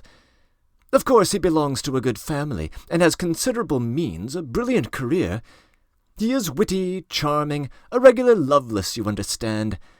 We drank an extra half-dozen, and it went off all right. All this was uttered very easily, unconstrainedly, and complacently. On reaching home, I promptly wrote to Simonov. To this hour I am lost in admiration when I recall the truly gentlemanly, good-humoured, candid tone of my letter. With tact and good breeding, and, above all, entirely without superfluous words, I blamed myself for all that had happened. I defended myself, if I really may be allowed to defend myself, by alleging that being utterly unaccustomed to wine, I had been intoxicated with the first glass, which, I said, I had drunk before they arrived, while I was waiting for them at the Hôtel de Paris between 5 and 6 o'clock. I begged Simonov's pardon especially. I asked him to convey my explanations to all the others, especially to Tverkov, whom I seemed to remember as though in a dream I had insulted. I added that I would have called upon all of them myself, but my head ached, and besides I had not the face to. I was particularly pleased with a certain lightness, almost carelessness, strictly within the bounds of politeness, however, which was apparent in my style, and better than any possible arguments gave them at once to understand that I took rather an independent view of all that unpleasantness last night, that I was by no means so utterly crushed as you, my friends, probably imagine, but on the contrary, looked upon it as a gentleman serenely respecting himself should look upon it. On a young hero's past no censure is cast. There is actually an aristocratic playfulness about it, I thought admiringly as I read over the letter. And it's all because I am an intellectual and cultivated man. Another man in my place would not have known how to extricate himself, but here I have got out of it and am as jolly as ever again, and all because I am a cultivated and educated man of our day. And indeed, perhaps everything was due to the wine yesterday. No, it was not the wine. I did not drink anything at all between 5 and 6 when I was waiting for them. I had lied to Simonov. I had lied shamelessly, and indeed I wasn't ashamed now. Hang it all, though, the great thing was that I was rid of it. I put 6 roubles in the letter, sealed it up, and asked Apollon to take it to Simonov. When he learned that there was money in the letter, Apollon became more respectful and agreed to take it. Towards evening I went out for a walk. My head was still aching and giddy after yesterday. But as evening came on and the twilight grew denser, my impressions, and following them my thoughts, grew more and more different and confused. Something was not dead within me. In the depths of my heart and conscience it would not die, and it showed itself in acute depression. For the most part I jostled my way through the most crowded business streets, along Mishchansky Street, along Sadovy Street and in Yusupov Garden. I always liked particularly sauntering along these streets in the dusk, just when there were crowds of working people of all sorts going home from their daily work, with faces looking cross with anxiety. What I liked was just that cheap bustle, that bare prose.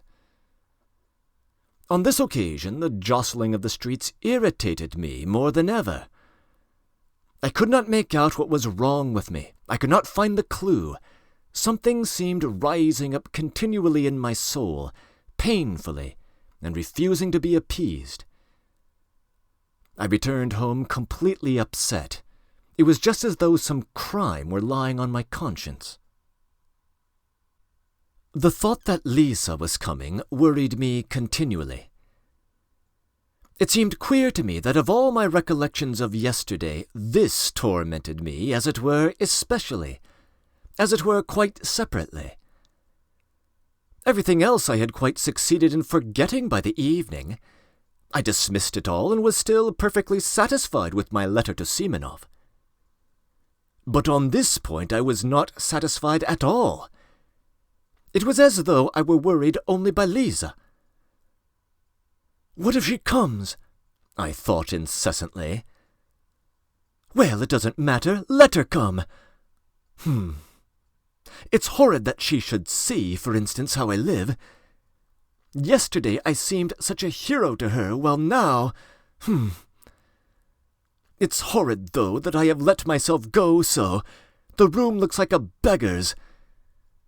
And I brought myself to go out to dinner in such a suit. And my Turkish divan with the stuffing sticking out. And my dressing gown which will not cover me, such tatters. And she will see all this, and she will see Apollon. That beast is certain to insult her.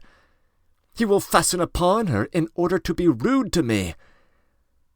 And I, of course, shall be panic-stricken as usual. I shall begin bowing and scraping before her, and pulling my dressing gown round me. I shall begin smiling, telling lies. Oh, the beastliness!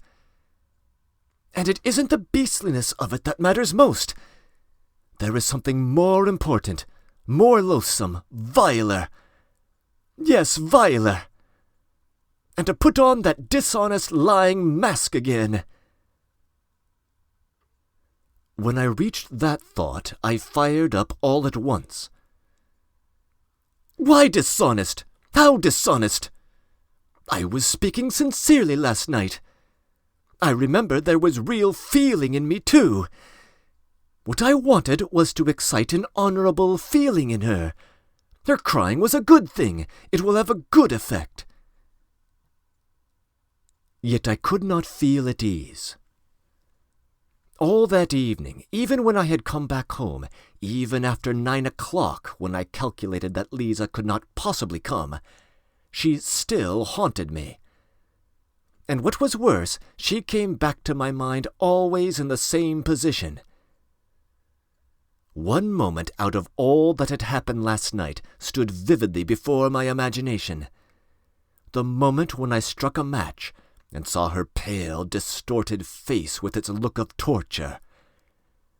And what a pitiful, what an unnatural, what a distorted smile she had at that moment. But I did not know then that 15 years later I should still in my imagination see Lisa, always with the pitiful, distorted, inappropriate smile which was on her face at that minute. Next day I was ready again to look upon it all as nonsense, due to overexcited nerves, and above all, as exaggerated. I was always conscious of that weak point of mine, and sometimes very much afraid of it. I exaggerate everything. That is where I go wrong, I repeated to myself every hour. But, however, Lisa will very likely come all the same, was the refrain with which all my reflections ended. I was so uneasy that I sometimes flew into a fury. "She'll come! She is certain to come!" I cried, running about the room. "If not today, she will come tomorrow. She'll find me out. The damnable romanticism of these pure hearts! Oh, the vileness! Oh, the silliness! Oh, the stupidity of these wretched sentimental souls! Why, how fail to understand? How could one fail to understand?" But at this point I stopped short, and in great confusion indeed. And how few words, I thought, in passing, were needed. How little of the idyllic, and affectedly, bookishly, artificially idyllic too, had sufficed to turn a whole human life at once according to my will. That's virginity, to be sure, freshness of soil. At times a thought occurred to me to go to her, to tell her all, and beg her not to come to me. But this thought stirred such wrath in me that I believed I should have crushed that damned Lisa if she had chanced to be near me at the time. I should have insulted her, have spat at her, have turned her out, have struck her. One day passed, however, another and another. She did not come, and I began to grow calmer. I felt particularly bold and cheerful after 9 o'clock. I even sometimes began dreaming, and rather sweetly. I, for instance, became the salvation of Lisa, simply through her coming to me and my talking to her. I develop her, educate her. Finally, I notice that she loves me passionately. I pretend not to understand. I don't know, however, why I pretend, just for effect, perhaps. At last, all confusion, transfigured, trembling and sobbing, she flings herself at my feet and says that I am her saviour, and that she loves me better than anything in the world. I am amazed, but... "Lisa," I say, "can you imagine that I have not noticed your love?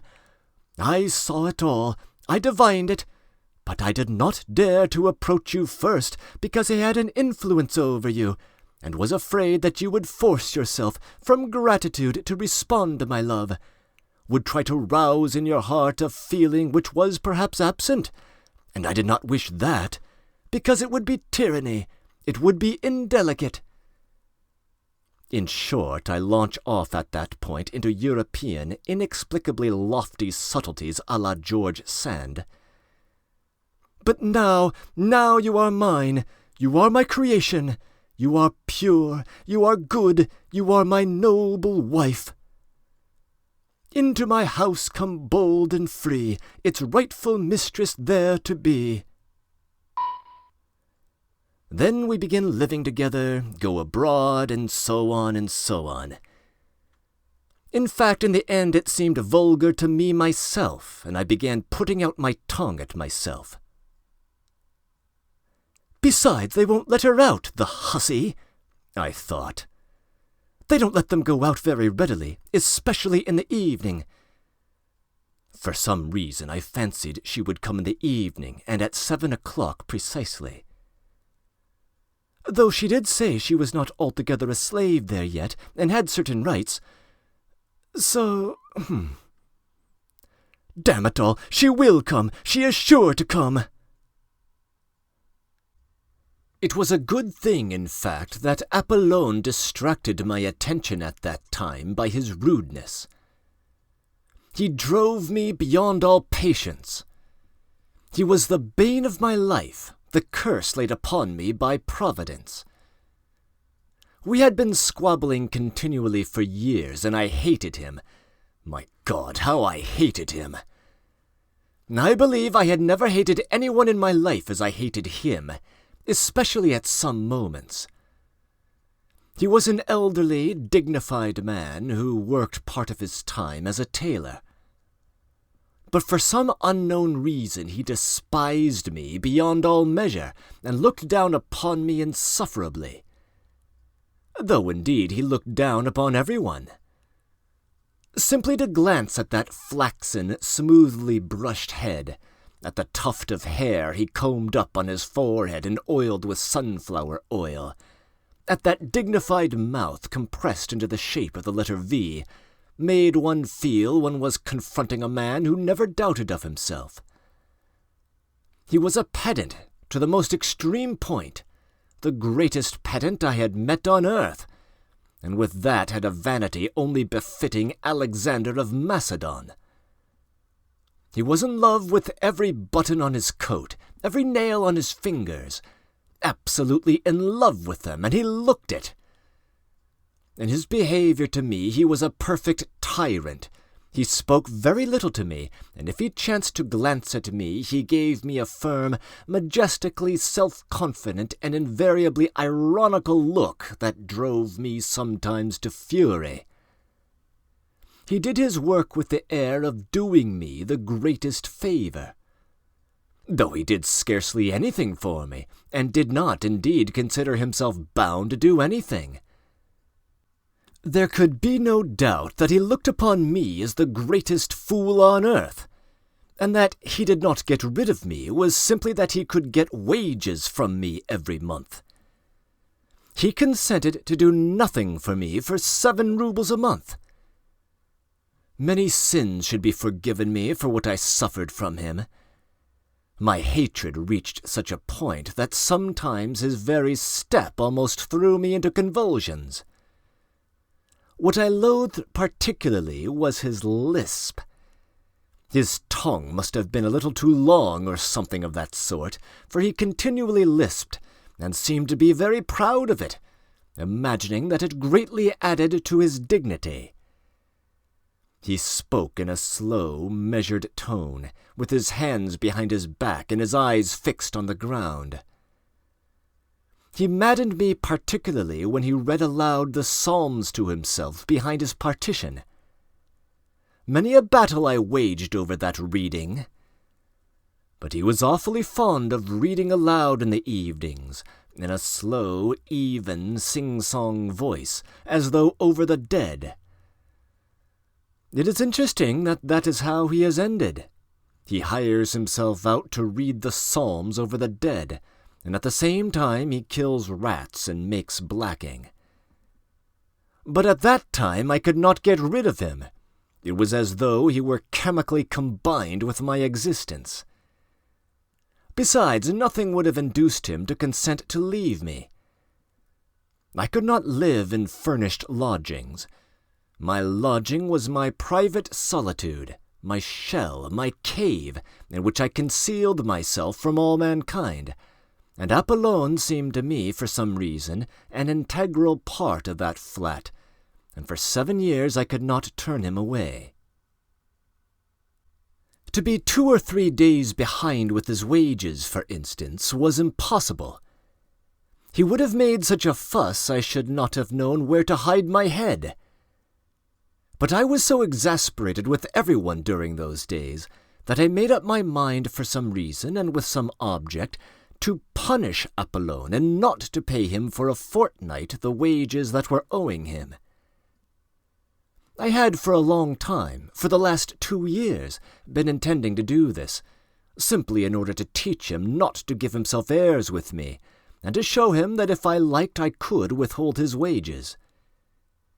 I proposed to say nothing to him about it, and was purposely silent indeed, in order to score off his pride and force him to be the first to speak of his wages.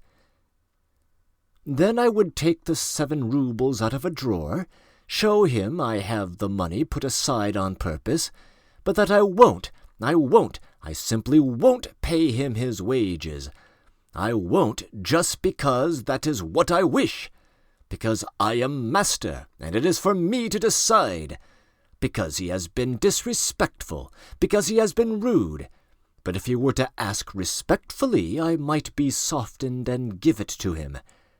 Otherwise he might wait another fortnight, another 3 weeks, a whole month. But angry as I was, yet he got the better of me. I could not hold out for 4 days. He began as he always did begin in such cases, for there had been such cases already. There had been attempts, and it may be observed I knew all this beforehand. I knew his nasty tactics by heart. He would begin by fixing upon me an exceedingly severe stare, keeping it up for several minutes at a time, particularly on meeting me or seeing me out of the house. If I held out and pretended not to notice these stares, he would, still in silence, proceed to further tortures. All at once, apropos of nothing, he would walk softly and smoothly into my room when I was pacing up and down or reading, stand at the door, one hand behind his back and one foot behind the other, and fix upon me a stare more than severe, utterly contemptuous. If I suddenly asked him what he wanted, he would make me no answer, but continue staring at me persistently for some seconds. Then, with a peculiar compression of his lips and a most significant air, deliberately turn round and deliberately go back to his room. 2 hours later he would come out again and again present himself before me in the same way. It had happened that in my fury I did not even ask him what he wanted, but simply raised my head sharply and imperiously and began staring back at him. So we stared at one another for 2 minutes. At last he turned with deliberation and dignity and went back again for 2 hours. If I were still not brought to reason by all this, but persisted in my revolt, he would suddenly begin sighing while he looked at me. Long, deep sighs, as though measuring by them the depths of my moral degradation. And, of course, it ended at last by his triumphing completely. I raged and shouted, but still was forced to do what he wanted. This time the usual staring maneuvers had scarcely begun when I lost my temper and flew at him in a fury. I was irritated beyond endurance apart from him.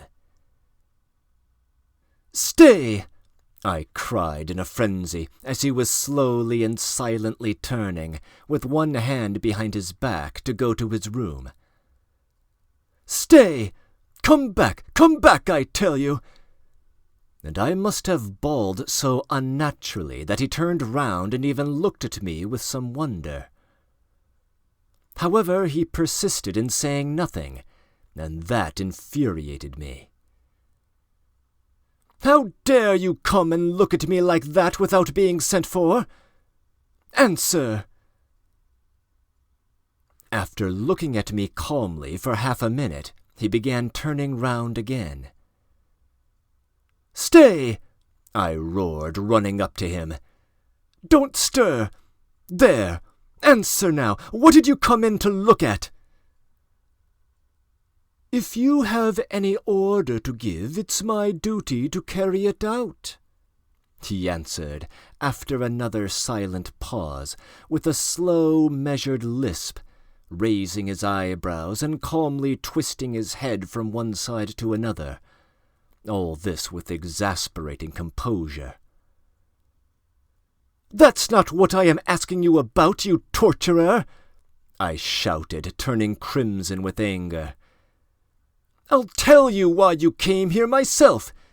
You see, I don't give you your wages. You are so proud you don't want to bow down and ask for it, and so you come to punish me with your stupid stares, to worry me, and you have no suspicion how stupid it is.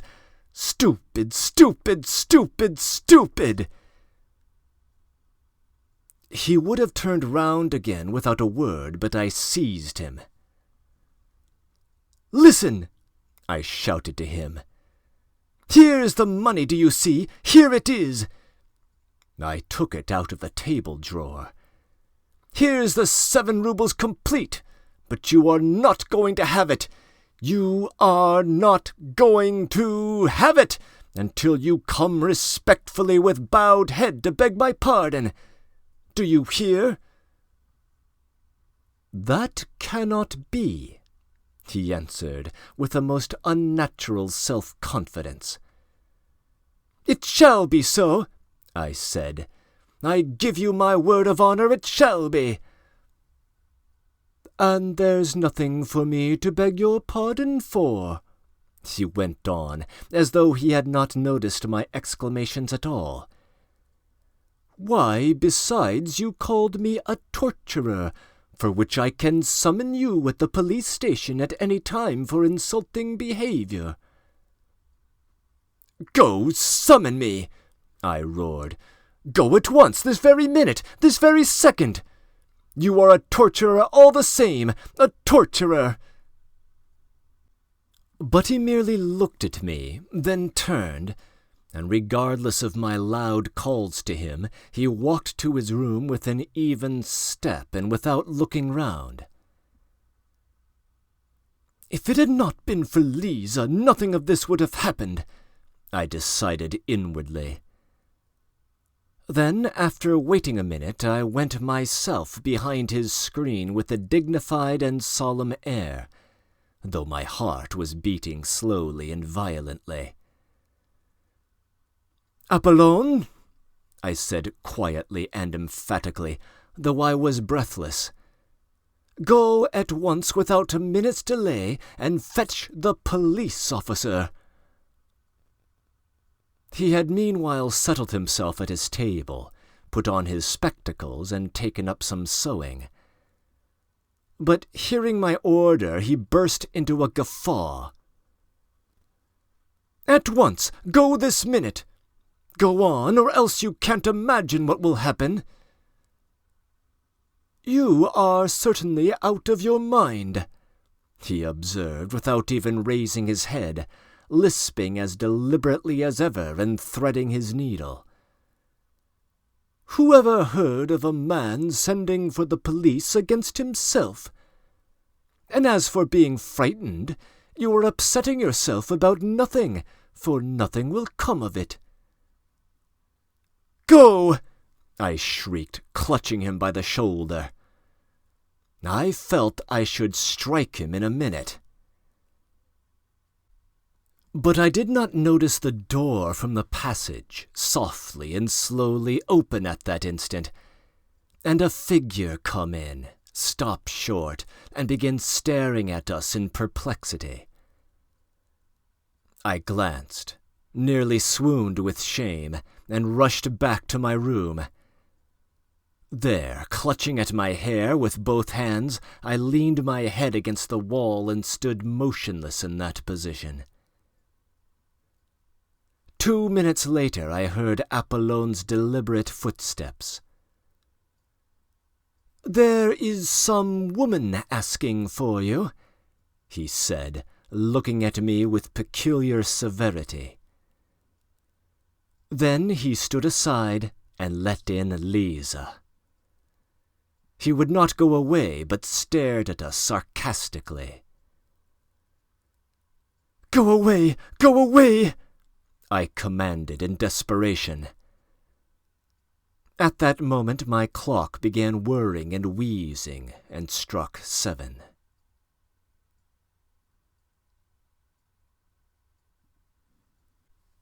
Breaking in. The rhyming couplet which caps off the narrator's brief fantasy about a love affair with Lisa are the last 2 lines of the poem by Nekrasov with which Part 2 began. The image there is that the redeemed prostitute is supposed to enter into her new happy life, largely due to the heroism of the poem's speaker. The actual sequence of events has just taken a cruel turn for our underground man. End of comments.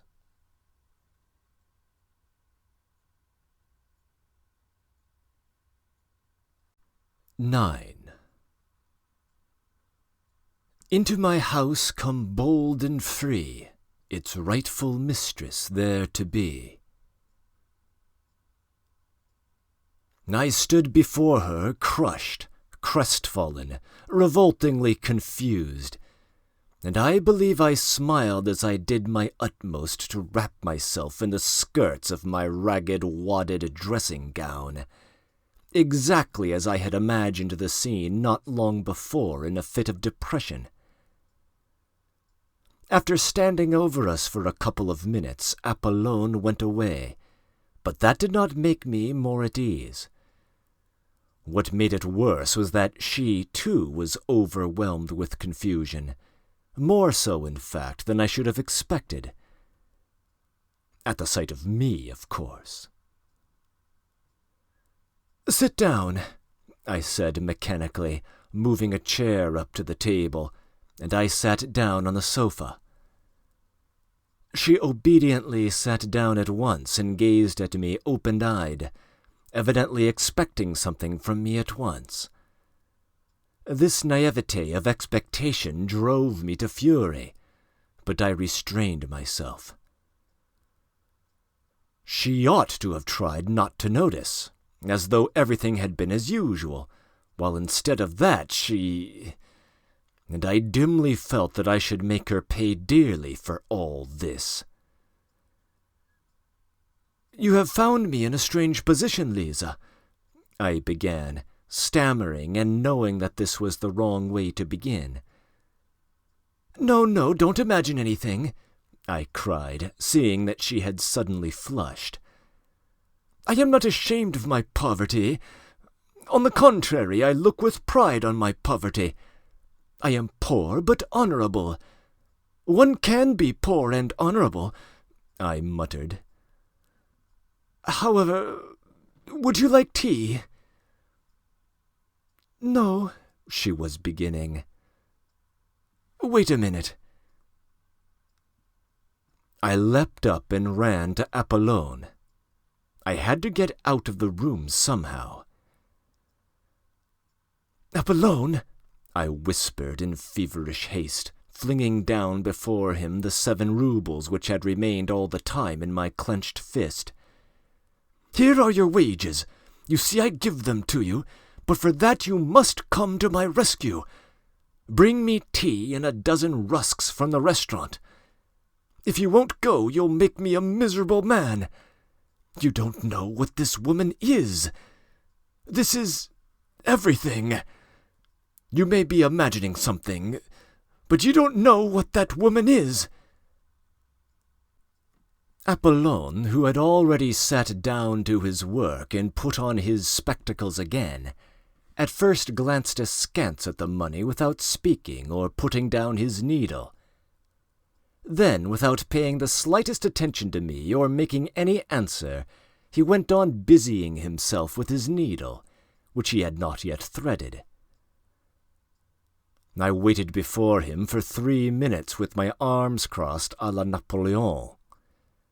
My temples were moist with sweat. I was pale, I felt it. But, thank God, he must have been moved to pity, looking at me. Having threaded his needle, he deliberately got up from his seat, deliberately moved back his chair, deliberately took off his spectacles, deliberately counted the money, and finally, asking me over his shoulder, "Shall I get a whole portion?" deliberately walked out of the room. As I was going back to Lisa, the thought occurred to me on the way, shouldn't I run away just as I was in my dressing gown, no matter where, and then let happen what would? I sat down again. She looked at me uneasily. For some minutes we were silent. "I will kill him!" I shouted suddenly, striking the table with my fist so that the ink spurted out of the inkstand. "What are you saying?" she cried, starting. "I will kill him! Kill him!" I shrieked, suddenly striking the table in absolute frenzy, and at the same time fully understanding how stupid it was to be in such a frenzy. "You don't know, Lisa, what that torturer is to me. He is my torturer. He is gone now to fetch some rusks. And suddenly I burst into tears. It was an hysterical attack. How ashamed I felt in the midst of my sobs, but still I could not restrain them. She was frightened. "What is the matter? What is wrong?" she cried, fussing about me. "Water! Give me water, over there!" I muttered in a faint voice, though I was inwardly conscious that I could have got on very well without water and without muttering in a faint voice. But I was what is called putting it on to save appearances, though the attack was a genuine one. She gave me water, looking at me in bewilderment. At that moment Apollon brought in the tea. It suddenly seemed to me that this commonplace, prosaic tea was horribly undignified and paltry after all that had happened, and I blushed crimson. Lisa looked at Apollon with positive alarm. He went out without a glance at either of us. "Lisa, do you despise me?" I asked, looking at her fixedly, trembling with impatience to know what she was thinking. She was confused and did not know what to answer. "Drink your tea," I said to her angrily. I was angry with myself, but of course it was she who would have to pay for it. A horrible spite against her suddenly surged up in my heart. I believe I could have killed her. To revenge myself on her, I swore inwardly not to say a word to her all the time. She is the cause of it all, I thought. Our silence lasted for 5 minutes. The tea stood on the table. We did not touch it. I had got to the point of purposely refraining from beginning in order to embarrass her further. It was awkward for her to begin alone. Several times she glanced at me with mournful perplexity. I was obstinately silent. I was, of course, myself the chief sufferer, because I was fully conscious of the disgusting meanness of my spiteful stupidity, and yet at the same time I could not restrain myself.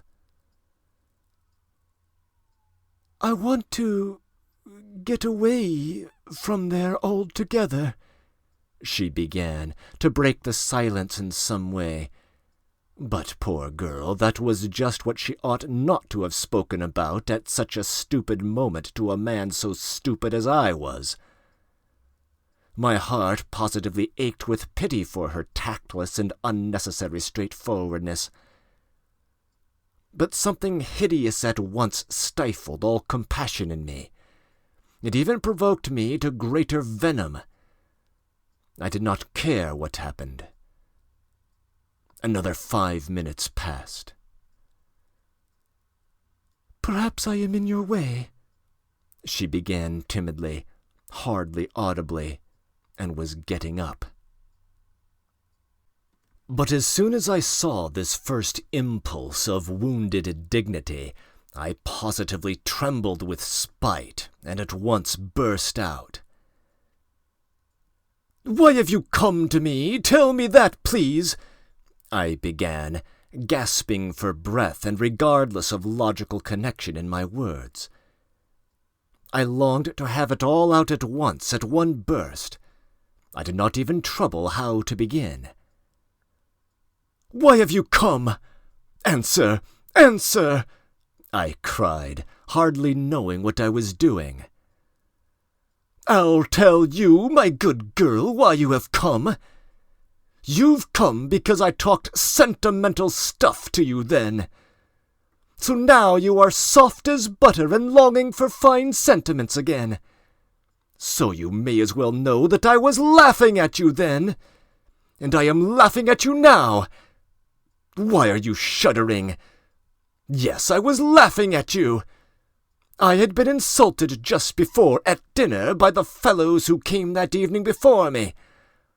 I came to you, meaning to thrash one of them, an officer, but I didn't succeed. I didn't find him. I had to avenge the insult on someone to get back my own again.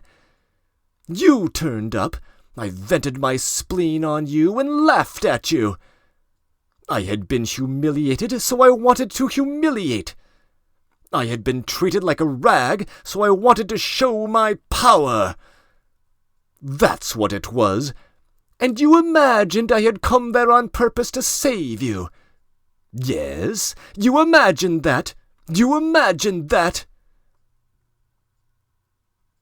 I knew that she would perhaps be muddled and not take it all in exactly. But I knew, too, that she would grasp the gist of it very well indeed. And so indeed she did. She turned white as a handkerchief, tried to say something, and her lips worked painfully. But she sank on a chair as though she had been felled by an axe. And all the time afterwards she listened to me with her lips parted and her eyes wide open, shuddering with awful terror. The cynicism of my words overwhelmed her. "Save you!" I went on, jumping up from my chair and running up and down the room before her. "Save you from what? But perhaps I am worse than you myself. Why didn't you throw it in my teeth when I was giving you that sermon?" "But what did you come here yourself for? Was it to read us a sermon?" Power was what I wanted then. Sport was what I wanted. I wanted to wring out your tears, your humiliation, your hysteria. That was what I wanted then. Of course I couldn't keep it up then, because I am a wretched creature. I was frightened, and the devil knows why, gave you my address in my folly. Afterwards, before I got home, I was cursing and swearing at you because of that address. I hated you already because of the lies I had told you. Because I only like playing with words, only dreaming. But do you know what I really want is that you should all go to hell? That is what I want.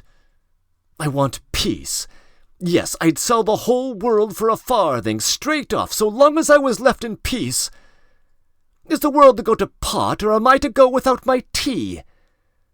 I say that the world may go to pot for me, so long as I always get my tea. Did you know that or not? Well, anyway, I know that I am a blackguard, a scoundrel, an egoist, a sluggard. Here I have been shuddering for the last 3 days at the thought of your coming. And do you know what has worried me particularly for these 3 days? That I posed as such a hero to you, and now you would see me in a wretched torn dressing-gown, beggarly, loathsome. I told you just now that I was not ashamed of my poverty, so you may as well know that I am ashamed of it. I am more ashamed of it than of anything, more afraid of it than of being found out if I were a thief, because I am as vain as though I had been skinned and the very air blowing on me hurt. Surely by now you must realize that I shall never forgive you for having found me in this wretched dressing-gown, just as I was flying at Apollon like a spiteful cur. The Saviour, the former hero, was flying like a mangy, unkempt sheepdog at his lackey, and the lackey was jeering at him. And I shall never forgive you for the tears I could not help shedding before you just now, like some silly woman put to shame. And for what I am confessing to you now, I shall never forgive you either. Yes, you must answer for it all because you turned up like this. Because I am a blackguard, because I am the nastiest, stupidest, absurdest, and most envious of all the worms on earth, who are not a bit better than I am, but the devil knows why, are never put to confusion, while I shall always be insulted by every louse. That is my doom. And what is it to me that you don't understand a word of this? And what do I care? What do I care about you and whether you go to ruin there or not? Do you understand? How I shall hate you now after saying this, for having been here and listening. Why, it's not once in a lifetime a man speaks out like this, and then it is in hysterics. What more do you want? Why do you still stand confronting me after all this? Why are you worrying me? Why don't you go?" But at this point a strange thing happened. I was so accustomed to think and imagine everything from books, and to picture everything in the world to myself just as I had made it up in my dreams beforehand, that I could not all at once take in this strange circumstance. What happened was this. Lisa, insulted and crushed by me, understood a great deal more than I imagined. She understood from all this what a woman understands first of all, if she feels genuine love, that is, that I was myself unhappy. The frightened and wounded expression on her face was followed first by a look of sorrowful perplexity. When I began calling myself a scoundrel and a blackguard, and my tears flowed, the tirade was accompanied throughout by tears, her whole face worked convulsively. She was on the point of getting up and stopping me. When I finished, she took no notice of my shouting, "Why are you here? Why don't you go away?" but realized only that it must have been very bitter to me to say all this.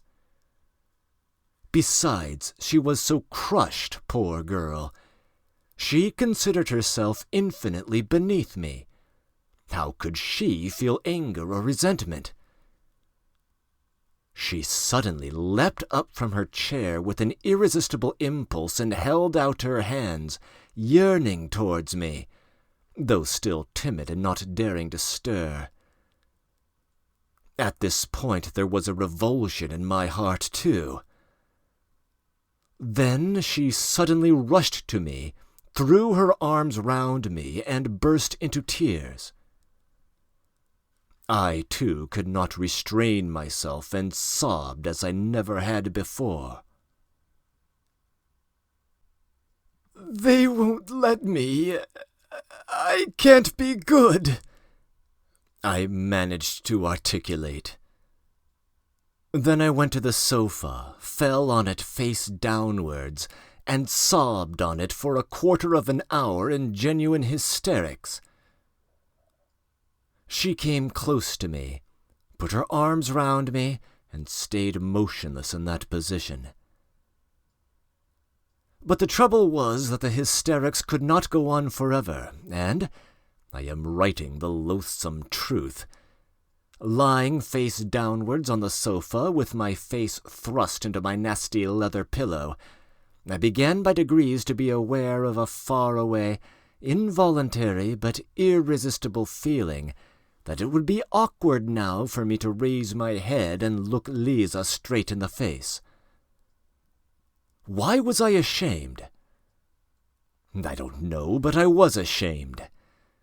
The thought, too, came into my overwrought brain that our parts now were completely changed, that she was now the heroine, while I was just such a crushed and humiliated creature as she had been before me that night, 4 days before. And all this came into my mind during the minutes I was lying on my face on the sofa. My God, surely I was not envious of her then. I don't know. To this day I cannot decide, and at the time, of course, I was still less able to understand what I was feeling than now. I cannot get on without domineering and tyrannizing over someone, but there is no explaining anything by reasoning, and so it is useless to reason. I conquered myself, however, and raised my head. I had to do so sooner or later, and I am convinced to this day that it was just because I was ashamed to look at her that another feeling was suddenly kindled and flamed up in my heart. A feeling of mastery and possession. My eyes gleamed with passion, and I gripped her hands tightly. How I hated her, and how I was drawn to her at that minute. The one feeling intensified the other. It was almost like an act of vengeance. At first there was a look of amazement, even of terror on her face, but only for 1 instant. She warmly and rapturously embraced me.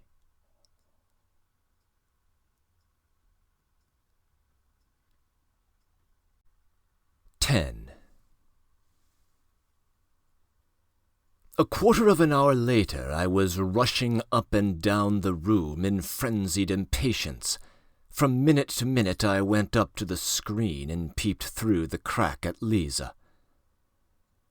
She was sitting on the ground with her head leaning against the bed, and must have been crying. But she did not go away, and that irritated me. This time she understood it all.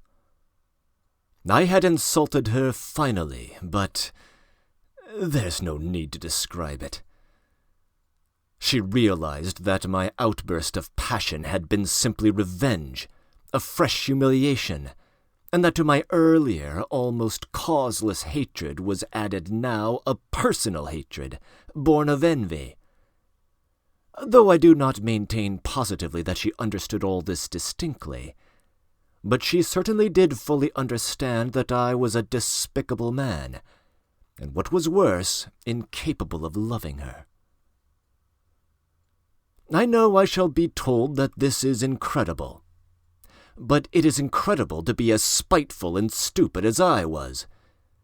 It may be added that it was strange I should not love her, or at any rate appreciate her love. Why is it strange? In the first place, by then I was incapable of love, for I repeat, with me loving meant tyrannizing and showing my moral superiority. I have never in my life been able to imagine any other sort of love, and have nowadays come to the point of sometimes thinking that love really consists in the right, freely given by the beloved object, to tyrannize over her. Even in my underground dreams I did not imagine love except as a struggle. I began it always with hatred and ended it with moral subjugation, and afterwards I never knew what to do with the subjugated object. And what is there to wonder at in that, since I had succeeded in so corrupting myself, since I was so out of touch with real life as to have actually thought of reproaching her, and putting her to shame for having come to me to hear fine sentiments, and did not even guess that she had come not to hear fine sentiments, but to love me, because to a woman all reformation, all salvation from any sort of ruin, and all moral renewal is included in love, and can only show itself in that form. I did not hate her so much, however, when I was running about the room and peeping through the crack in the screen. I was only insufferably oppressed by her being here. I wanted her to disappear. I wanted peace, to be left alone in my underground world. Real life oppressed me with its novelty so much that I could hardly breathe. But several minutes passed, and she still remained, without stirring, as though she were unconscious. I had the shamelessness to tap softly at the screen as though to remind her. She started, sprang up, and flew to seek her kerchief, her hat, her coat, as though making her escape from me. 2 minutes later she came from behind the screen and looked with heavy eyes at me. I gave a spiteful grin, which was forced, however, to keep up appearances, and I turned away from her eyes. "Goodbye," she said, going towards the door. I ran up to her, seized her hand, opened it, thrust something in it, and closed it again. Then I turned at once and dashed away in haste to the other corner of the room to avoid seeing anyway. I did mean a moment since to tell a lie, to write that I did this accidentally, not knowing what I was doing through foolishness, through losing my head. But I don't want to lie, and so I will say straight out that I opened her hand and put the money in it from spite. It came into my head to do this while I was running up and down the room and she was sitting behind the screen. But this I can say for certain.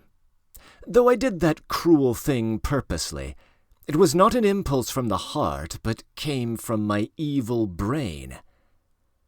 This cruelty was so affected, so purposely made up, so completely a product of the brain, of books, that I could not even keep it up a minute.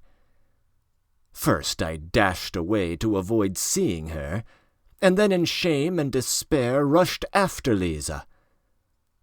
I opened the door in the passage and began listening. "Lisa! Lisa!" I cried on the stairs, but in a low voice, not boldly. There was no answer, but I fancied I heard her footsteps lower down on the stairs. "Lisa!" I cried more loudly.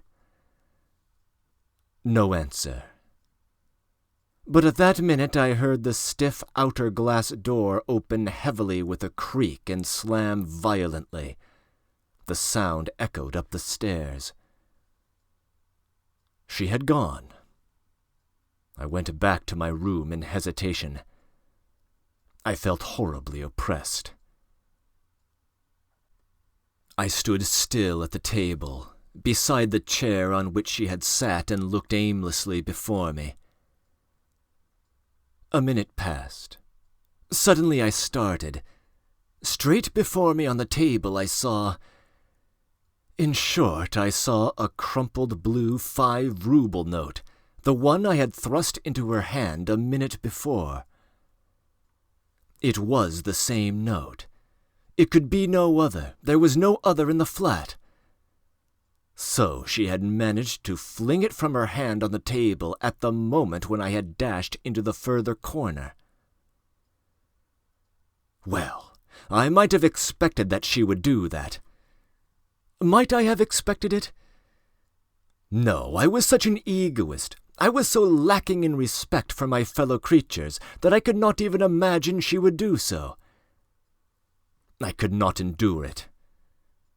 A minute later I flew like a madman to dress, flinging on what I could at random, and ran headlong after her. She could not have got 200 paces away when I ran out into the street. It was a still night, and the snow was coming down in masses and falling almost perpendicularly, covering the pavement and the empty street as though with a pillow. There was no one in the street. No sound was to be heard. The street lamps gave a disconsolate and useless glimmer. I ran 200 paces to the crossroads and stopped short. Where had she gone? And why was I running after her? Why? To fall down before her, to sob with remorse, to kiss her feet, to entreat her forgiveness. I longed for that. My whole breast was being rent to pieces, and never, never shall I recall that minute with indifference. But what for? I thought. Should I not begin to hate her, perhaps even tomorrow, just because I had kissed her feet today? Should I give her happiness? Had I not recognized that day, for the 100th time, what I was worth? Should I not torture her? I stood in the snow, gazing into the troubled darkness, and pondered this. And will it not be better, I mused fantastically afterwards at home, stifling the living pang of my heart with fantastic dreams. Will it not be better that she should keep the resentment of the insult forever? Resentment? Why, it is purification. It is a most stinging and painful consciousness. Tomorrow I should have defiled her soul and have exhausted her heart, while now the feeling of insult will never die in her heart, and however loathsome the filth awaiting her, the feeling of insult will elevate and purify her, by hatred, perhaps, too, by forgiveness. Will all that make things easier for her, though? And indeed I will ask on my own account here an idle question. Which is better, cheap happiness or exalted sufferings? Well, which is better? So I dreamed as I sat at home that evening, almost dead with the pain in my soul. Never had I endured such suffering and remorse. It could there have been the faintest doubt when I ran out from my lodging that I should turn back halfway? I never met Lisa again, and I have heard nothing of her. I will add, too, that I remained for a long time afterwards pleased with the phrase about the benefit from resentment and hatred, in spite of the fact that I almost fell ill from misery. Even now, so many years later, all this is somehow a very evil memory. I have many evil memories now, but hadn't I better end my notes here? I believe I made a mistake in beginning to write them. Anyway, I have felt ashamed all the time I've been writing this story, so it's hardly literature so much as a corrective punishment. Why, to tell long stories, showing how I have spoiled my life through morally rotting in my corner, through lack of fitting environment, through divorce from real life and wrinkling spite in my underground world, would certainly not be interesting. A novel needs a hero, and all the traits for an anti-hero are expressly gathered together here. And what matters most, it all produces an unpleasant impression. For we are all divorced from life. We are all cripples, every one of us, more or less. We are so divorced from it that we feel at once a sort of loathing for real life, and so cannot bear to be reminded of it. Why, we have come almost to looking upon real life as an effort, almost as hard work, and we are all privately agreed that it is better in books. And why do we fuss and fume sometimes? Why are we perverse and ask for something else? We don't know what ourselves. It would be the worse for us if our petulant prayers were answered. Come, try, give any one of us, for instance, a little more independence, untie our hands, widen the spheres of our activity, relax the control, and yes, I assure you, we should be begging to be under control again at once. I know that you will very likely be angry with me for that, and will begin shouting and stamping. Speak for yourself, you will say, and for your miseries in your underground holes, and don't dare to say all of us. Excuse me, gentlemen, I am not justifying myself with that all of us. As for what concerns me in particular, I have only in my life carried to an extreme which you have not dared to carry halfway.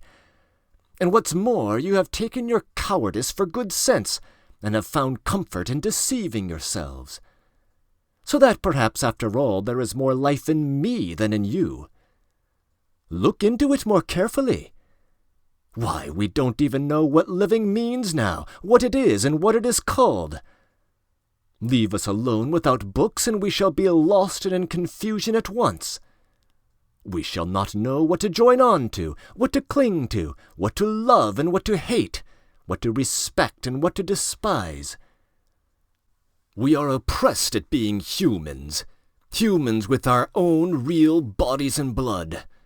We are ashamed of it, we think it a disgrace, and we keep trying to be some sort of fairy tale universal beings. We are stillborn, and for generations past have been begotten, not by living fathers, and that suits us better and better. We are developing a taste for it. Soon we shall contrive to be born somehow from an idea. But enough. I don't want to write more from underground. The notes of this paradoxicalist do not end here, however. He could not refrain from going on with them, but it seems to us that we may stop here.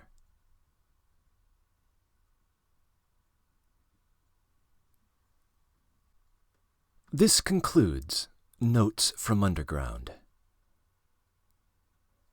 I will be appending one final video to this sequence with some concluding thoughts on the novella. You are welcome to join me there. Otherwise, thank you for listening, and I hope you enjoyed this Let's Read experience.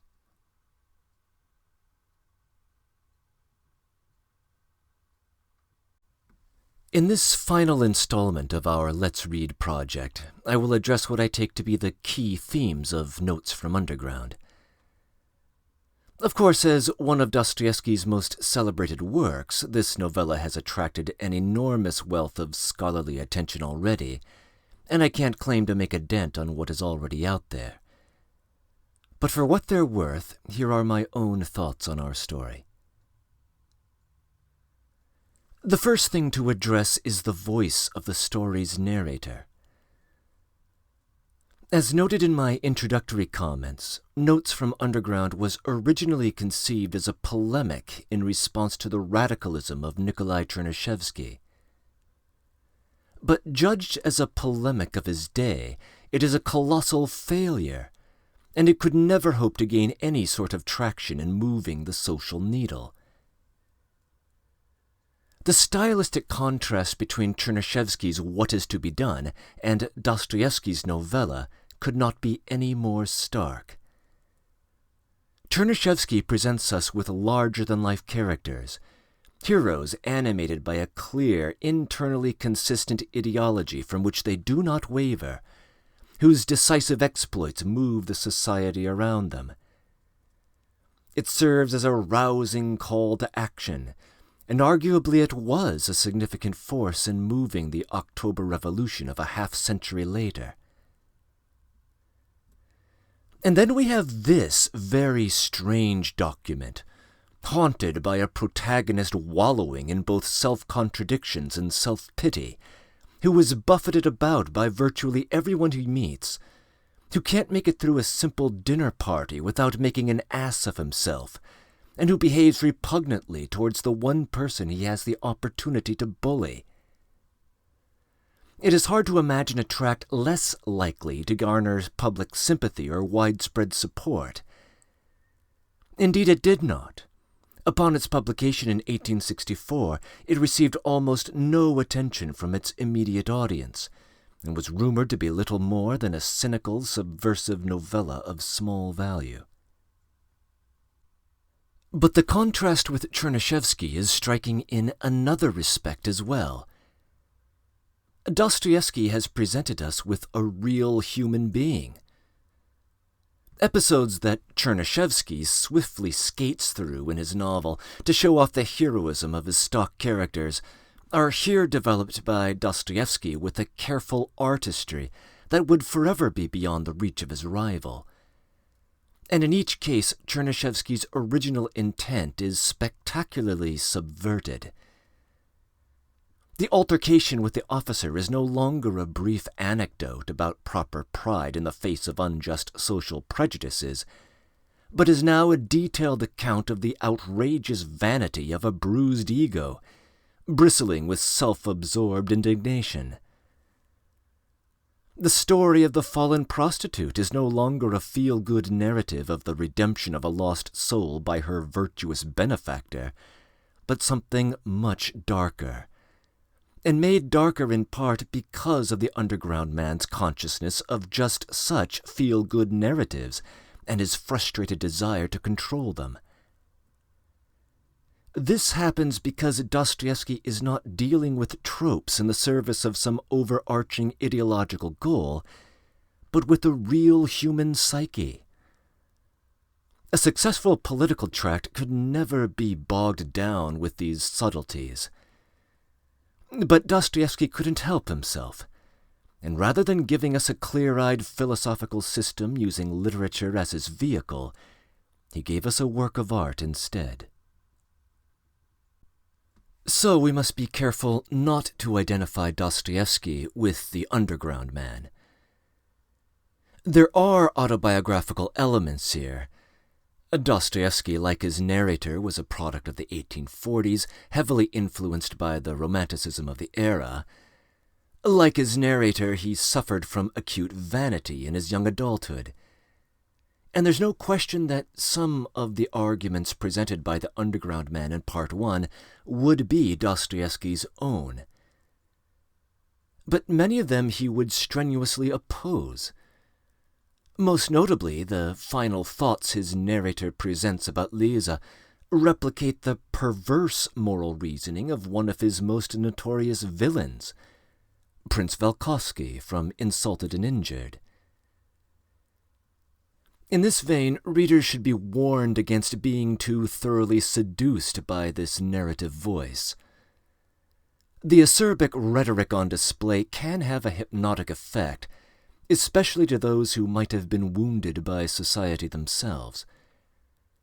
When we are this deeply inside the man's head, we might lose sight of the fact that the head we are in is not an appealing one.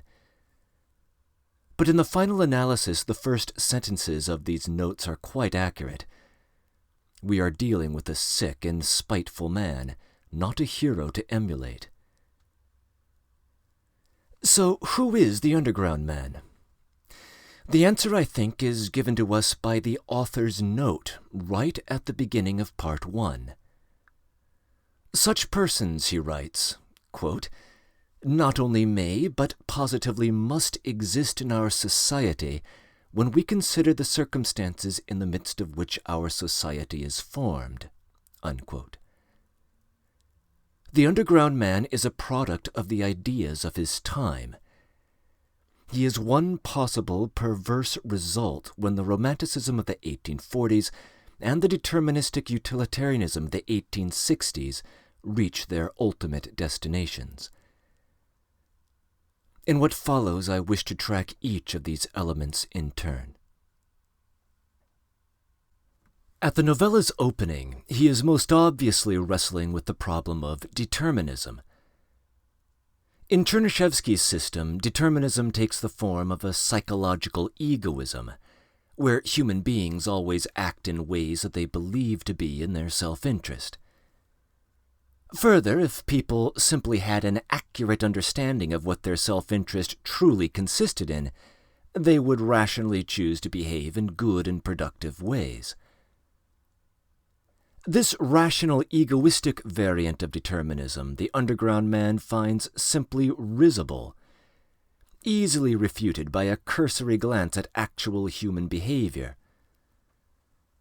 The prophet of rational egoism himself will go out and behave in self-destructive ways, and 19th century history reveals enlightened civilization becoming more bloodthirsty, not less. But determinism in general is not so easily shaken off, and the narrator apparently has both deeply internalized the idea and come to hate it.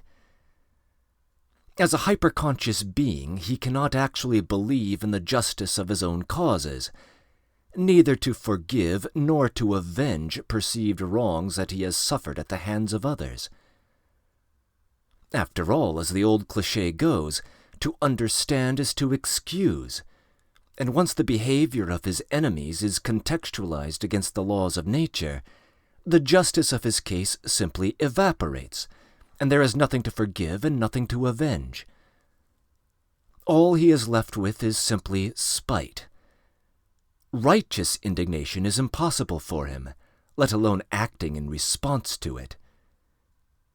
He is saddled with all the feelings as of people being morally responsible for their behavior, but can't actually believe in it, and becomes paralyzed as a result. In fact, for those interested in a brief articulation of the problem of determinism as it touches upon free will, Part 1, Chapter 5 is a handy place to look. The passage here could have been ripped straight from the pages of Baron d'Holbach, and Nietzsche would later argue in a similar vein. And so, in a few brief chapters, Dostoevsky has exposed what he takes to be a deep incongruity in the radicalism of a Chernyshevsky and others of his ilk. The man of action, whom the underground man derides, is not paralyzed by this problem, and acts in the naive belief in the justice of his cause, despite endorsing a deterministic picture of the world and of human nature.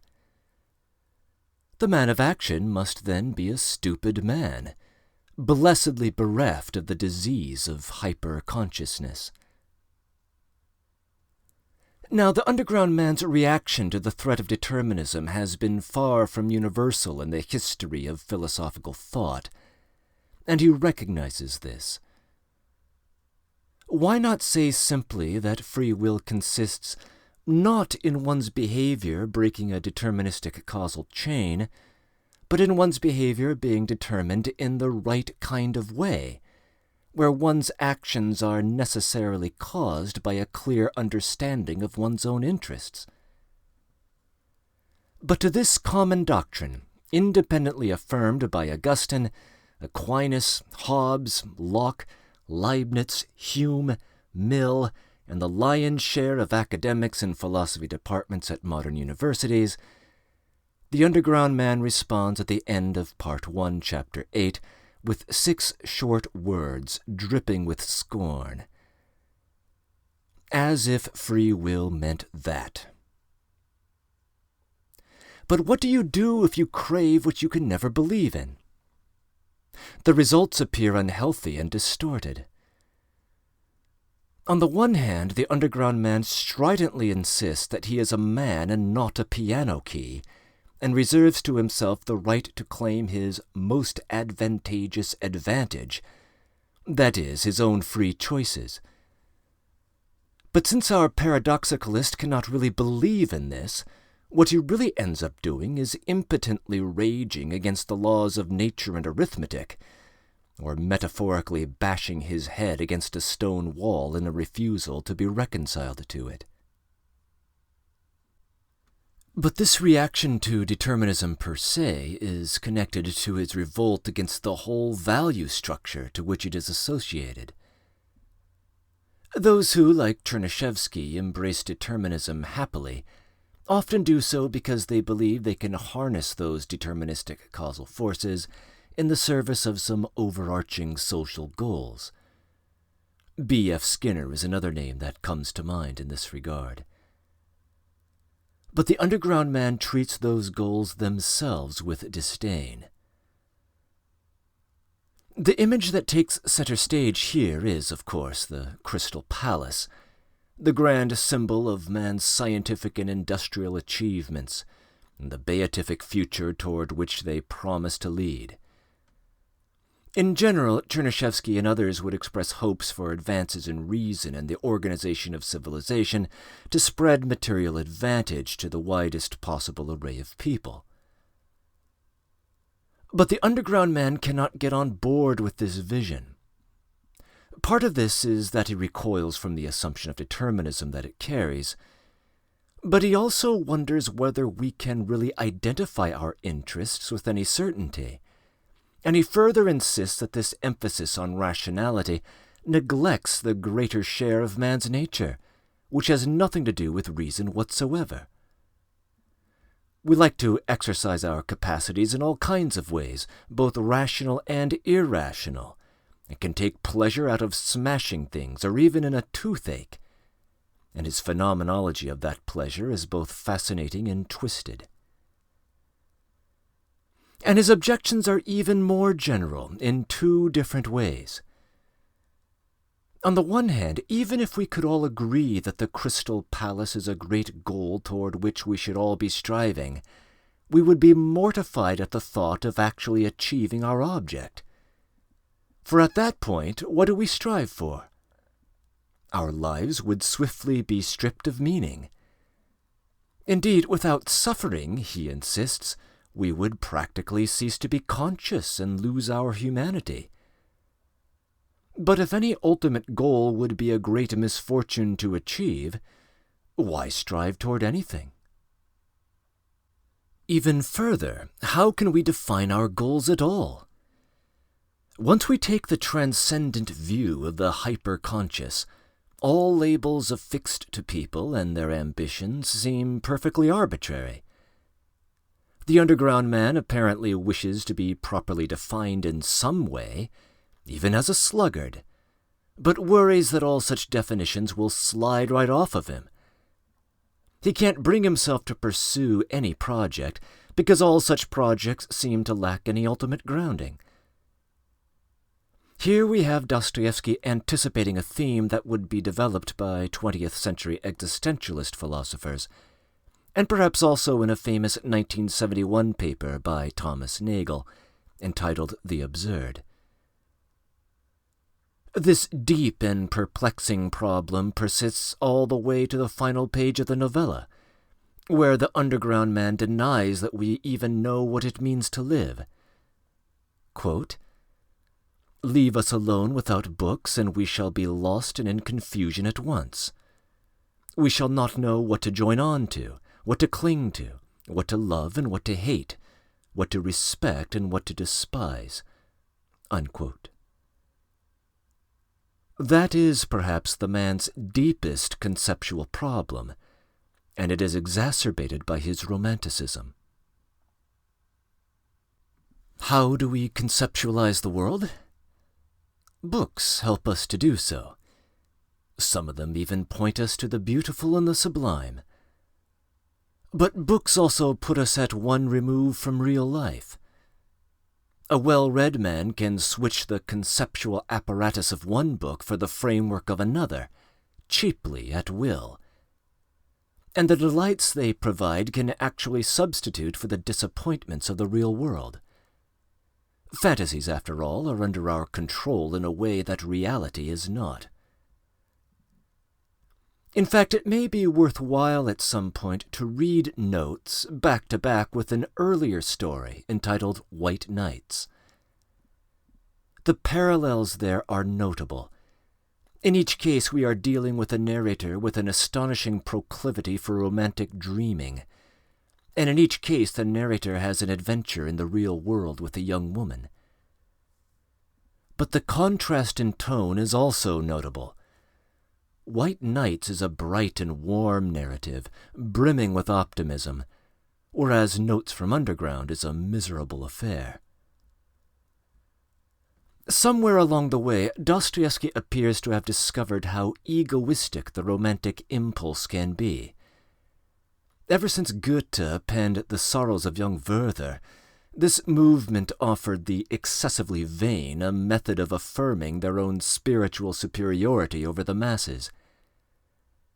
Dostoevsky introduces this concern in The Village of Stepanchikovo and continues it in The Insulted and Injured. Here he cranks up the volume. It is not as though Dostoevsky has turned his back on the beautiful and the sublime.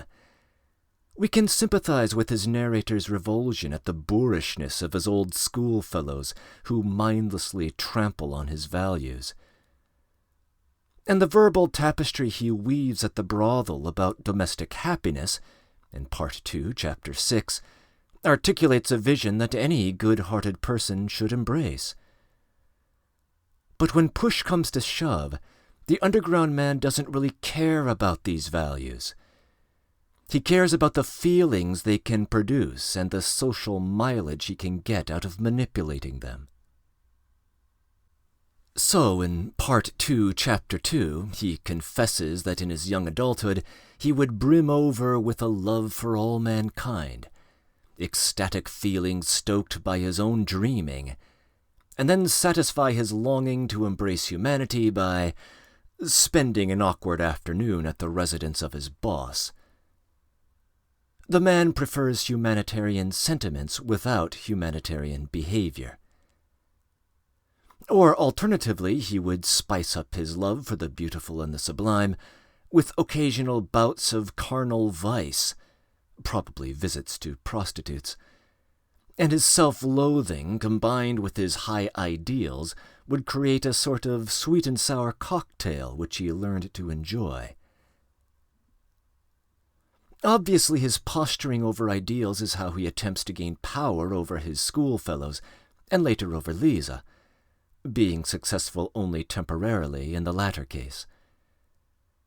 And he swaps out his preferred narratives with dizzying swiftness, trying out whatever angle would turn him into the hero, if not a noble one, at least a dominant one. We see this, for instance, while he is en route to the brothel contemplating his vengeance, oscillating between fantasies of slapping Tverkov and forgiving him in some melodramatic duel. We see him doing this again days later in Part 2, Chapter 8, as he is unable to settle on an angle concerning Lisa. Does he want to slap her around, or does he want to treat her as his redeemed noble wife, while donning the mantle of the hero as per Nekrasov's poem? And, of course, we see him at it again at the critical moment, when he slips the 5-ruble note into Lisa's hand as she is heading out the door. If he could not play the role of a noble hero, he could at least be the dominant villain.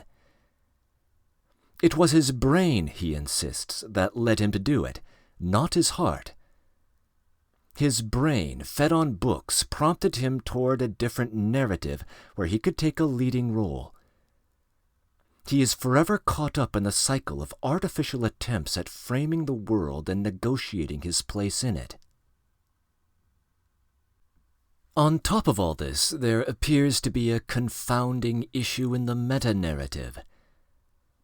The novella really has 3 separate voices.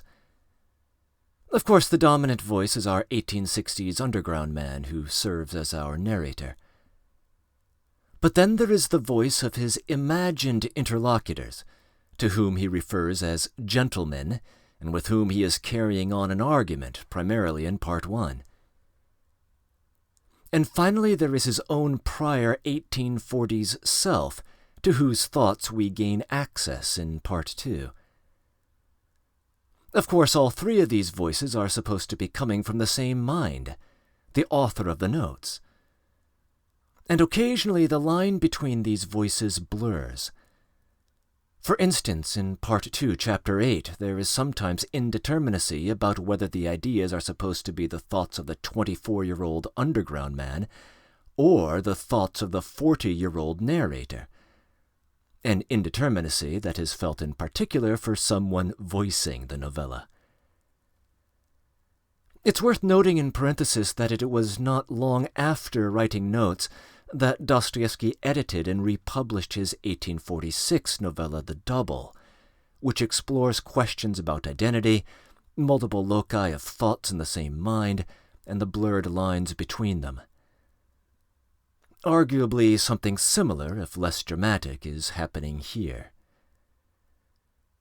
At any rate, our underground man is doing more than cycling through narrative angles as he lives his life.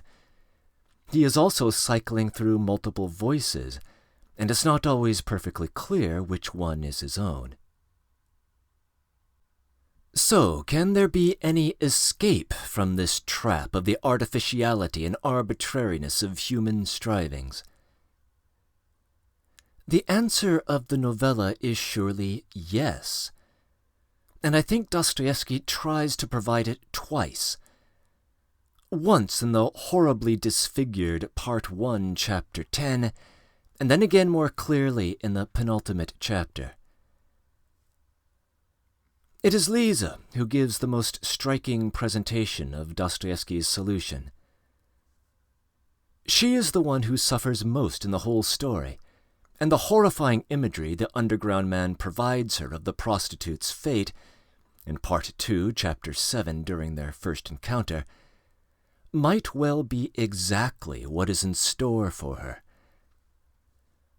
And yet, despite her own desperate situation, when she visits his flat, she sees him, his humble circumstances, his humiliation at the hand of his own servant, his moral weakness, his hysteria, his pettiness, his excruciating vanity, everything, and she chooses to love him. This is the critical moment of the man's life. His redemption is sitting right there, freely offered. He just has to accept it. But to accept it, he must allow himself to be weak. He must lose his spot in the narrative, and he simply cannot tolerate the role reversal. So he seizes his place in a new narrative, takes his vengeance, and loses his chance. 16 years later he sits in his own hell, and it is a hell he has created for himself. The underground man, enchanted by his own stories, is incapable of loving another real human being, however much he can love humanity in the abstract. He tells us that as early as his school days, he wound up bullying the one friend who ever became loyal to him. Even in his maturity, as he narrates the tale, he claims that he, not Lisa, was the chief sufferer in their encounter, and suggests that Lisa might even be better off for it, due to her newfound exalted, righteous indignation that could purify her soul. He remains completely insensitive to the sufferings of another. But if he could love, perhaps he could actually live. And that, I suspect, is what is at the core of the enigmatic Part 1, Chapter 10. We know that Dostoevsky was furious about its mangling at the hands of the censor, and he never had the opportunity to restore it to its original form in print. He claimed that it originally was designed to carry the essential idea of the whole work, which involved the need for Christian faith. But since the only source material we have is the damaged text which went to print, we can only take guesses as to what Dostoevsky was trying to convey. The confusion in this passage centers on the idea of the Crystal Palace. The Crystal Palace, he tells us, is no better than a hen house, a mechanism for keeping dry. So far, so good. Here he is criticizing the Crystal Palace as being nothing more than a device for achieving material interests, and thus not worth our veneration. This is perfectly in keeping with what the underground man has said already. But in the next breath he speaks of the Crystal Palace differently, as being inconsistent with the laws of nature, an object that he has invented out of his own desires. This cannot be the same Crystal Palace. Somewhere in between these two breaths, the Crystal Palace of Chernyshevsky and the edifice that Dostoevsky himself visited in London has been swapped out for something different, wonderful and ideal, but beyond what the laws of nature can provide. And then there is this very curious passage. Quote, "Perhaps the thing I resented was that of all your edifices there has not been one at which one could not put out one's tongue. On the contrary, I would let my tongue be cut off out of gratitude if things could be so arranged that I should lose all desire to put it out. It is not my fault that things cannot be so arranged, and that one must be satisfied with model flats. Then why am I made with such desires? Can I have been constructed simply in order to come to the conclusion that all my construction is a cheat? Can this be my whole purpose? I do not believe it." Unquote. So Chernyshevsky's Crystal Palace is no better than model flats or a henhouse, and all earthly contrivance can be ridiculed. What he craves is some other Crystal Palace, and he thinks that he is constructed to desire it. What other Crystal Palace? The closest thing we come to glimpsing it in the novella is the love that Lisa offers the underground man. Love despite revealed failings against all the standards of earthly contrivance. That is the thing that ultimately matters. A sort of Christ-like love which stands above all the successes and failures, all the sound and fury of human artifice. Perhaps that is the very thing for which he has been constructed. But the underground man can't help himself, and sticks his tongue out at it, and shatters his own palace. 16 years later, in his mouse hole, he casts about and finds only promises of the material palace of Chernyshevsky, and wonders if his construction is a cheat. It isn't, but he is incapable of seeing how. Such, at any rate, is my analysis of what I take to be the critical and most challenging passage of the text. And indeed, this completes my analysis of the novella generally. It's a testament to the artistry of Notes from Underground that there is much more here that we have not been able to address. But these comments do need to come to an end, and the time has come for me to make my exit. Per usual, if you find these comments to be inaccurate or incomplete, I invite you to improve upon them in the comments section below. I thank you for listening, and I hope you enjoyed the experience.